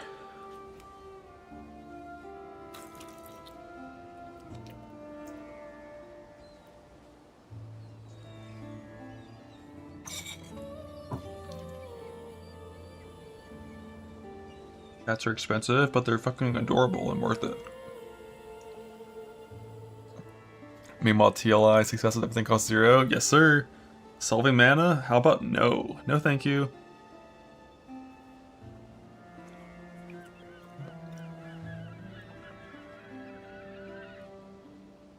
The bit of Frosky's gonna look strong. Yeah, it looks pretty strong.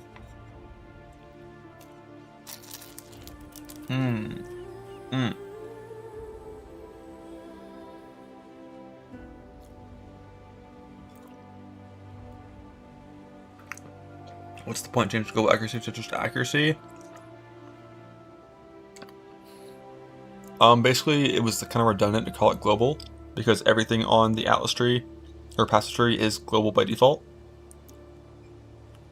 Whereas, for example, on a weapon, if you have a weapon which has a local accuracy value, and that weapon, you know, says like 30% increased accuracy, it's local to the weapon.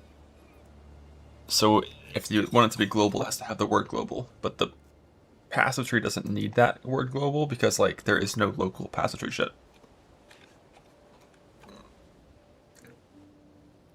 Like if like this sword, for example, says global, to be clear that it also applies to like, I don't fucking know, the accuracy of your offhand, I guess, would be the only actual scenario where that matters.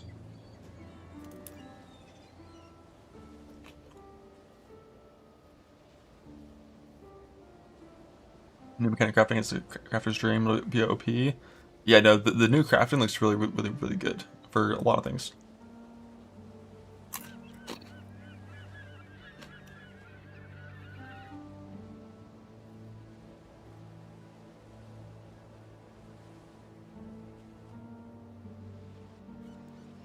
Yeah, well, spells don't really use accuracy, so it doesn't quite apply to them.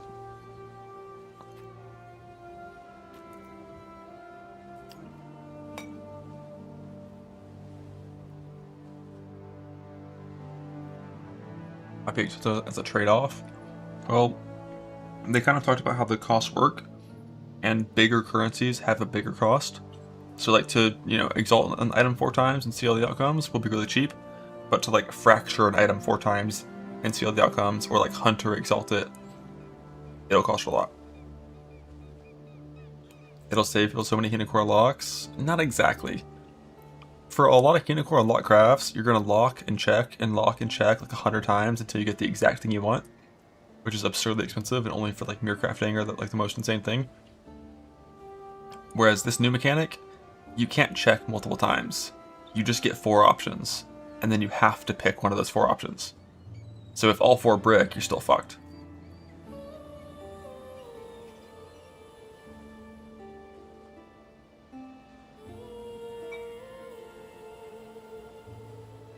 Fractional rolling gives 2. We'll see. Maybe it'll always only give 2, maybe it'll give more if the item has like no, whatever it's called, like intangibility or whatever on it.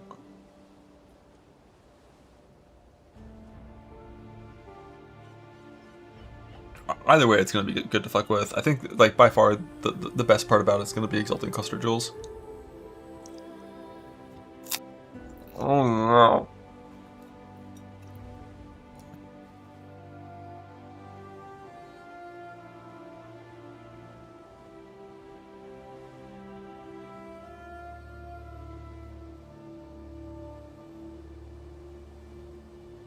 Annulling will be fun.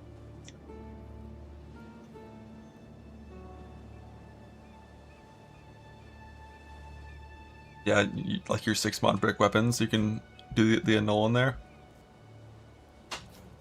Immediately feels better putting this fan out here.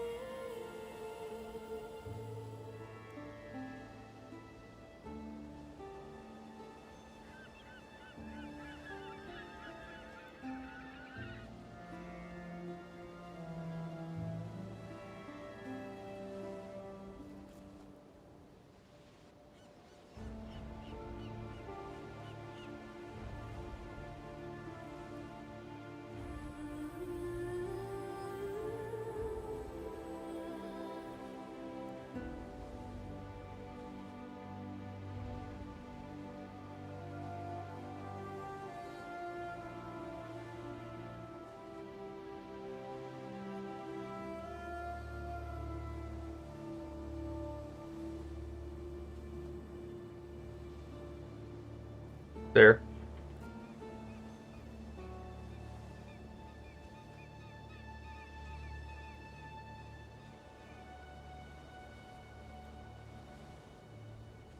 Imagine Oliver Heal on a better helm. A Crown of Eyes. How many unique helmets are like even in contention to be equipped?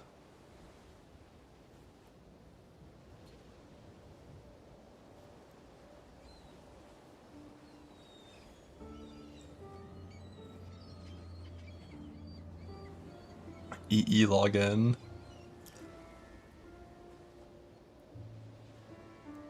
We're playing ED, right? Probably not, no.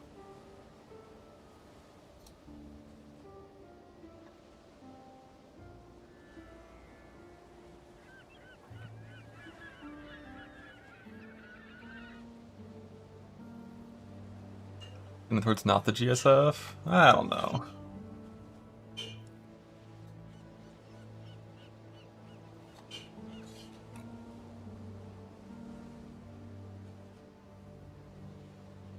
Because I'm at a real angle. I feel like if I was playing like a caster elementalist as like one of my planned setups, I could probably just like start on that if I wanted to, it'd be fine. You just gotta like run Grace and path to some evasion, yes, no, it's fine. But yeah, no, like the GSF is gonna be like, what do you think, Exile? Like 3 people that are gonna be doing like proper hyper in-game stuff? Watch your carries run today. Wait, are you doing some fucking support stuff? You duoing?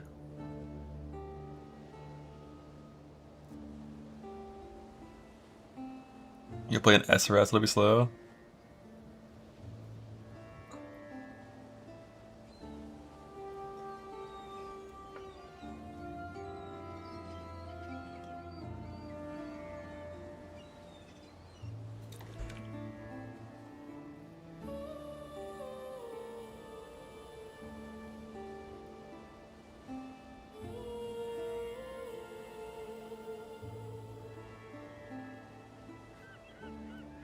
Right, 2 to the optimized like game farmers, yeah, that's kind of what I expect.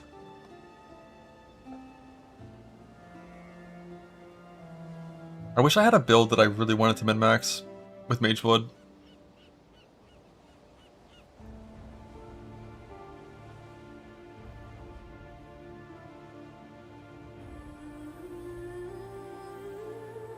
Righteous Fire. War of Assassin.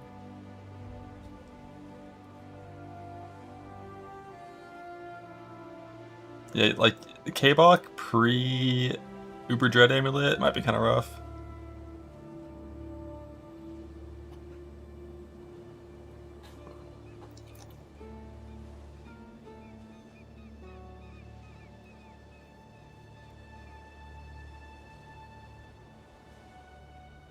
Hard Horse CA, fuck CA.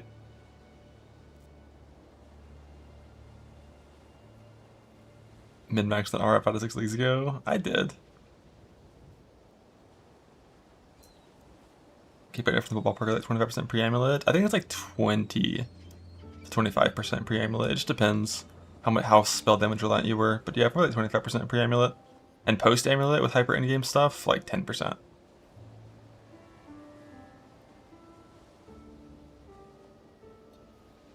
Where is Bifurcate again?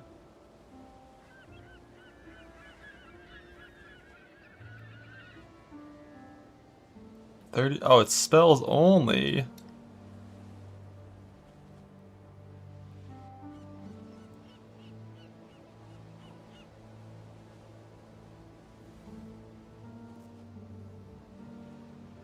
Yeah, it's 30.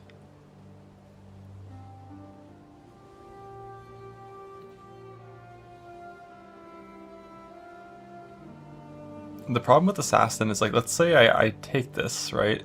I get 1 power charge, which is like, okay, I guess. In generation, it's okay. I get Bifurcate.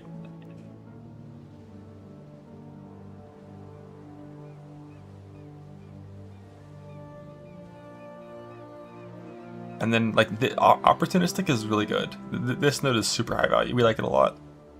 But then both of these are just so mid. Typically you go knife in the back, I guess.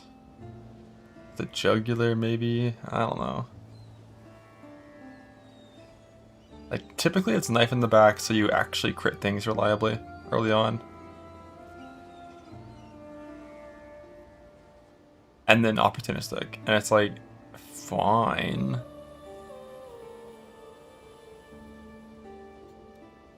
Just forbidden to bifurcate. That's typically what you'd rather do.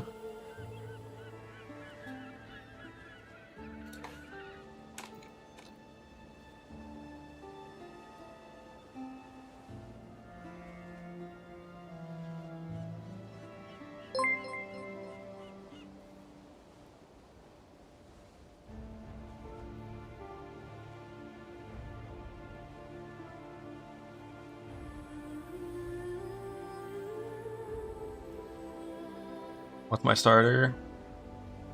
Let's find out. Manage poll. New poll. What league play? Hardcore SSF. Small 20-ish. Hardcore GSF. Cosmetic poll. Oh, it's always cosmetic. Of course it's cosmetic, but like, I'm just curious.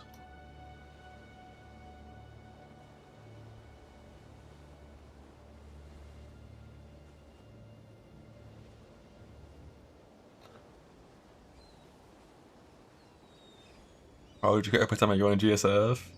I mean, GSF is gonna be like pretty self-foundy.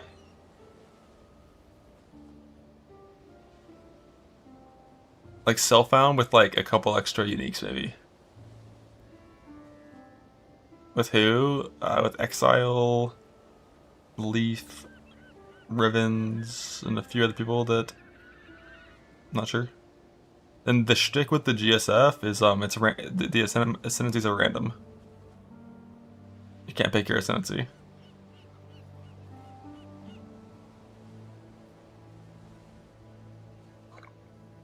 Is it softcore? No, it's still hardcore.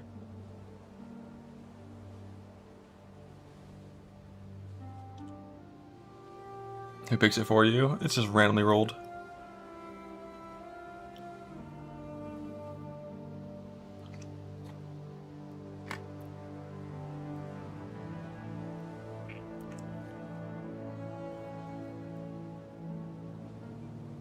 Does it include dog shit ascends? Yes, sir.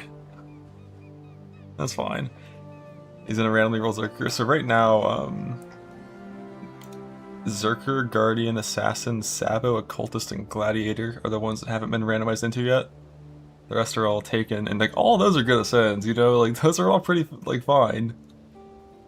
Like, I could take Guardian, and then me and Exile are both playing fucking SRS on day one.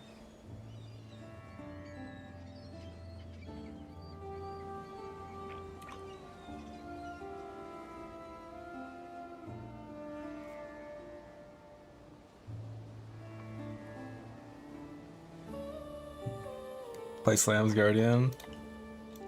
Well, what else can you do on Guardian on early game stuff? Can't you play K-Bot Guardian with Unwavering Crusade? Yeah, exactly 21. No. There's a lot of people that aren't sure if they're gonna play or not. What the fuck is this? Has this always been over here? Oh, it's they added the Halloween Flame stuff.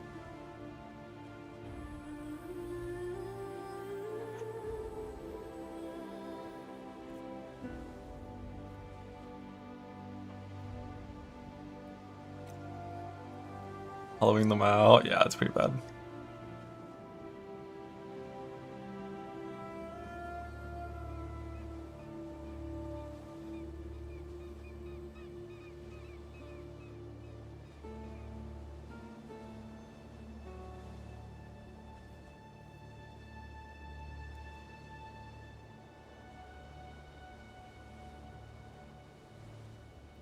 Hit the reserve efficiency, play support.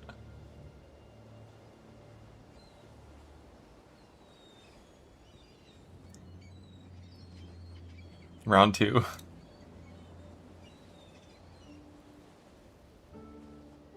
Just did they start Guardian Slams? Really? What are you even clicking?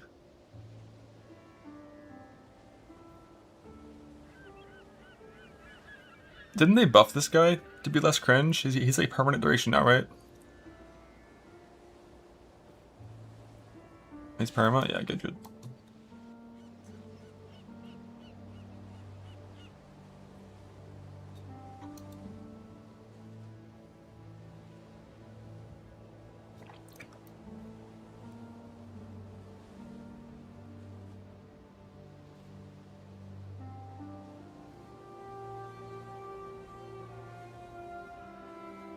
I'm gonna get 30-second average outside area clear. Holy.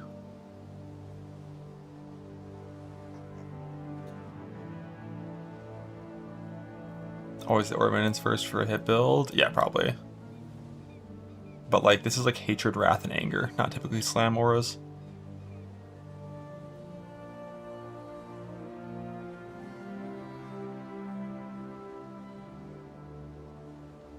Palstron's playing Freezing Pulse starter. Let's go.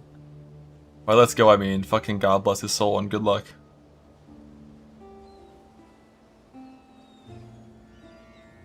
How many map mods are there that fuck over the freezing stuff for Winter Orb? Let me see.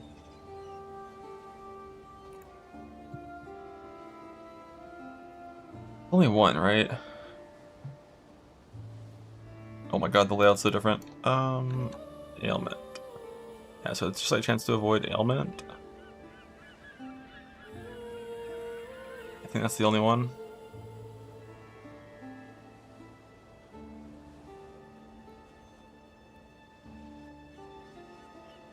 Not be slowed. Even if they can't be slowed, they still get frozen, right? So they still explode with Herald of Ice.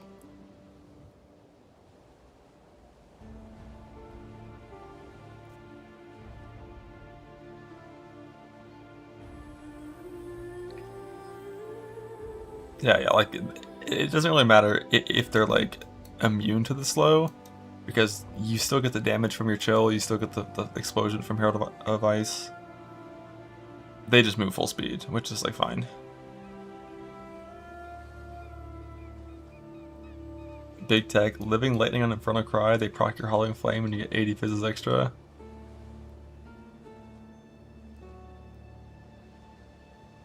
I saw someone else putting the same thing. It was Living Lightning on Infernal Cry, and then they weren't playing Herald of Purity for the Rallying Cry, which was a neat idea.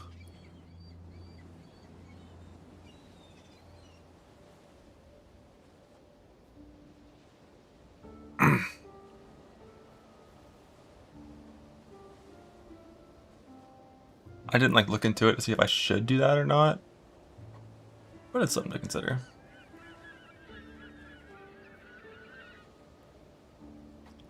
But yeah, the pathing to evasion yes on this build feels really awkward. This is cold dot stuff, you don't care about it. It's like you have spell crit, you have ghost shrouds, evasion ES, jewel and a power charge, life on kill. But coming all the way to like void beaver, you can't do that, right? But what about armor ES? Let's say you go left side instead. You can get Faith and Steel. But are you really going like to Sanctuary or into Templar? What about full armor? You don't need colors anymore? You still need stats. Down to Marauder for block. Nah, there's like no way this skill will do that much damage to where you can be like, fuck it, I'm gonna path to like As the Mountain.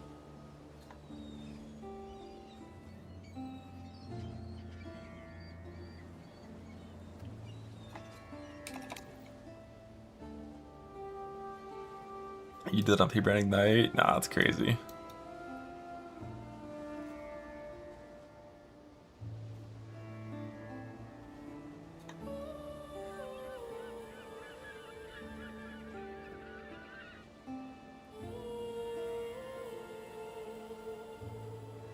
Like, you could get Sanctuary. I guess if you played Staff, you could grab the Staff nodes. Did they buff Staff cast speed to where you'd ever consider it?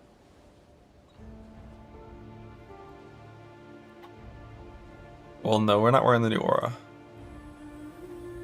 Because, like, Staff points in the tree and Staff masteries are actually pretty good.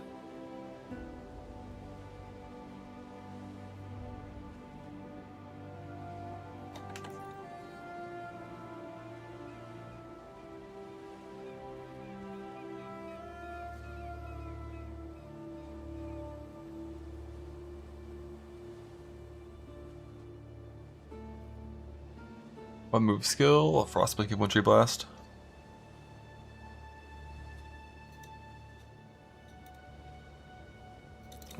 Was it staves?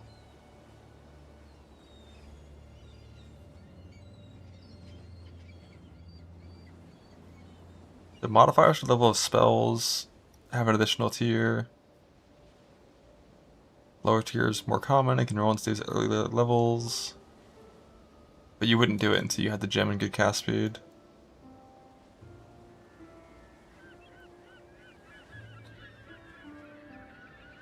And yeah, they can go +4 instead of +3.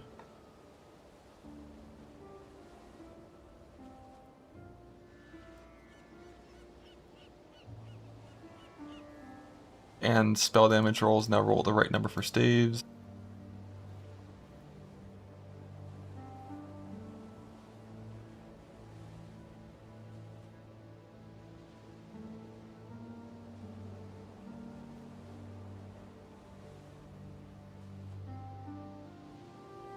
Almost for hybrid, not quite.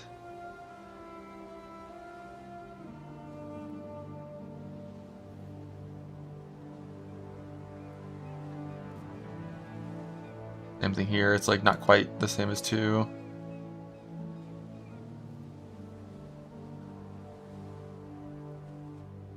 And crit also only rolls 50% higher.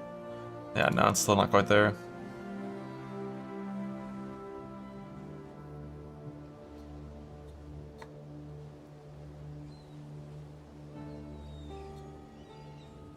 Cast speed 49 when one handed roll 32, so yeah, it's still never saves. They just have the wrong numbers on all their shit.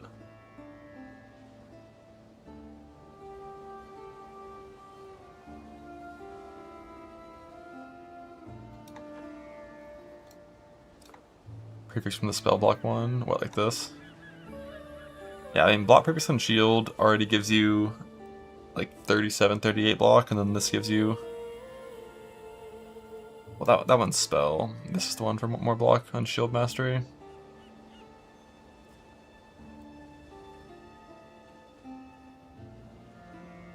And I assume you just like full skip suppression, or do you just go instinct lucky?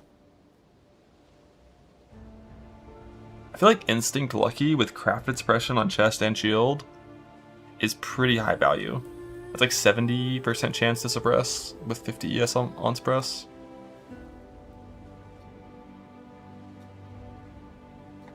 So we're still pathing over here.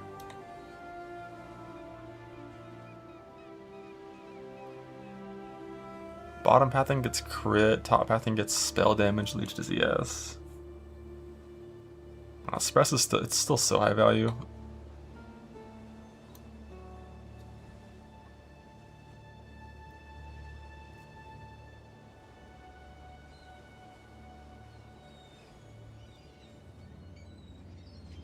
How we get into the right?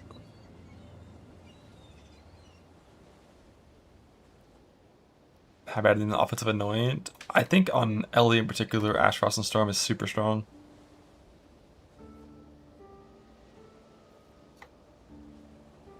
And it's cheap too. But obviously, if you just did Ask the Mountain, that's pretty good for your attack situation. If Entrench caps you. I don't think being capped is that important for anything except for bossing. Like 80 lucky is like, that's capped.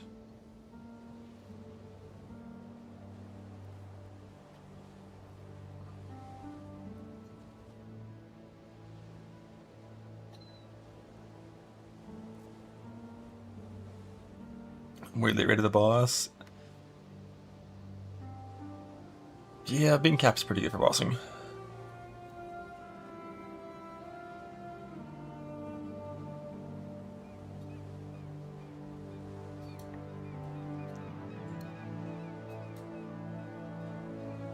Let's see, so outside gets us to the block. Inside is probably not it.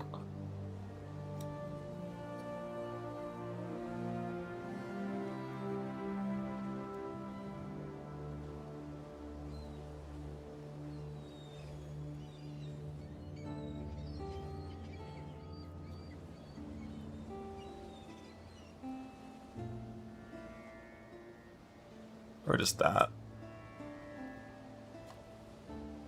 That plus some crafts in your captain shock and stuff.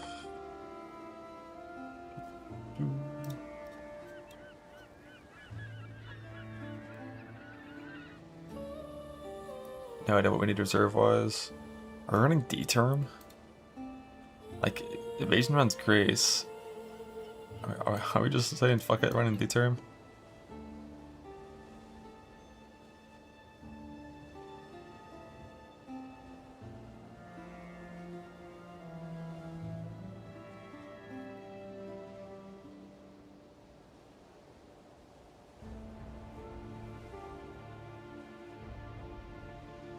Fuck D-term. Amen.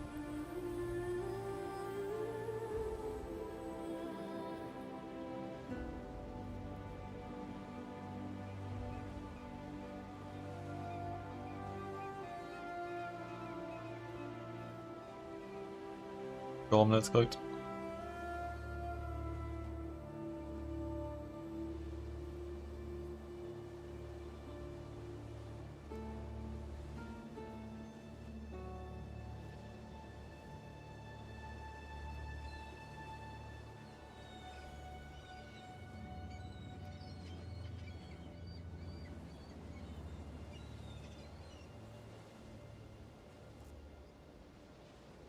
Gear, yes, is too dangerous until you get some decent gear. Yeah, it's an option. Just like not the highest value wheel when you already have a shield mastery.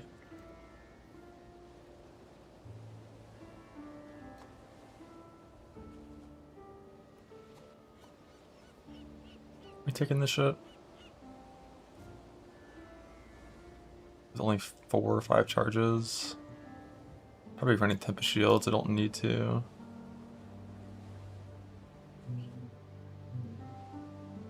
%% from body with hybrid.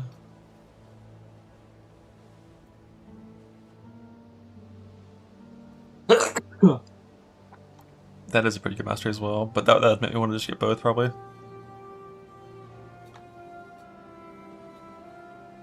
With safeguard.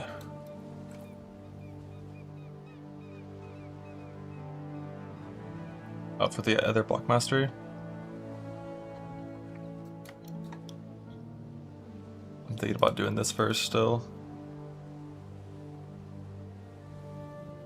How much do you need? Like this is 18. Heavy shield is 25. That's like 43, 46, 49, 50 something. Yeah, if you wanted to cap it, you could hit this.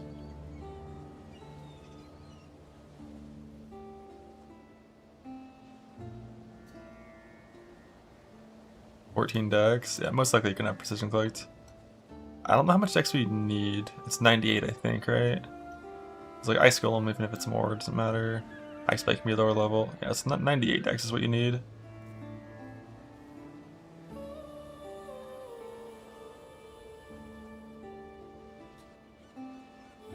Yeah, this one's pretty fucking strong. If you actually have the conditions met for it. Prodigal. What's Prodigal?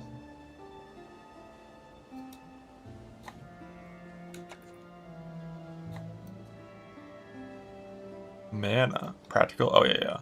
Practical application is pretty often still clicked early game. And then you can get de-leveled and move somewhere else. Isn't there some shit somewhere that's like damage based on spell block? Maybe not. I feel like early it's gonna be exposure.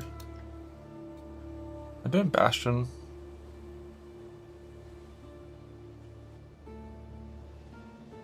Was Master they removed it? Okay. One of those.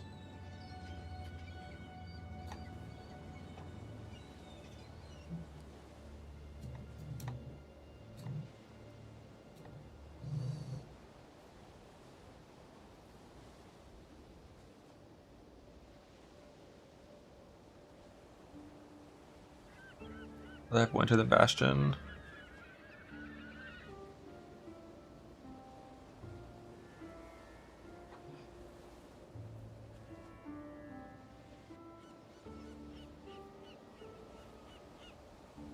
You could go like full into Spell Leech to get instant leech, but after the nerf to instant leech, I don't think it's important. Just get some leech and be fine. Charges come from a Betrayal Ring with Endurance on kill.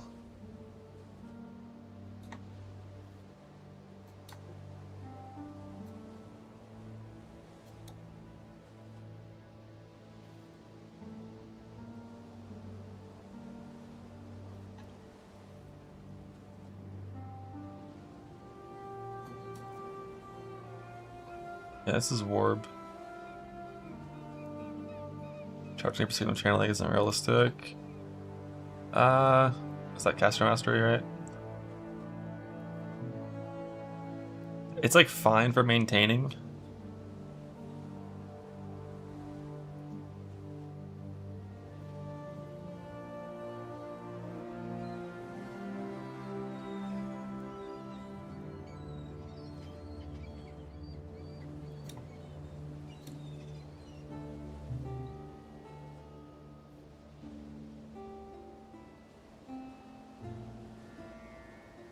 Oh.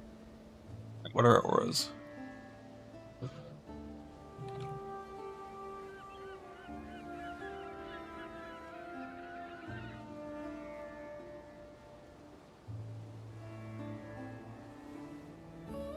I run a classic Flesh and Stone Tempest Shield on every single build forever. Iteration for making it smoother, just raw dogging it? I'm not really sure. Yeah, Arctic Armor is a lot higher value on a skill where you're channeling as well. Is it just fucking trifecta time?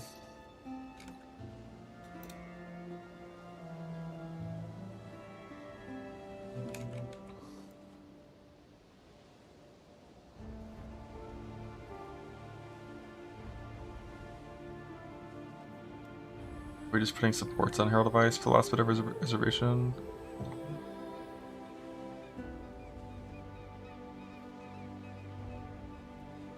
Like a mile away from turning on Zealotry. Are there any other 25% that are good or 35s? Can't think of any.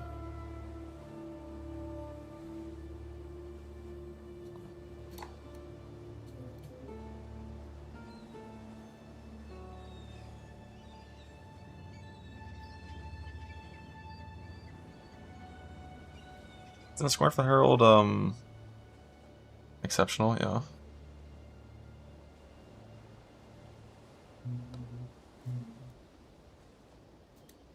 At least at this point, I don't have much crit scaling for Herald.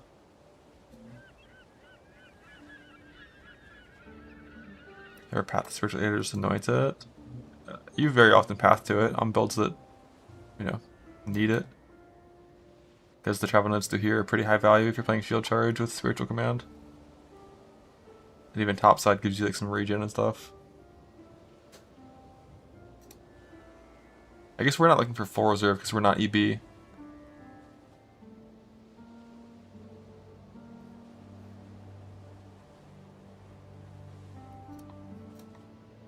And that pretty much does full.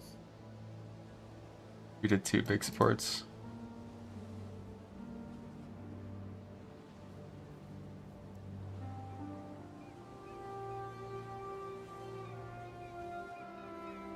No reason for innervate stuff, it's pure cold only.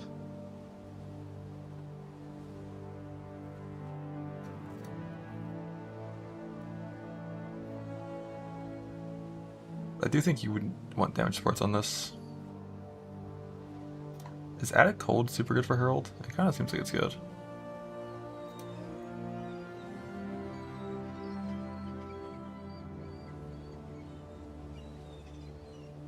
I guess when you already have Ice Spite, that's why it's less good.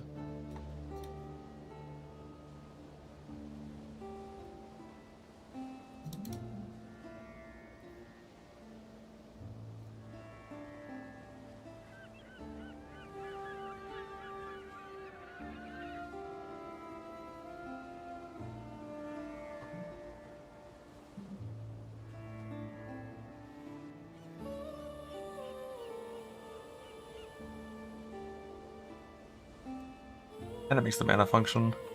Like 42 mana is fine.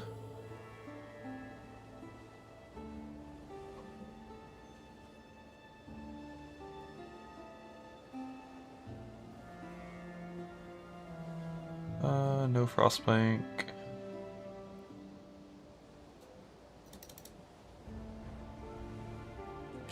Shield charge. Not level max though. Although, damn, we need so much more strength than this to use high level bases.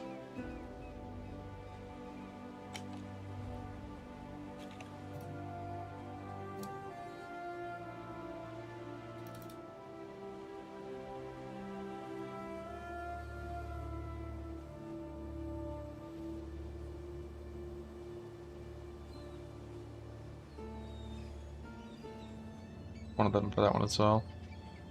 I guess we'll just pretend we're gonna have enough decks. 30 quality on it. Yeah, there's no reason to put that in PoE.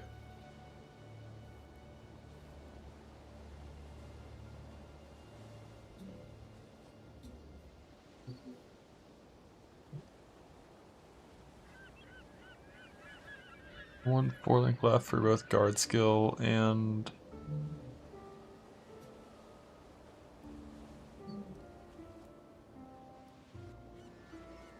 guard skill, curse, arcane surge, source, frostblink. Although I often just don't even play guard skills in these kind of builds. But if we have some armor, then Molten Shell's fine. Frostblink, arcane surge.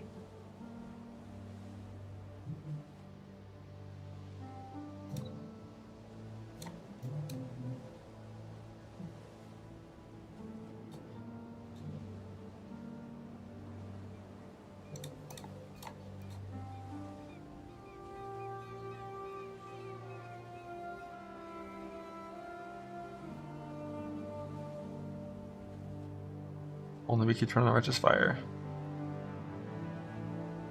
Granted, that'll be alright. Yeah, probably. And when you're a channeled skill, like self-cast guard skills are a lot easier to use.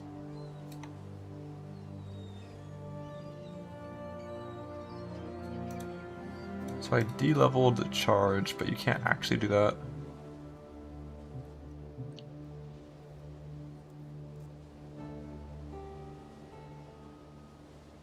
Doo-doo.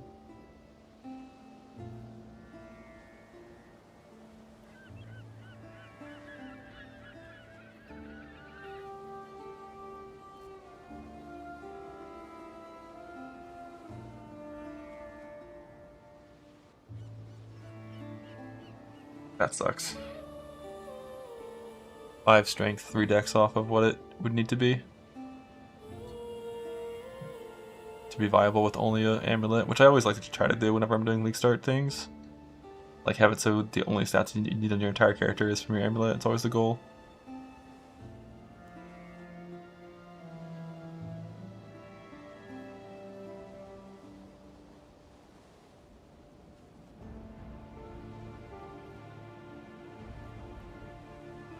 Love attributes, amen.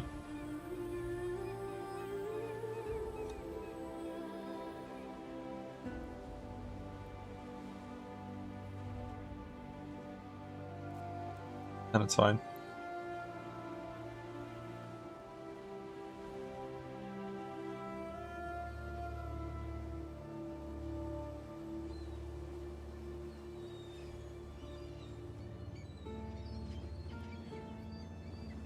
Grant is fine if you just path the Sanctum of Thought.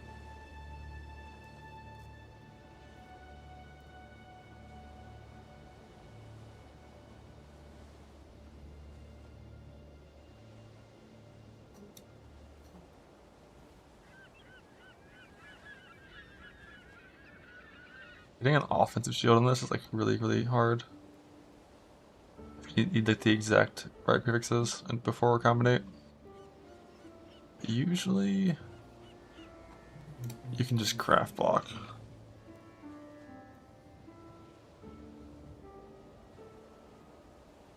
$40.57.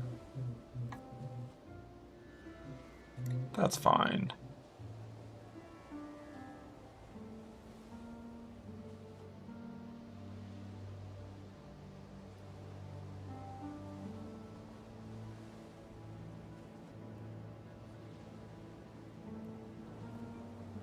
Lightning Seals are decks with the mana changes. I mean, Lightning Seals are just like probably gonna be Archmage only for the most part.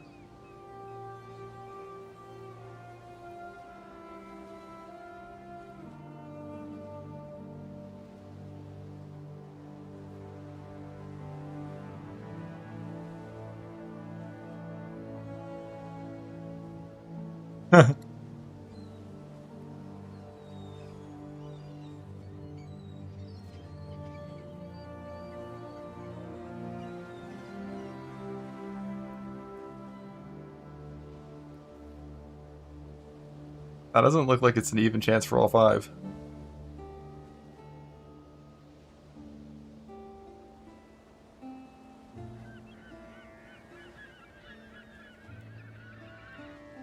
That looks like it's an assassin. What's this? That's patch notes.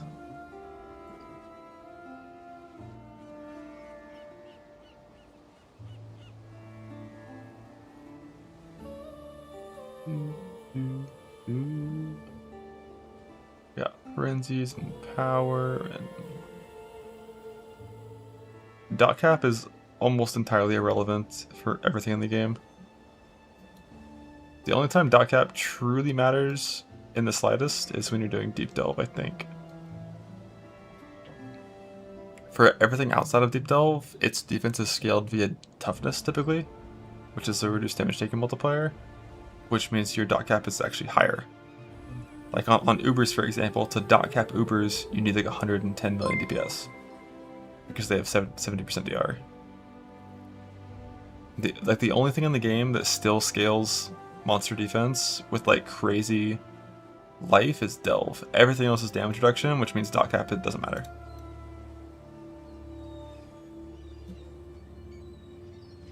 What dot can do that? I think it's basically only poison that can go that high.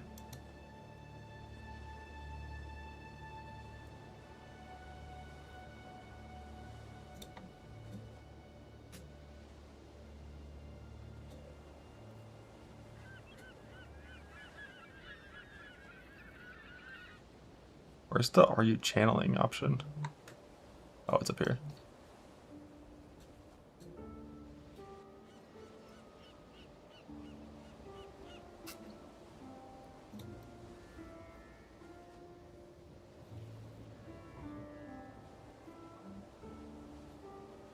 What's even going on here? Like crit and channeling and focus channeling. And like multi-proj.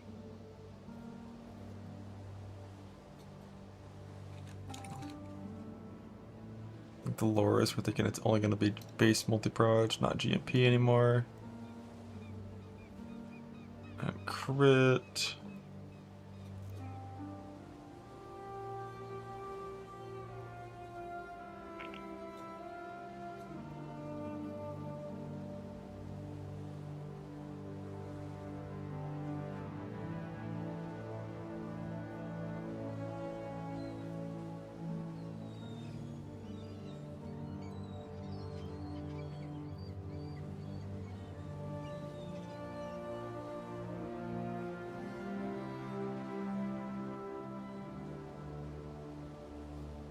Random shit.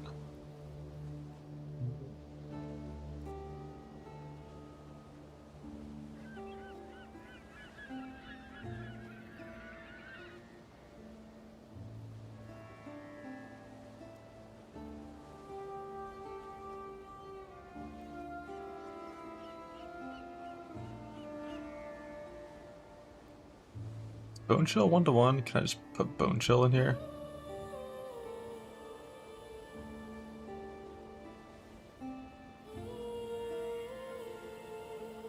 We just assume it's always going to be at least 30 with the scalers we have. Yeah, the new cold keystone is just bone shell basically. But like it's not in the PoB yet, so bone shell works for now. To simulate. Armor ES gear. Never in my fucking life have I worn this shit.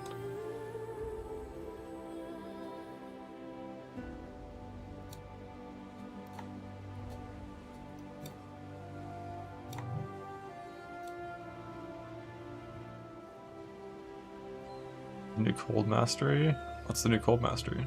You mean keystone?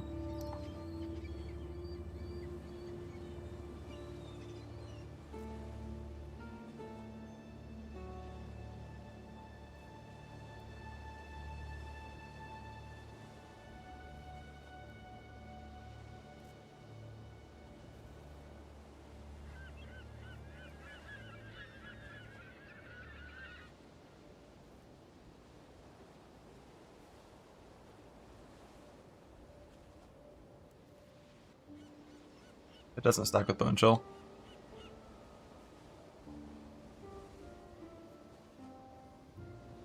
The cold dot builds don't get much from it, but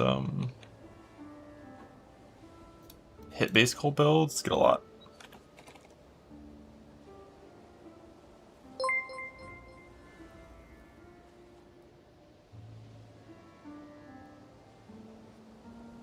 Warp stays winning. Yeah, we'll see.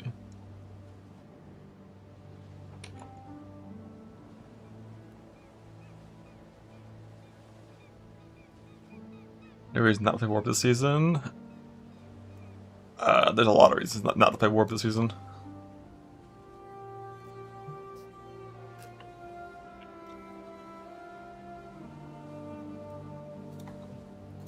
Like 99.9% certain that you're gonna farm better on Chieftain RF or KB than on Warp.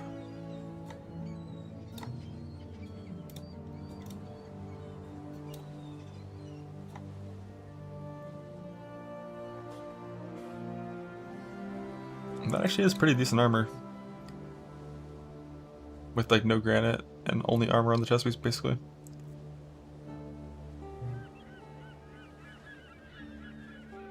People are hyping War because it's the only spell that actually got buffs that are exciting.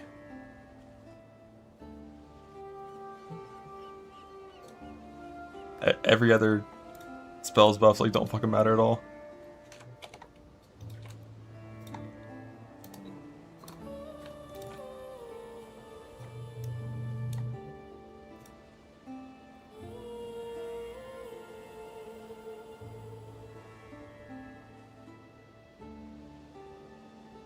How hard it would be to get Abyss spell at this league.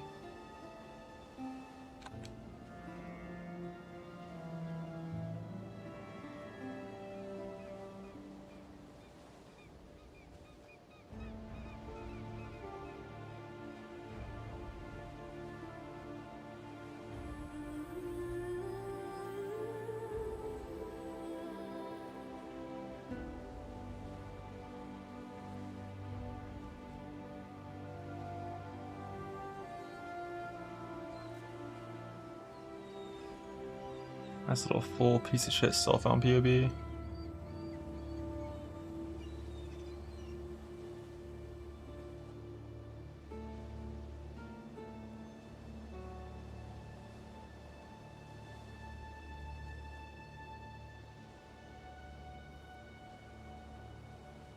Yeah. So you have no area of investment at all. I assume 5 projects doesn't even all hit, right? I think the wiki has something to say about this.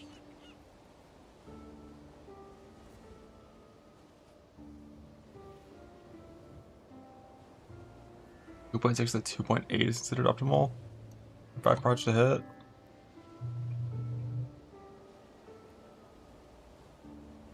.8 is extremely hard to get to from a base of 1.6. 4 proj with your A hits all, yeah. Around 2 meters away, you lose a proj. Love that. Alright, so 4 proj hitting. Plus. What? This they got like 20% more damage from skill buffs. And then it's like 20% more crit. Right? 6 to 7.5. 25% more critical strike. Gee, doesn't work. Whoops. So I have increased support in there, so 7.5. Yeah, better.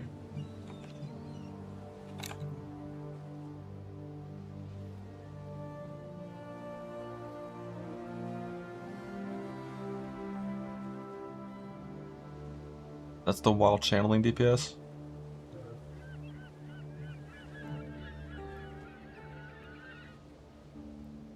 Lux Infusion. Oh, that's a defense thing.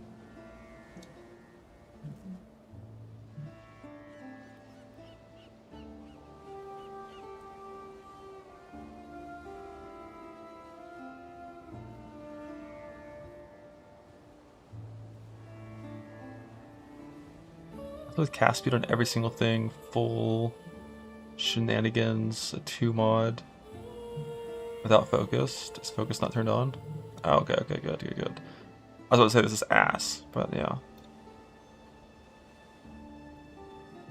Yeah, the mana doesn't need to be there because focus mana cost doesn't actually apply. Apparently. I'll just leave it though.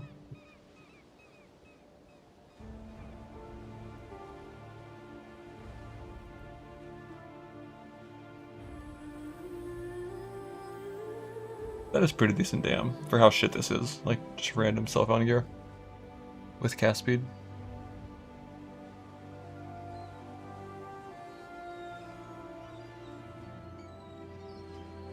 Cast speed isn't that good in gear because it's additive with stages, yes. But at the same time, it's still good. And it makes the vibes higher. Like, even though it's additive and it's less value, it's still good.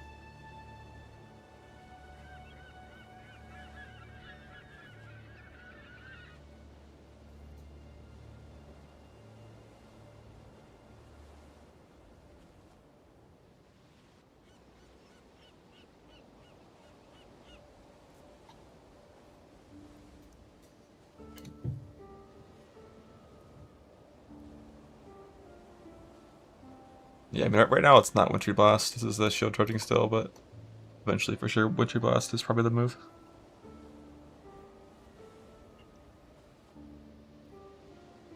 But this is probably how I would try to like start it in Self on Hardcore. Something like this. Stats are a little bit cringe.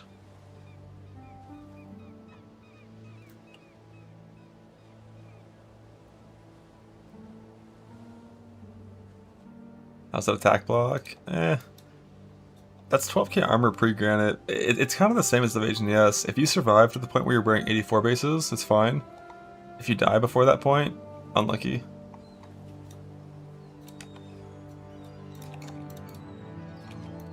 Like, if you had a granite on, like, 18,000 armor, chillin'.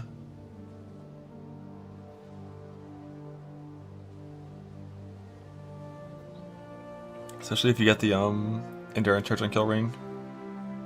Well, it's got 4 endurance charges. There's just no way to generate them except for on kill, which would come from betrayal. Betrayal, or you could just annoy aggressive bastion as well.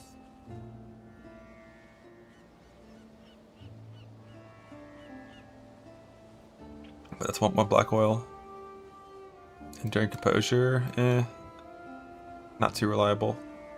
Enduring Composure has to be combined with an on-kill source to be reliable. Because when your build's good and you're freezing, things don't have a chance to attack you typically.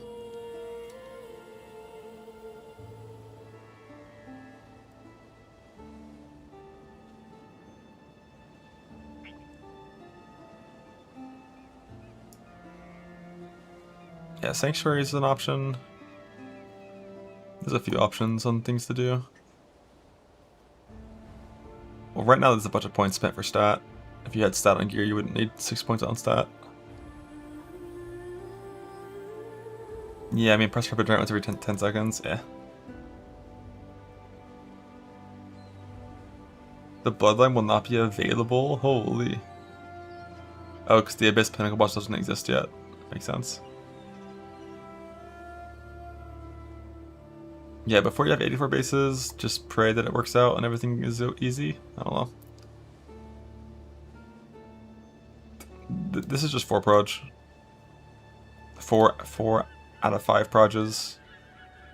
Winter Orb base damage increase, Winter Orb base crit increase. Like, technically 5 proj can hit, but this has like no area investment, so 5 proj wouldn't hit.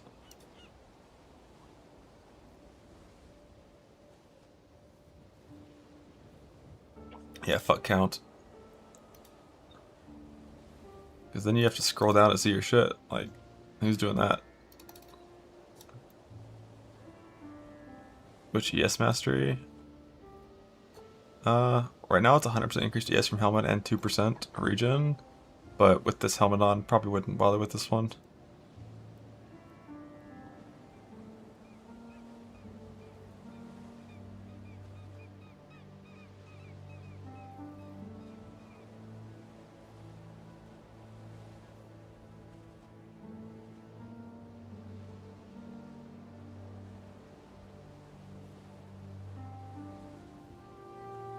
Breath worth it. Suppress is like really high value in small amounts like this. Although you probably could justify just getting rid of like everything over here. Eventually. Early on it's pretty high value, but like suppress lucky and then just clicking like 1 craft in your gear is pretty high value. Arcane Expanse.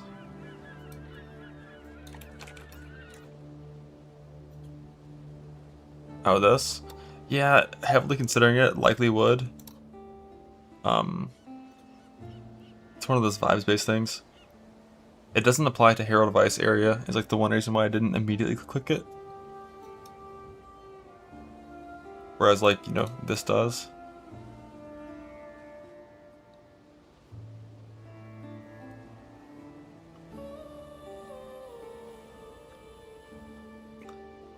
But yeah, I don't think I really have much desire to play Winter Orb.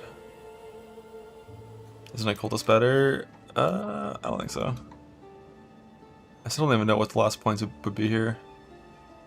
Like, this gives you a bunch of damage reduction and some extra damage if you reach 40 chill. Like 20 DR and 10 extra increased damage taken. Convergence gives you the coverage when you're mapping. For vibes. I don't think duration of cooldowns matters too much. Bastion is okay defense. A few different things here. I'm not really sure what the right choice is. I feel like it'd be hard, probably.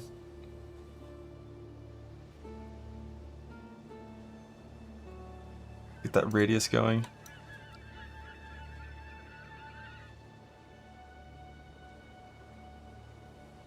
Yeah, I don't think we'd actually click these ES nodes. Which saves some points to go into block or something. Or more damage, I'm not sure.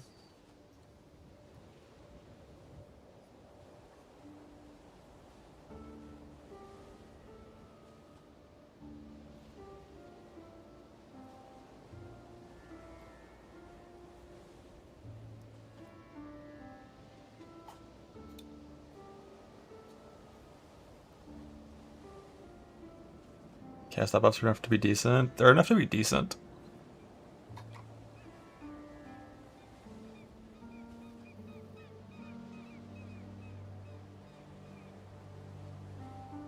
But like, they're still gonna fall off in red maps, I think, and to get clusters. But they'll definitely be decent.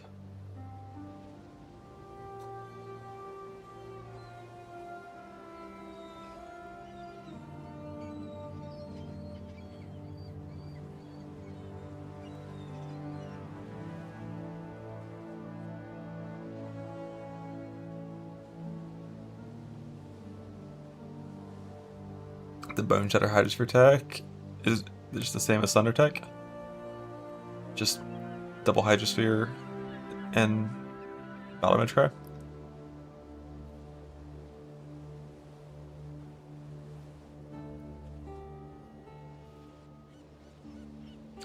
How does area pay for Winter Orb? Large area also better for single target.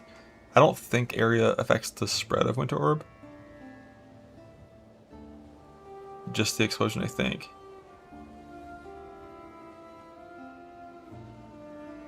What's the bad butt of the league? This one. This shit's fucking crazy fucking bait.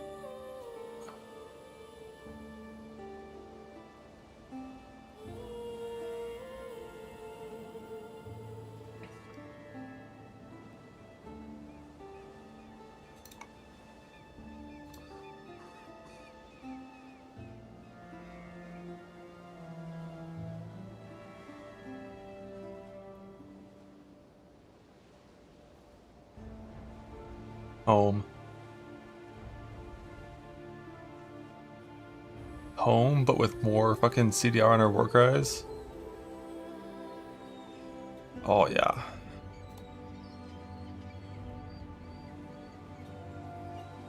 Oh yeah.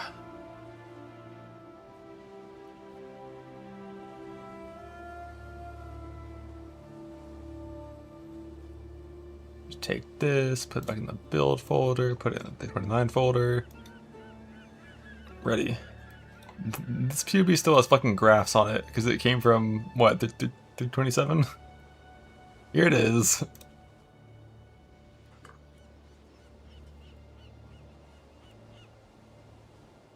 Now we can Ashes POB. Yeah, wearing Ashes would be pretty sick on Earthshatter. 6 spikes to 8 spikes. That's why I didn't start Slammer. It's been a while.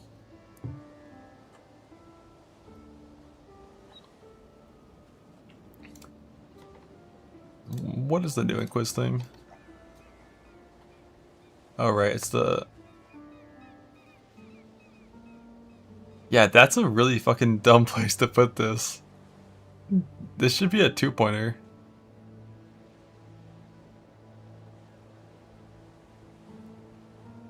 Like this is...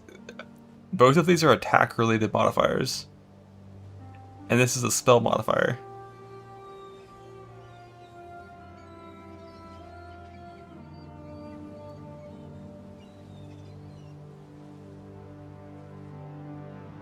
Is this actually a what? Oh wait, no. This is the backwards for Energy Blade. Yeah. But it forces you into being a battle range setup instead of being able to use an actual wand. That sucks. Like it kind of makes sense for. Does it? Yeah, I feel like all 3 of these could just be 2-pointers instead of this.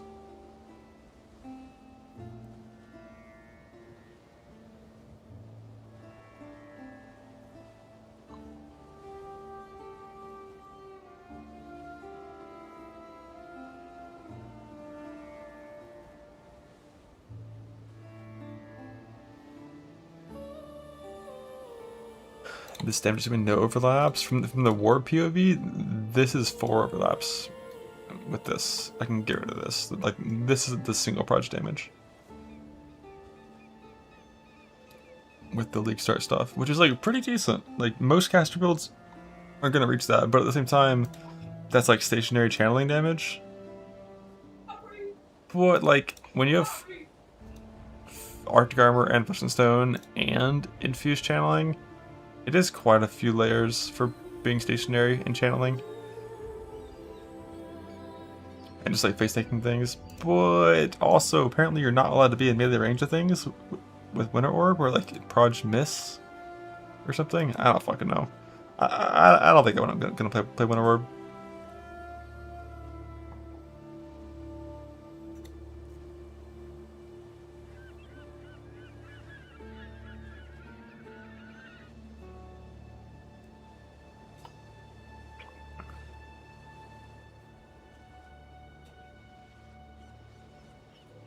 feel like I'd rather play Best of Unloading over Winter Orb. That skill is fun.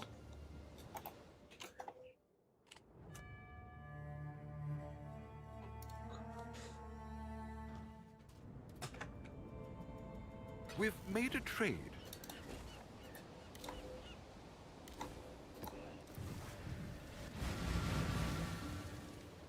Maybe a Grace of the Gods with that? Yeah, pretty good. But you have to do that instead of the gloves. John BB.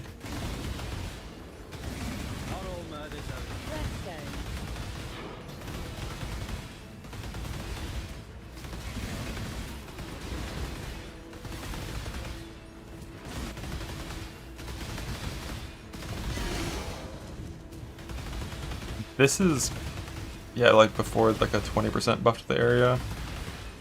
And this character died to lag and effigy during T17 Beyond farming. Because when this league came out, there was a Beyond Scarab that basically spawned like tens of thousands of monsters. Which was cool.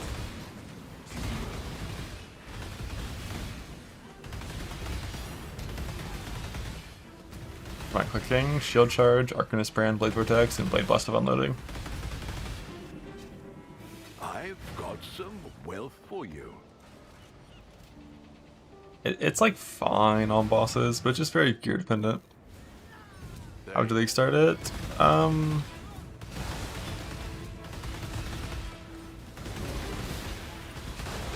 really sure. There's like a lot of different things that are technically possible. Like the correct choice would be like starting it on a slammer and then farming the gear and then pivoting later once you have gear for it. But if you didn't want to do that and you wanted to start Shadow, I think you could do like the Rolling Magma Trap. It is Trap, right? Rolling Magma Trap Sabo build. Or you could do... It's Mines? Okay. And that one fucking destroys your monitor. Or you could probably just play like fucking... Oh, Sacred Oak. You'd probably just play like Power Siphon Assassin or something, if you really wanted to. Or like Peaconk of Bouncing Assassin. Probably. Mines to pay with mana next patch. Oh, is the mana changes fucking up Mines?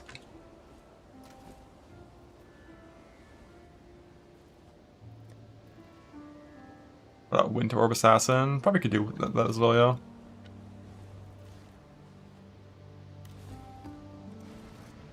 Yeah, this is the guy from Necropolis.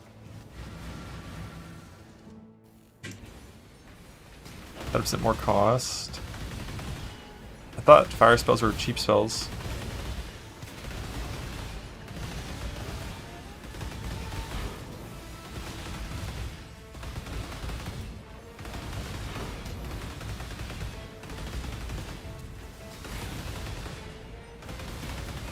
Mines, yeah, plus 100 cost. Why are mines plus 100 cost?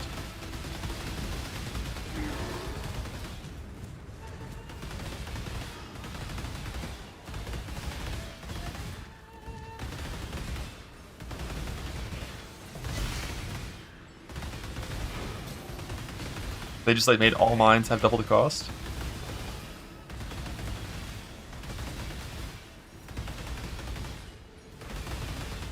I mean, that's probably not going to be too bad.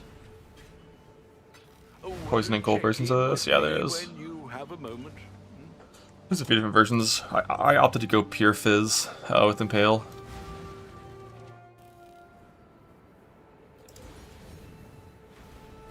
Which would probably be a good bit worse next patch. Because Awakened Brutality was pretty important to have Crush, to have Overwhelm for both your base hit and for the Impale hits. But obviously all Woke Tombs are gone, so...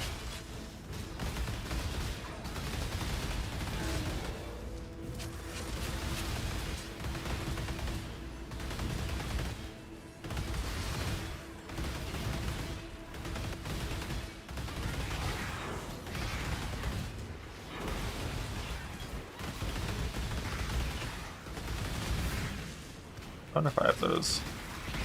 The thing with the 50% chance to ignore, I do have one right here. Oh, I actually do have two of those. that only works on hits, not on Impale. So Impale still gets affected by his damage reduction.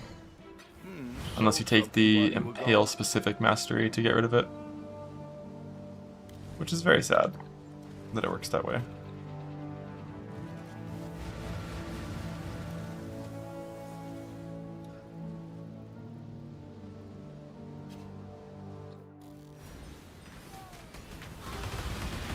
This build is really cool.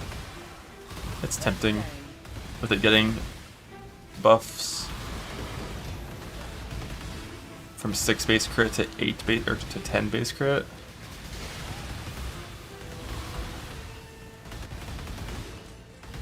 Getting crit caps is like so free.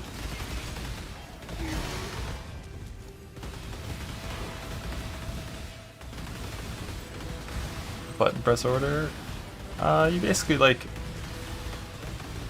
because Arcanist Brand duration is so short, you gotta press that one pretty often. But you basically just like charge W, Arcanist Brand, charge W. I kind of end up doing like Blade Blast into Arcanist Brand every time.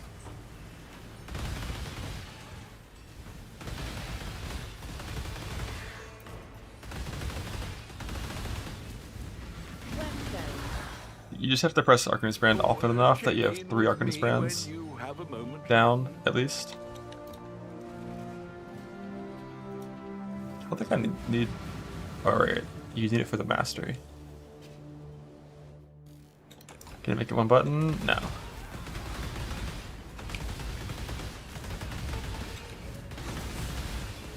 This is never one button. Look for one button, play Righteous Fire.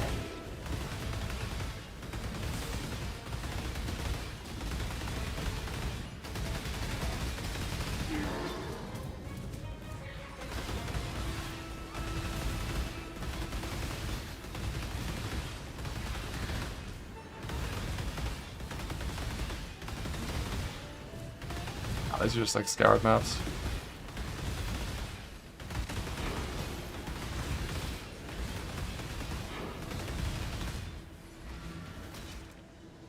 Check in with me when you have The starter, this thing? Not really, no.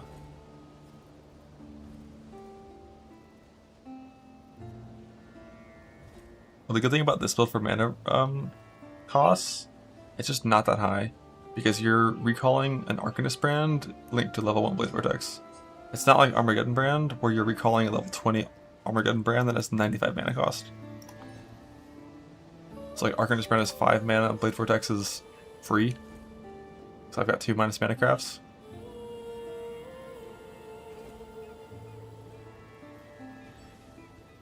So the mana on this one is not as bad. I think technically you can play non-EB on this setup. Maybe. BB itself costs 70 actually, so probably not without a good amount of investment.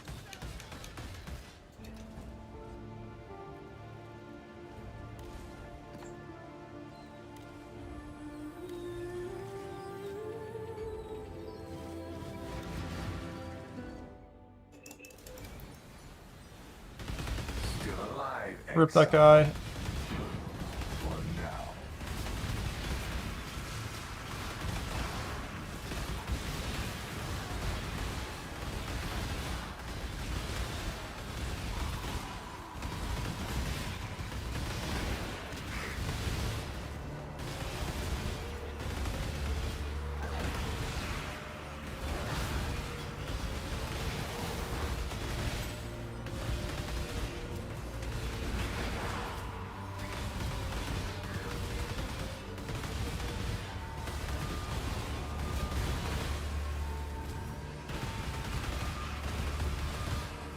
A nice sound though.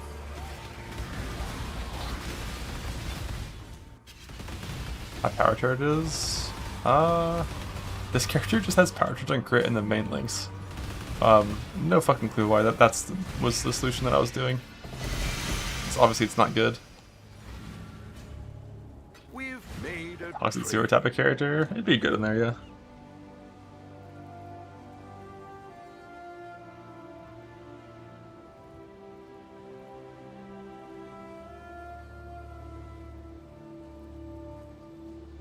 No, this one's before PoE spreadsheet was first being used. This was Affliction League.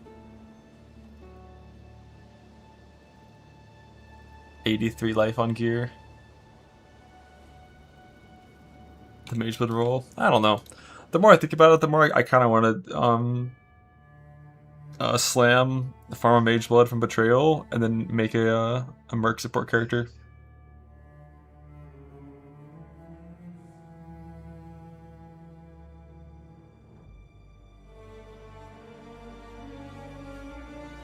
Because like there's some good synergy there. Like while full blasting betrayal, you also are finding mercs. What if it's nerfed? I'll know if it's nerfed. Before I finish the Magewood farm, right? From people complaining.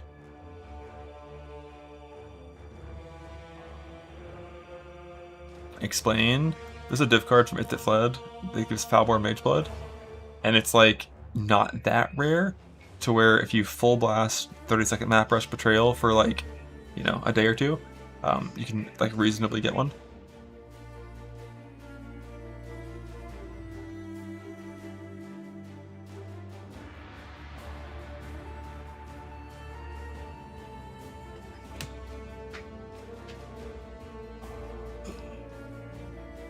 Is this an explanation on how to do the farm?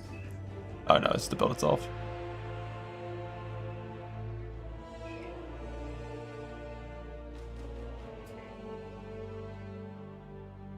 Oh, he's trying to do it instantly. Jesus. Full betrayal board and just blast. Full betrayal board, full merc chance.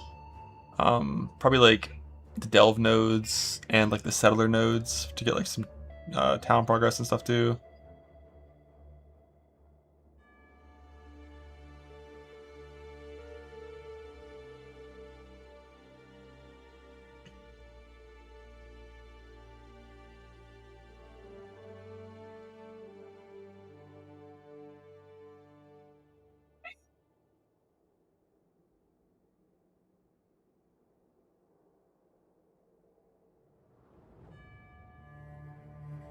So armor stack, armor stack.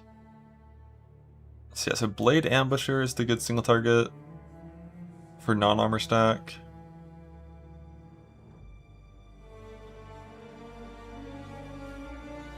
Interesting, Static Strike's the real one as well.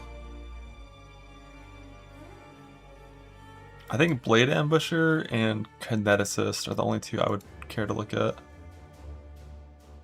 Yeah, there's some armor stack shenanigans on mercs.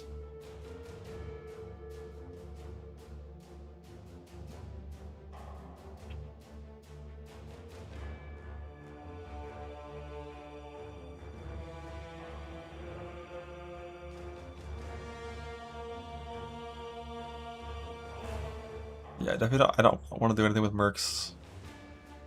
Haters will say it's a minion build, amen. This is a big if. Bro, I love how he uses RF for like 10 levels to change to mercs.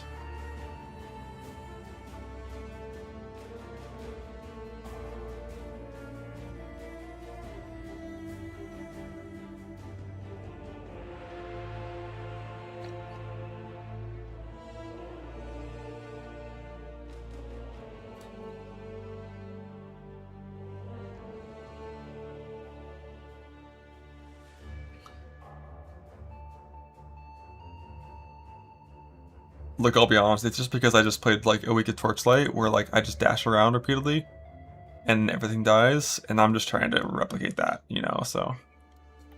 Scion can buy Sunder. I think Scion's I think Peaconk is still like one of the best ways to do Scion leveling.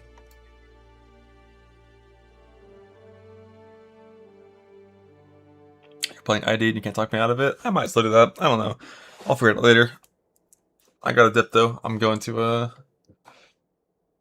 go watch the Odyssey with my girlfriend and get some food before we do that.